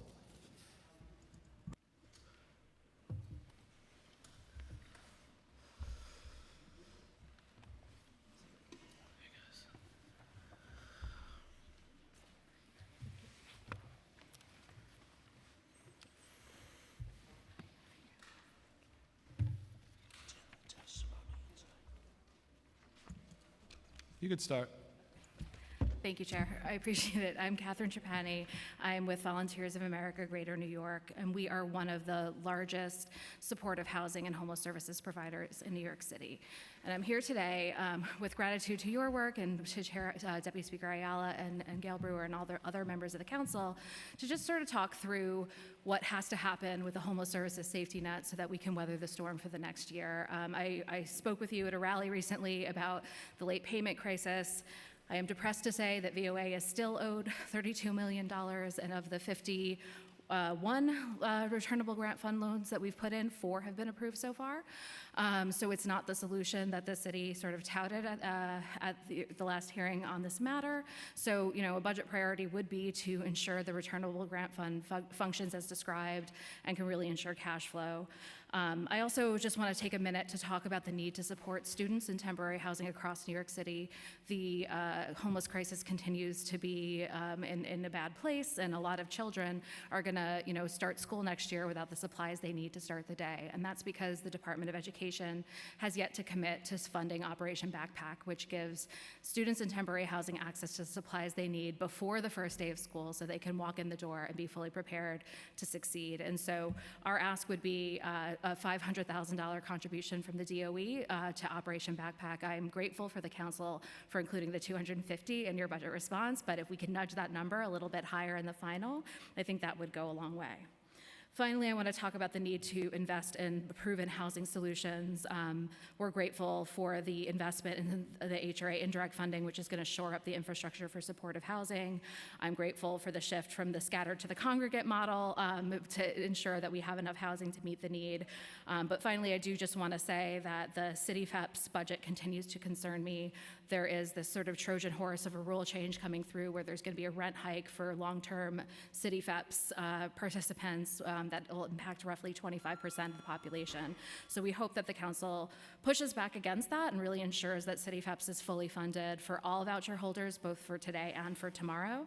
And my written remarks certainly contain a lot more detail, but just really, you know, thank you for your ongoing advocacy and support of the sector.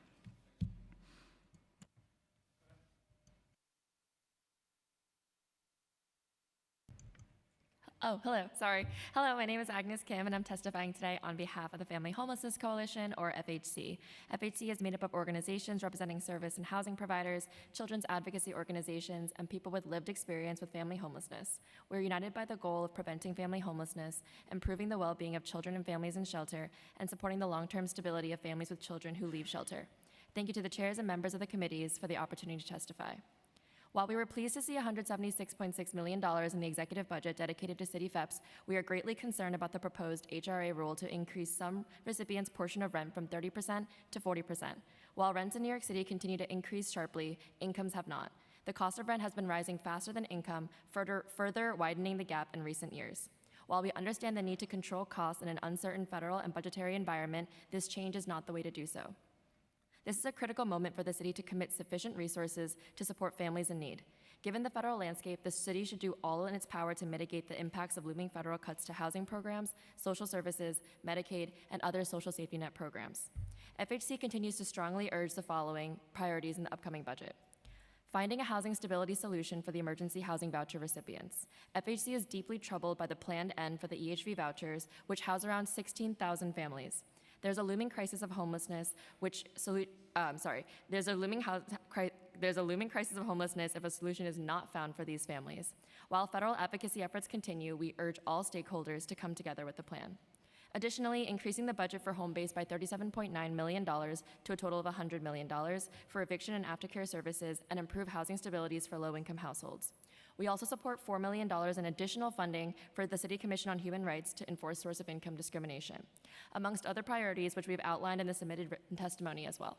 On behalf of FHC, thank you again.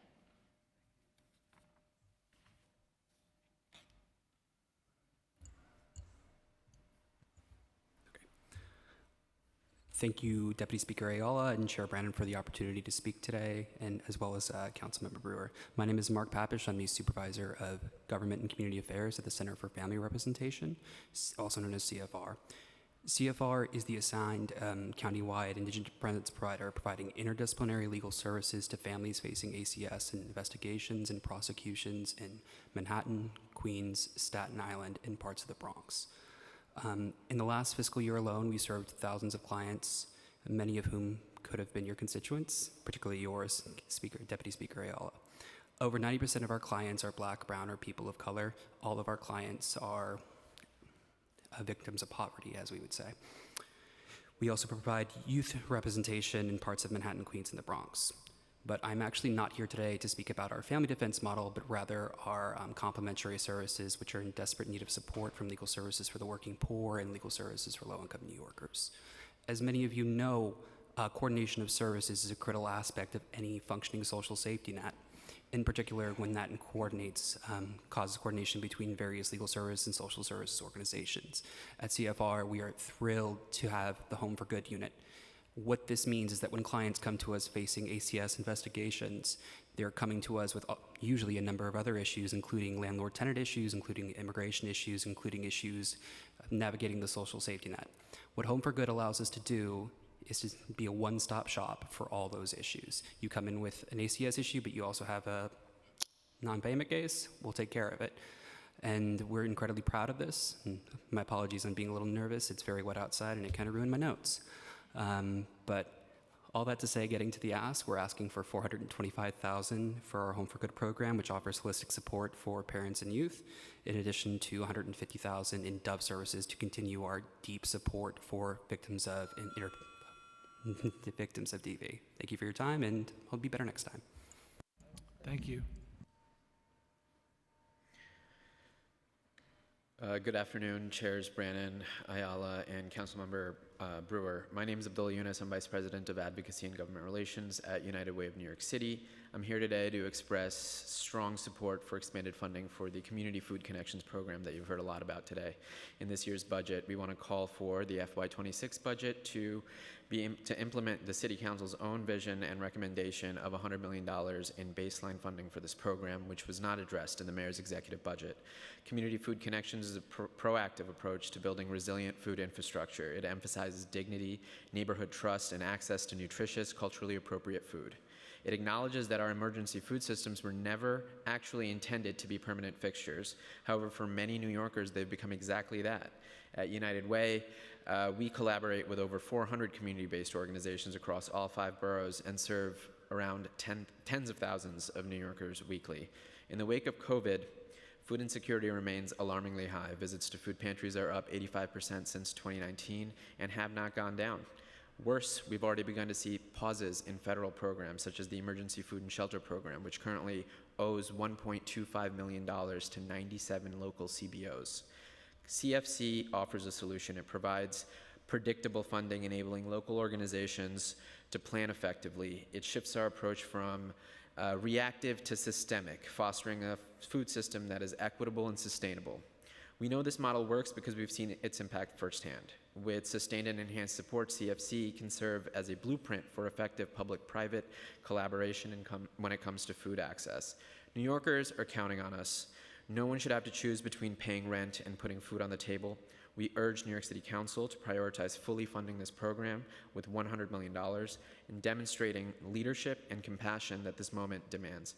Thank you for your commitment to building a more just and food-secure city. Thank you. Thank you all very much. Constance?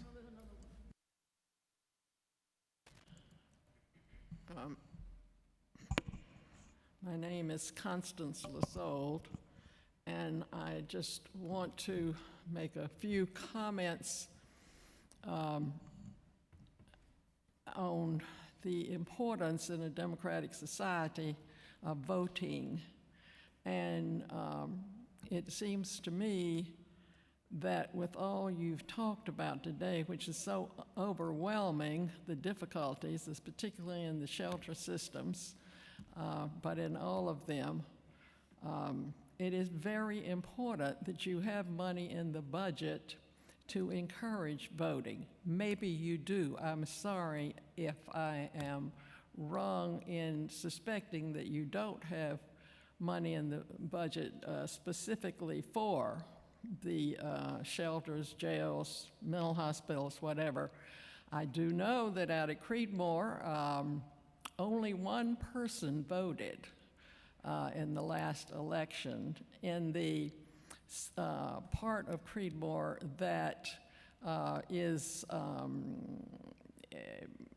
there because there's not enough housing.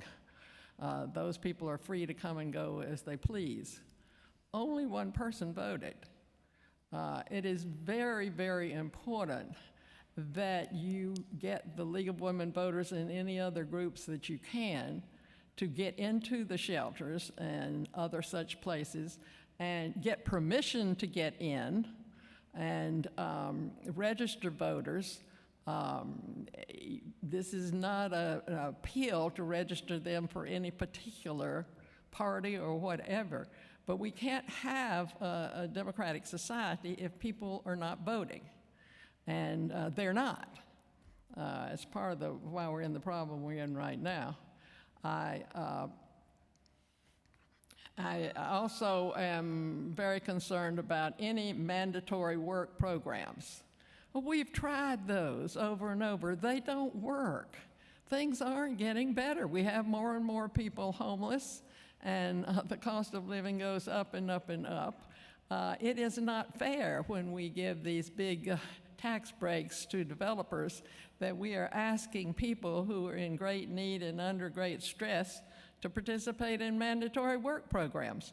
So even if the federal government demands them, I hope you will resist cooperating with these kinds of programs that have not worked in the past and won't work now. And involuntary commitment comes in the category of those kinds of programs that don't really work. Thank you very much. Thank you all. Okay, our next panel, Stephanie Mansfield, Gabriela Sandoval Requena, and Stephanie Woodbine, I'm sorry.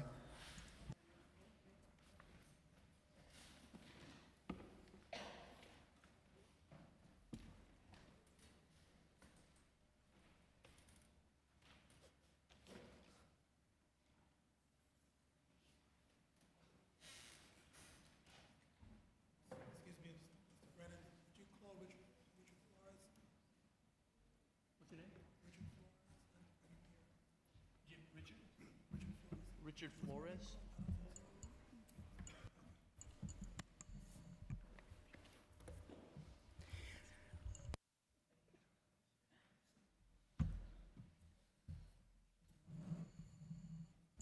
You can begin. Thank you so much. Good afternoon, Deputy Speaker Ayala and Chair Brannan and Council Central staff. Thank you for holding this hearing and for the opportunity to testify on behalf of New Destiny Housing. My name is Gabriela Sandoval Requena, and I am the Vice President of External Affairs for New Destiny Housing. New Destiny is the only organization in New York that's 100% focused on permanent housing solutions for domestic violence survivors. We do this work because domestic violence is the #1 cause of family homelessness in New York City. Access to a safe and affordable home often determines survivors' ability to leave their abuser for good and stay alive. As the federal government continues to threaten vital housing programs for survivors, this year, more than ever, we need our city leaders to step up and protect New Yorkers impacted by domestic violence and homelessness. We are submitted extended written testimony, so I'm just gonna focus on our 3 priorities here. #1, we ask the City Council to urge members of Congress to fund the Federal Emergency Housing Voucher Program. The federal government notified agencies in March that funding for the program is ending this year. Nearly 8,000 households in our city depend on this vital resource, including almost 1,700 domestic violence survivors. New Destiny helped house more than half of these survivors, and since we maintain close contact through our aftercare services with them, we know how vulnerable many of them are to return to homelessness or their abuser if they were to lose the vouchers. #2, we ask the council to ensure that HRA, HPD, NYCHA are planning for contingencies to support any loss of VHVs, including increased funding for city FEPs and opposing the proposed income changes to the program. And #3, the 2026 budget must include $6 million for NGBV's flexible funding program for domestic violence survivors. We thank the council for passing legislation that created this program back in 2022. The flexible funding program was finally implemented last year as part of, just a few more minutes, as part of the existing Home Plus initiative. However, the $1.2 million allocated in the budget has proven to be insufficient, and we understand that by now the funding actually has run out. Thank you, and I'm happy to answer any questions.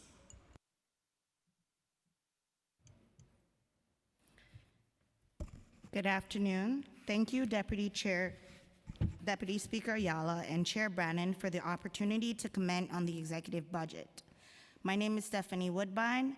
I am a domestic violence survivor and a member of New Destiny Housing's Survivor Voice Project. I'm also a resource coordinator at New Destiny, serving around 40 domestic violence survivors as their case manager while they rebuild their lives after fleeing abuse and being rehomed. I'm asking the city to fund the flexible funding program to $6 million. Now more than ever, flex grants are important because they save lives. My clients benefit from these grants to get necessary essential items. Imagine leaving everything and grabbing your baby in the middle of the night, and then imagine if you manage to keep your memories, losing them in a storage auction after 5 days' notice. That is the reality of survivorship, and it's these situations that flex grants come in necessary. The program was funded at 1/3 of what we need. This impacted its rollout negatively in that there wasn't enough to pay dedicated staff, which accounted for high turnovers. This meant most survivors who needed grants were left in the cold with little to no information of what's to come next. With an average of 28 days for processing applications at the one agency, Womankind, who rolled out the program in October of 2024. We also need an expansion of housing resources for survivors. They have nowhere to go when they flee abuse. And the few programs like ours that help are threatened by federal cuts. My clients are afraid. Also, regarding this new rule proposed by the Adams administration to increase rent from 30% of income to 40% is reminiscent of systemic oppression. An increase in income towards rent will destabilize families who are low income and are rebuilding lives. It's almost a punishment to these New Yorkers, most of which don't have other benefits to balance out an increase in their rents. Food pantries are not enough, and they are overburdened as is. Something has to give. Thank you. Thank you. Hi, good afternoon. It's been a long day. It's raining now. We started, it was a pretty sunny and gloomy day. I appreciate your time. My name is Stephanie Mansfield, Stephanie M. I'm a single mom of 3. I just want to take 2 seconds to acknowledge all that we accomplished here today. There was the Catholic kids that came in and saw us. There was the union members that came and showed the unity. There was many, many, many moments of frustration and just overall clarity and just frustration on my end. I'm a single mom from Brooklyn. I have 3 children. I am disabled. I'm so off script. What I wanted to say to you guys is irrelevant to what I heard today. I am a EHV voucher holder. There's something that the DSS commissioner said today. She said homelessness and people on the street have been failed. And what I wanted to respond back is to say that the lack of proper and adequate support is what failed those homeless people, unhoused people. I was housed and unsupported as a survivor. I was unseen and unheard in my survivalness. My children, I have a son that is neurodivergent. I have another son that has ADHD hyperactivity, undiagnosed for a very long time. Is because of the lack of support. And being a mother that is also suffering and have a disability, unseen disability, it is hard to reach my full potential in life without the proper support. So as we are sitting here and we're trying to count the pennies and see how we can distribute money to really impact homelessness. I am a mom of 3 trying to curate and trying to make sure that my kids can be that astronaut, can be that writer, can be that soccer player. I have to make sure that this cycle ends with me, that being a voucher holder ends with me, that they can be the best that they can be. I don't have that village. I'm relying on these services. So I'm here to advocate for that. I am symptomatic, I am sick, I'm disabled, and I'm advocating for that here today. So hearing these things and sitting here and just being like, okay, I'm cool, this is great. This is why I'm here. I should have been here last month. I should have been here in so many hearings before me, but just having the pleasure of being able to be here. I was in the hospital in March. I'm over my time, I'm sorry. I was in the hospital in March, and I was hospitalized for a very long time, and I still had to make sure that my kids were okay. My ask from you guys is to push for the FEPS, to make sure that the funding in FEPS is met, to make sure that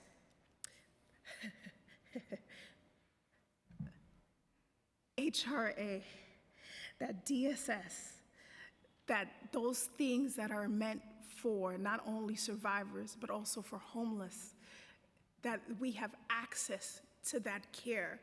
There's like this lack of continuity. So a lot of things that I was hearing today is like this discontinuation of care. It's like DSS was saying that they have police officers. This morning, I'm in my safe space. I'm in my safe home, and I see a homeless person, and I see how they have mental health illness, but there's a DSS officer that can address that mental health illness specifically for that person, right? But does the local precinct know that? Does Does HRA know that? How do we hold these systems accountable? How do we get them to communicate with one another and work in a way that the layman, like myself, who's just trying to survive, can access these things and thrive? So, thank you. Thank you all very much. Thank you.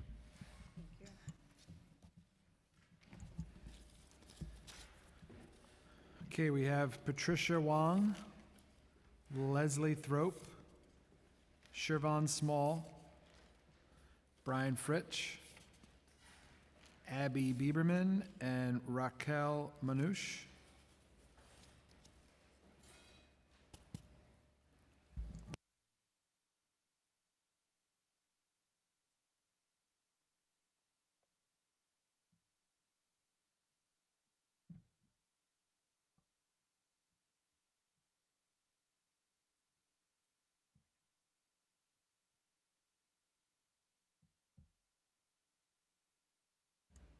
Okay, you want to start from my right, your left? Good afternoon. Got it. Thank you. Good afternoon, everyone. Good afternoon, Chairs Ayala and Brennan, Member Brewer, and Council staff. My name is Shervon Small, and I serve as the Executive Director of Legal Services NYC. Thank you for the opportunity to speak today about the crucial role legal services play in reducing poverty, preventing homelessness, and keeping New York families safe and stable. At Legal Services NYC, the largest provider of civil legal services in the country, we serve more than 100,000 New Yorkers. But we are not only a legal services provider, we're an anti-homelessness prevention organization and anti-poverty organization. Our work helps people stay in their homes, access health care and food, maintain financial security, fight back against discrimination and exploitation, and secure the necessities of life. And we do all of this while saving the city hundreds of millions of dollars. Last year alone, our eviction prevention program and benefits saved the city over $300 million in averted shelter costs, representing a nearly 10-to-1 return on investment. Meanwhile, the nonprofit sector that delivers these services is being pushed to the brink. Contracting and reimbursement delays have led providers, including Lisney, waiting 6 to 10 months or more for payments. We've had to draw down credit lines just to meet payroll. No nonprofit, no matter how mission-oriented, can survive this way. No nonprofit can survive with the city owing them tens of millions of dollars day in, day out, year in, year out. And if one of us falters, even if one of us on this group falters, one of us in the city falters, it has a ripple effect that impacts the entire system. We're also staring down a federal financial cliff with core programs at risk. If the city experiences federal funding cuts, it may be tempted to scale back or eliminate crucial programs like eviction prevention, tenant harassment protection, immigrant legal services, and public benefits advocacy. But let's be clear, cutting these services won't save money. It will cost the city more. Our programs are not just social supports, they are cost-saving interventions that prevent homelessness, reduce reliance on emergency services, and keep families stable and out of crisis. More New Yorkers rely on us every single year, and we keep people out of shelters, out of hospitals, and other costly systems of last resort. The data is clear. Investing in civil legal services up front avoids significantly greater costs down the road. While when families are evicted, they end up in shelters. When immigrants can't work legally, they rely more on public benefits. Again, investing in civil legal services is a great bet, and the city cannot go wrong with increasing the funding and paying us on time and relying on the services that we continue to provide day in and day out for the city of New York. Thank you.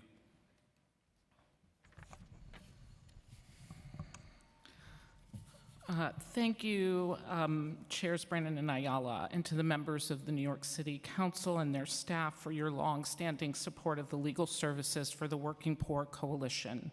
My name is Leslie Thrope, and I serve as the Executive Director of Housing Conservation Coordinators, one of 5 members organizations of this Working Poor Coalition. Alongside HCC, the coalition includes CAMBA, Mobilization for Justice, Northern Manhattan Improvement Corporation, and Take Root Justice. For over 20 years, with the steadfast support of City Council, this coalition has worked to address the civil legal needs of working poor and other low-income New Yorkers, individuals whose income slightly exceeds the threshold for traditional free legal services. The Working Poor Initiative is vital to preserving the economic stability and independence of these New Yorkers. It allocated $455,000 to each coalition partner in fiscal year 25, and this year we are requesting an increase to $600,000 per year for the organizations. That's a full restitution of last year's funding and an enhancement to meet the growing demand and increasing challenges that we face. This increased investment will allow coalition members to increase and expand our services to our communities, including immigration services, workers' rights services, access to public benefits, and economic justice. These services are more critical than ever as federal policy changes and budget cuts continue to erode the social safety net for working New Yorkers. Every day, our organizations work with clients who face civil legal crises that threaten their livelihoods in their homes. These include wage theft and unpaid labor, identity theft, frozen bank accounts, denial of public benefits, consumer and foreclosure issues that jeopardize their housing stability. Without legal assistance, these issues often push working individuals and families into poverty. In conclusion, the Council's investment in the legal services for the working poor remains the only funding stream specifically dedicated to addressing the civil legal needs of working people in New York City. We urge you to not only continue this flexible essential funding, but to increase it. We thank you for your time and your continued support. Good afternoon, Chairs Ayala and Brennan, and members of the committees, which I don't know where they are, but thanks to them as well. My name is Raquel Namuchen. I'm a tenant advocate and community outreach specialist at Mobilization for Justice. I'm also a proud member of MFJ's staff union, AILA UAW Local 2325. Mobilization for Justice has been providing free legal services for over 60 years to low-income individuals, and we pair that work with community advocacy, education, impact litigation that brings relief to many people that need it the most. And so I'm here today to talk to you about the need to fully fund and enhance legal services for the working poor, the Immigrant Opportunity Initiative, and all the other vital legal service programs so many New Yorkers depend on. So every year, MFJ's dedicated staff of paralegals, organizers, social workers, and attorneys handles approximately 14,000 cases from across New York City in the broad areas of housing, disability and aging rights, economic justice, and children's rights. And we're providing these legal services to working class communities in the context, as you all know, of a federal administration that is openly hostile to the ideals of public service and the public good.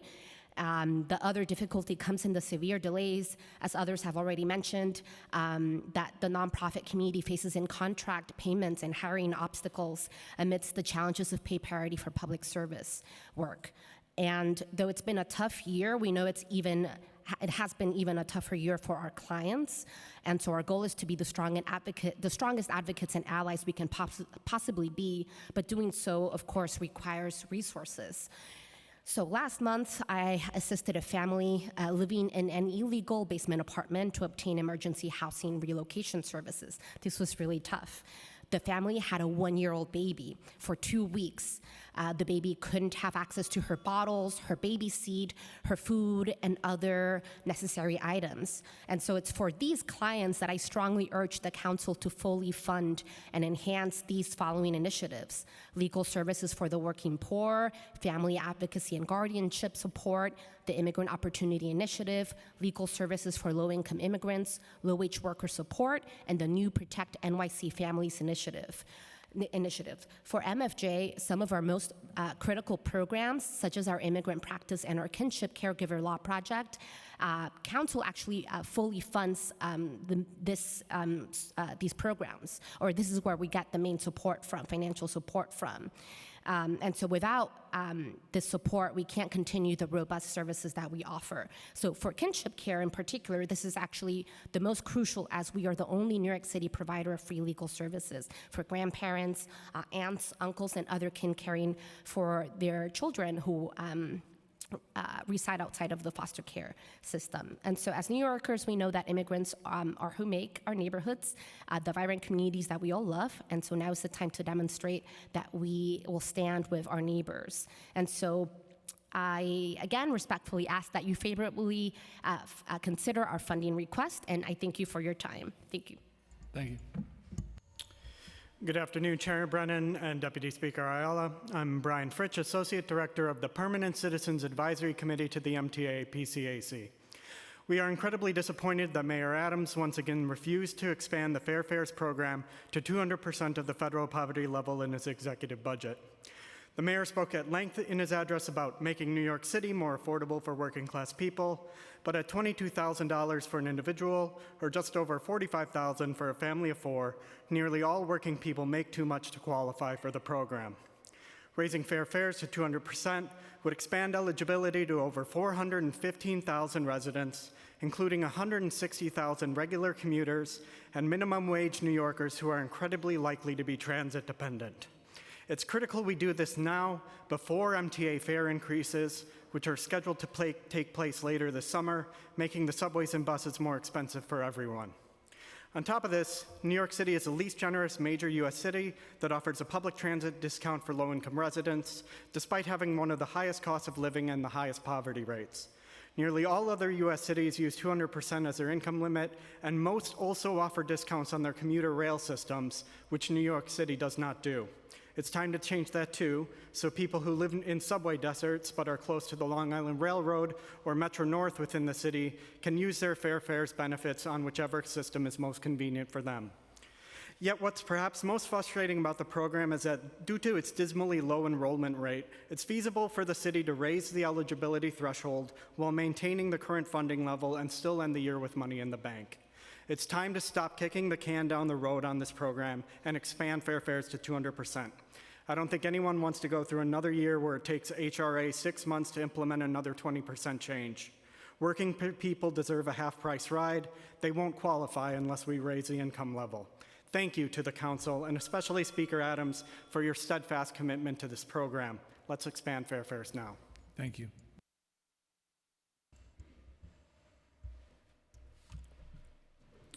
Deputy Speaker Ayala, Chair Brannon, and staff, thank you for the opportunity to testify about the FY26 budget. My name is Abby Bieberman, and I'm the Associate Director of the Public Benefits Unit at the New York Legal Assistance Group. In a political climate where access to SNAP and Medicaid benefits are on the chopping block, and where the intention is to create more barriers and or eliminate access to these benefits, the city must provide the highest level of care to New Yorkers in need. Our clients still encounter problems completing their applications and recertifications because of systems at HRA that are not functioning well or not accessible, and these barriers are leading to improper denials. Although we are pleased with the recent improvement in timeliness, we are still concerned that many of our clients are still waiting too long for cash assistance that they need for their families. And these delays also put our clients up against housing court deadlines and dangerously close to eviction. Failure to maintain these systems for recertifying and applying for benefits causes administrative churn, and it leads clients to losing their subsistence benefits and to have to submit multiple applications before they are accepted. In addition, NYLAG opposes the city's harmful changes to the CityFEPS program that will result in a higher rent obligation for recipients, in conflict with the principle that no family should have to pay more than 30% of their income toward rent. This will impact low-wage working families who are on CityFEPS, who already struggle to pay the 30% required under the current program. Increasing their obligation to 40% will result in more eviction cases. NYLAG also has extensive initiative requests for the following, including legal services for low-income New Yorkers, Immigrant Opportunities Initiative, Immigrant Health Initiative, low-wage worker support, legal services for veterans, legal services for low-income immigrants, and estate planning and resolution. These are all fleshed out in my written testimony, and thank you very much. We look forward to our continued work together. Good afternoon, Chair Brennan and Deputy Speaker Ayala and members of the council. My name is Patricia Wong. I'm here on behalf of New York Lawyers for Public Interest, also known as NLP. I would like to thank you all for this opportunity to testify. NLP is a community-driven legal organization working in the areas of civil rights and health, disability, immigrant, and environmental justice. I'm here to raise before the council urgent issues affecting our client communities. To begin, NLP's health justice practice works to bring an equity and immigrant justice focus to health and advocacy. We continue to find that due to HRA understaffing, our clients experience unnecessary delays and systemic barriers to enrolling in urgently needed health insurance.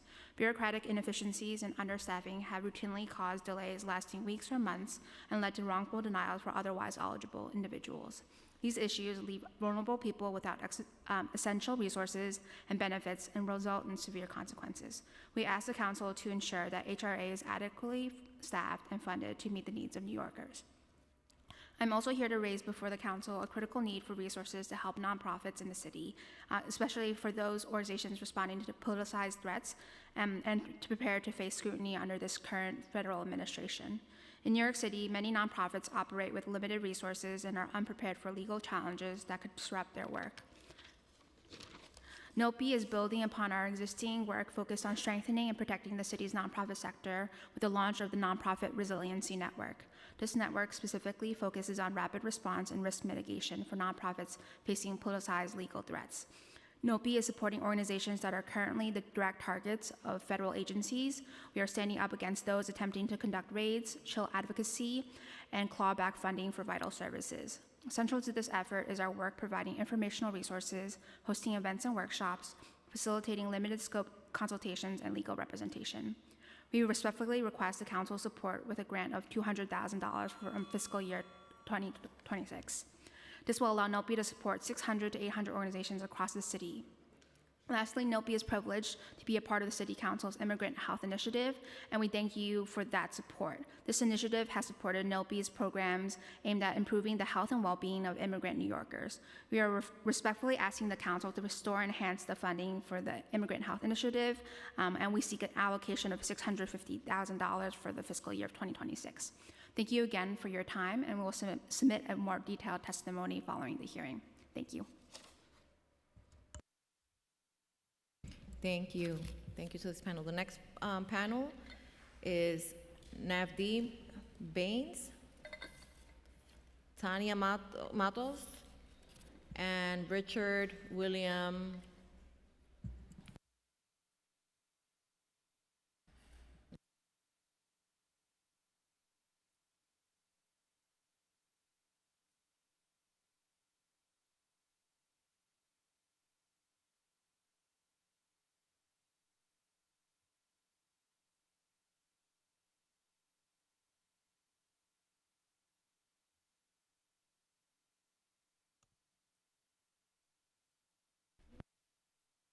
Okay, you may begin. Yeah, thank you.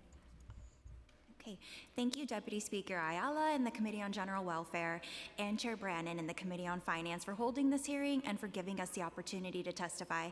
I'm Navdeep Bains. I'm the Associate Director of Advocacy and Policy at the Asian American Federation, where we proudly represent the collective voice of more than 70 member nonprofits that serve 1.5 million Asian New Yorkers. Food insecurity in New York's Asian community has reached a breaking point.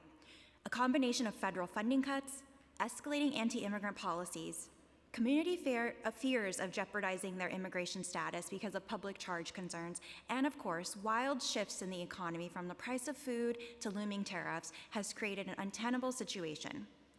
Despite the model minority stereotype surrounding Asian Americans, the most vulnerable in our community face significant hardship. 1 in 3 Asian residents live in low-income households, and we are twice as likely to experience poverty compared to white New Yorkers. Furthermore, 42% of Asian older adults are low income, making them among the city's poorest seniors. Many of our member organizations rely on a combination of federal, state, and city resources to feed our vulnerable community members. In these spaces where demand is increasing, organizations are having to stretch their limited resources to keep people fed. In recent years, our member organizations have also seen a disturbing increase in EBT food benefits theft, and this issue is regularly brought to our member organizations, nonprofits working on the ground, to provide support, as many people in our community have limited English language proficiency and limited digital literacy. In an environment where our communities are surrounded by misinformation, fear, and isolation, AAF believes it is more critical than ever that the city reinforce its support for addressing food insecurity by supporting the CBOs that provide these services. We have several recommendations, which is continue elevating the need for an urgent rollout of chip-enabled EBT benefits cards, because no New Yorker should go hungry due to preventable theft. The city should continue funding a network of linguistically and culturally competent food service programs that provide alternative food benefits to immigrants. The city must also remain vigilant and committed to keeping our community's data safe, ensure that non-local law enforcement are not permitted into sensitive locations, because we know that going in person to get services like food pantry or even just getting any government services is something our community is increasingly afraid of giving the information over and of going in person. And we must continue to have a direct line of communication between HRA and our local CBOs, because our local CBOs are regularly troubleshooting benefits issues on the ground with in-language support and providing culturally competent care. The challenges before us are complex, and we recognize there's no easy answer. Your leadership in addressing food insecurity at this vital time is incredibly important, and thank you so much for your work and leadership. I'm sorry, I just want to call up one more person. Emily Paez?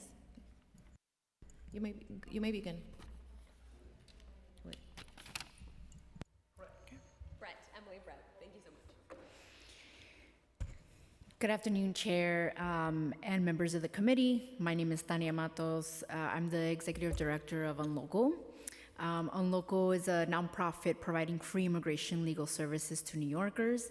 I'm here today to ask you for your support in preserving funding for immigration legal services, including critical initiatives like the Pro Se Plus project, the Rapid Response Legal Collaborative, and also Unlocal's work with the New York State DREAM Act. The Pro Se Plus project is a collaborative between Unlocal, NILAC, Central American Legal Assistance Group, Catholic Migration Services, MASA, African Communities Together, and Venezuelans Immigrants Aid. This program is a lifeline for people who must represent themselves in immigration court alone. Often because of there aren't enough immigration attorneys to meet the overwhelming need. The Pro Se Plus project was created to give these individuals the tools, guidance, legal screenings, and help complete filings and improving their chances of staying safely in the country with support in their court immigration hearings. It's an efficient, cost-effective way to provide meaningful support to more New Yorkers. Just last year alone, our organization served thousands of clients and their families, many of whom which would have otherwise faced deportation or family separation without this vital help. Cuts to these programs would mean more people go fully unrepresented, without any guidance, and where outcomes are drastically worse, as we're seeing day by day. So I thank you for your support, for your continued support for the immigrant community, and really invite you to invest and defend the Pro Se Plus project that we have going on here. Thank you so much, and again, thank you again for your commitment to the immigrant community. Hi, my name is Emily Brett. Thank you to the City Council for this time today and for your persistence over 5 hours of testimony. I'm the director of the Greenpoint Hunger Program under Executive Director Ann Cansfield, and I'm here today to ask for the restoration of CFC's full $100 million for the next fiscal year. I know many of you already hold this opinion as well, but I'm here to preach to the choir on the record and encourage your continued aggressive advocacy. Our lines are not as long as they were in 2024. They are longer, and it does not make sense to duplicate a budget when we are no longer facing duplicate circumstances. Our pantry has faced a 125% increase in clients, and those numbers continue to rise. Guests express to me that their need is growing and that they're anxious for what's to come. We cannot continue to rely on the same amount of funding when we do not have the same number of guests. Yesterday at my pantry, we saw over 100 guests, several of them families with young children. Hunger is not just about nutrition, it's about mental health, It's about dignity. It's about the knowledge that someone in your community, whether it's a parent or a teacher or a member of your city council, cares about you and wants you to be here. And to that end, I would express to this council that a denial of CFC's full $100 million funding is a choice to allow hunger into our city, a choice that doesn't just make New York a worse, less livable city, but makes it more dangerous. A fed child is a child who can focus, who can learn, who can go to school, and who can play. A hungry child or a hungry person is in danger not just physically, but mentally. They're at risk for depression, anxiety, substance abuse, suicidality, and violence. Hunger is not just a physical sensation, but it is a destabilizing threat that can undo communities, families, and individuals. To briefly zoom out on the large scheme of this best budget, the choice to give CFC its $100 million share while giving the choice not to give CFC its $100 million share while giving the NYPD over $3 billion isn't just an act of absurdity, it's an act of hypocrisy. Guns and tasers on the subway do not make our kids safer. Food on the table makes our kids safer. Please expand this budget to give pantries what we need to do our essential work. If you want to keep New York safe, please keep New Yorkers fed. Thank you for your time.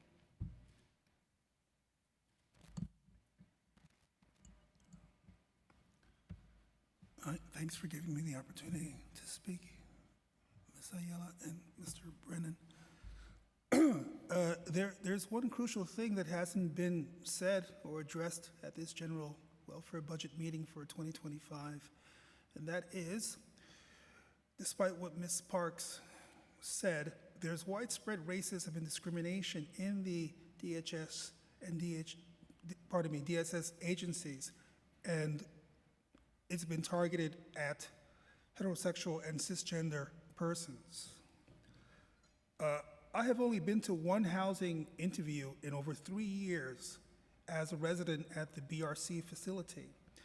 And this is after meetings with case managers, with outreach management, with meeting the ombudsman at DHS repeatedly for over 3 years.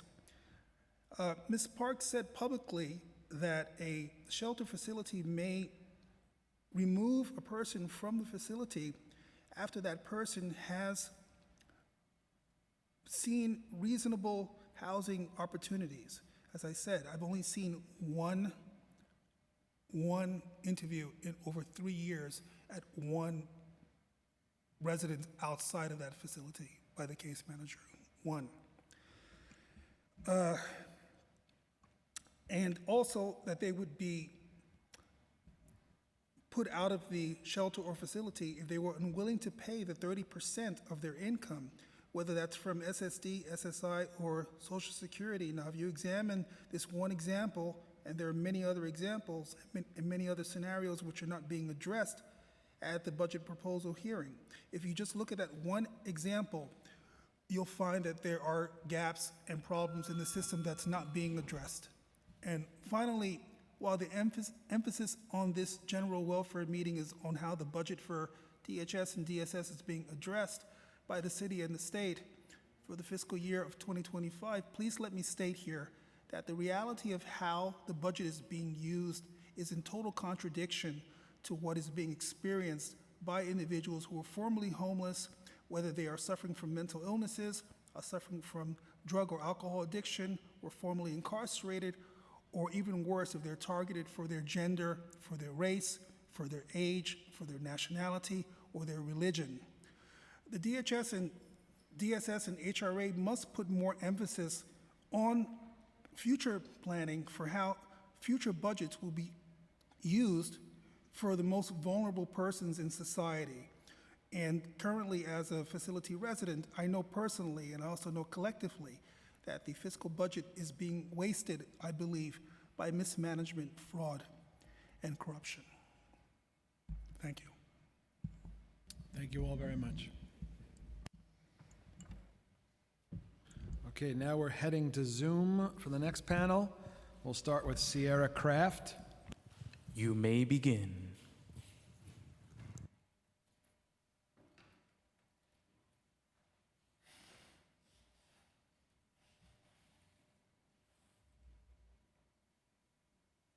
Hi, good afternoon, Chair Brennan and Deputy Speaker Ayala and members of the Committees on Finance and General Welfare. Thank you for inviting testimony. My name is Sierra Kraft, and I'm the Executive Director of the iCare Coalition, a citywide network of legal service providers that for over a decade have ensured unaccompanied immigrant children in New York City have access to free, high-quality legal representation. This year, we're in a moment of urgent crisis. On March 21st, the federal government abruptly terminated the Unaccompanied Children Program contract, wiping out nearly $14 million in funding for legal service providers, and 1,300 children lost their attorney overnight. These are kids, some as young as toddlers, who have fled violence, trafficking, and family separation, only to face a complex immigration system without legal representation. And access to legal representation is a key form of homelessness prevention, ensuring that immigrant children can secure lawful status and remain safely with family or sponsors, rather than falling into systems of instability. Without an attorney, a child's chance of staying safely in the US drops to less than 15%. And with an iCare attorney, that chance rises to over 90%. This federal funding collapse is having a devastating ripple effect and is destabilizing our legal ecosystem that we've built over the last decade. Several of our legal service providers have had to do layoffs, freeze their intakes, and lose expert attorneys. These attorneys and organizations have built trusted, culturally responsive relationships with families and communities we serve, particularly in Brooklyn, Queens, and the Bronx, where most unaccompanied children live in New York City. Meanwhile, children are still being scheduled for hearings, their cases are moving forward expeditiously, not understanding their rights, no voice in court, and no protection. The City Council's longstanding support through the Unaccompanied Minors and Families Initiative has been essential, but funding has remained stagnant for more than 6 years, and while UMFI has helped providers shift some of the cases and respond quickly, it's just not enough to meet the growing need or offset the damage Time that these federal expired. cuts. Thank you. This is why we're requesting $6.3 million in discretionary funding to help stabilize UMFI and $5.4 million in emergency funding to help shield us from this federal termination of the UCP contract. Happy to answer any questions, and thank you for your time and continued commitment to the immigrant youth in our city. Thank you, Sierra. Now we have Carlin Cohen. You may begin.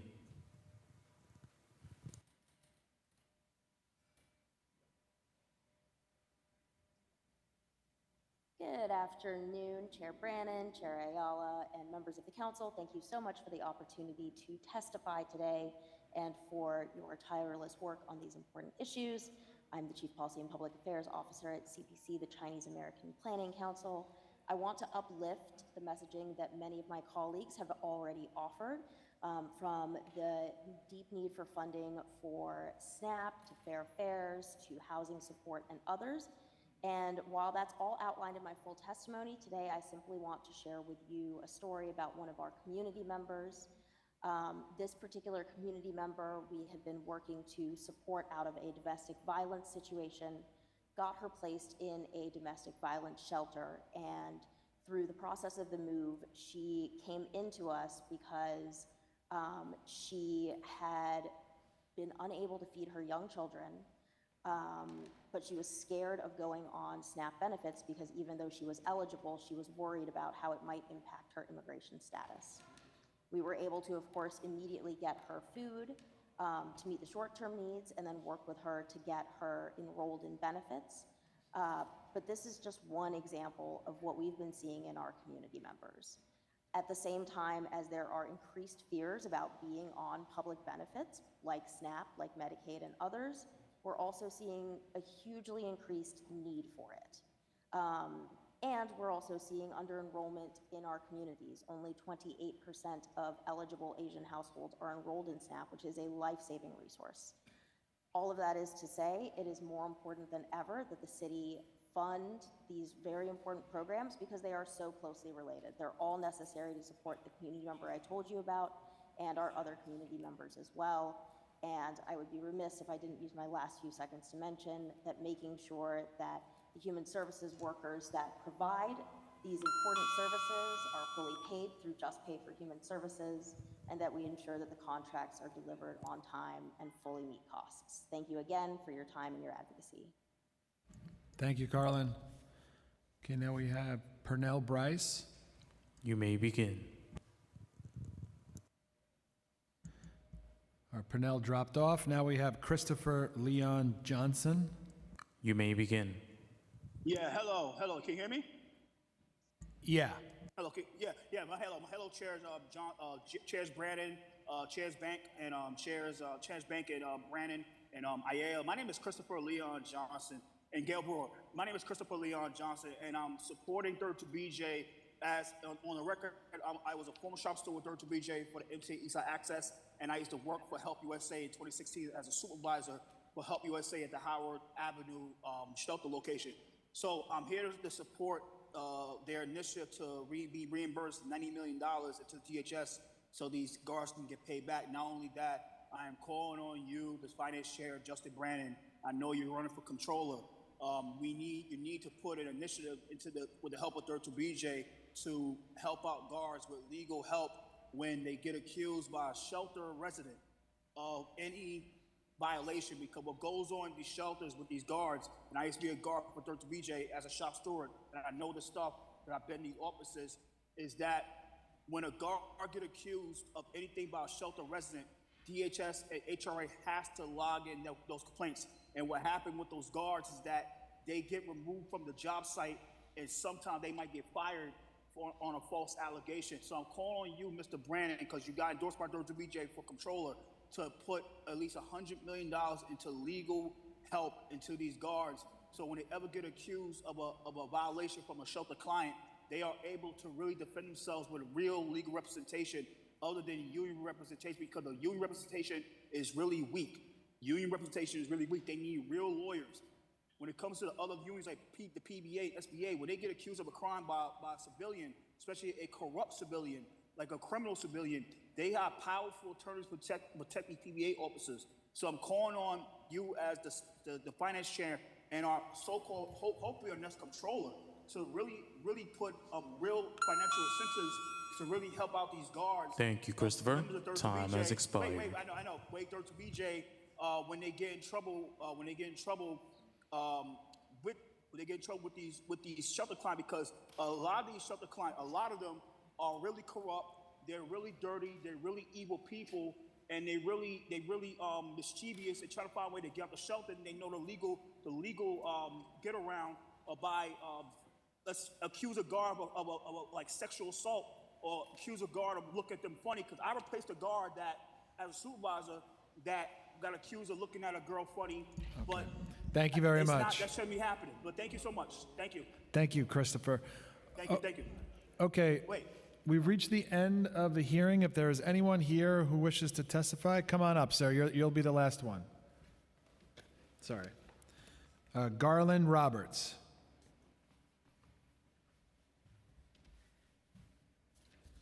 You only got 3 minutes, right? You got 2 minutes. You made it just in time. Former Assistant Secretary of Defense, George Herbert Walker Bush Sr. Also, You can take a sec, get your breath, and go ahead. I'm mad as Hades. You're getting a budget when you're being drained by people that are stealing from the situation.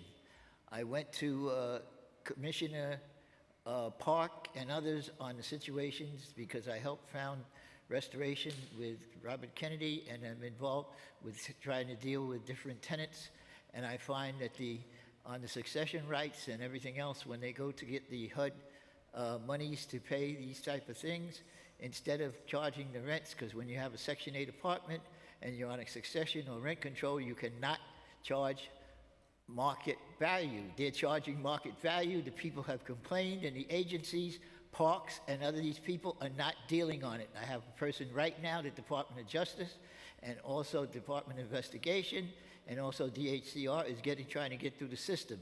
We need a system like the IRS has of a whistleblower system, or else we have to go to Doge and Donald Trump and all these crazies. They're bugging us to give them information, but we can do it for ourselves. We need a whistleblower system that has rewards on conviction, and this way we can have an independent group of people that can try to help and protect ourselves. Thank you very much. Thank you. I've been undercover for FBI. I've been undercover for Terragiano secretly in clearing up the bidding process and other things. But this new administration's, you can't get anything done. Thank you very much. People on the tape. Okay, if we have inadvertently missed anyone that is registered to testify today, either here in person or on Zoom, and you've yet to be called, please let us know now. Use the Zoom hand function, and you'll be called in the order that your hand has been raised. Seeing no one, day 5 of executive budget hearings for FY26 has been adjourned. Thank you.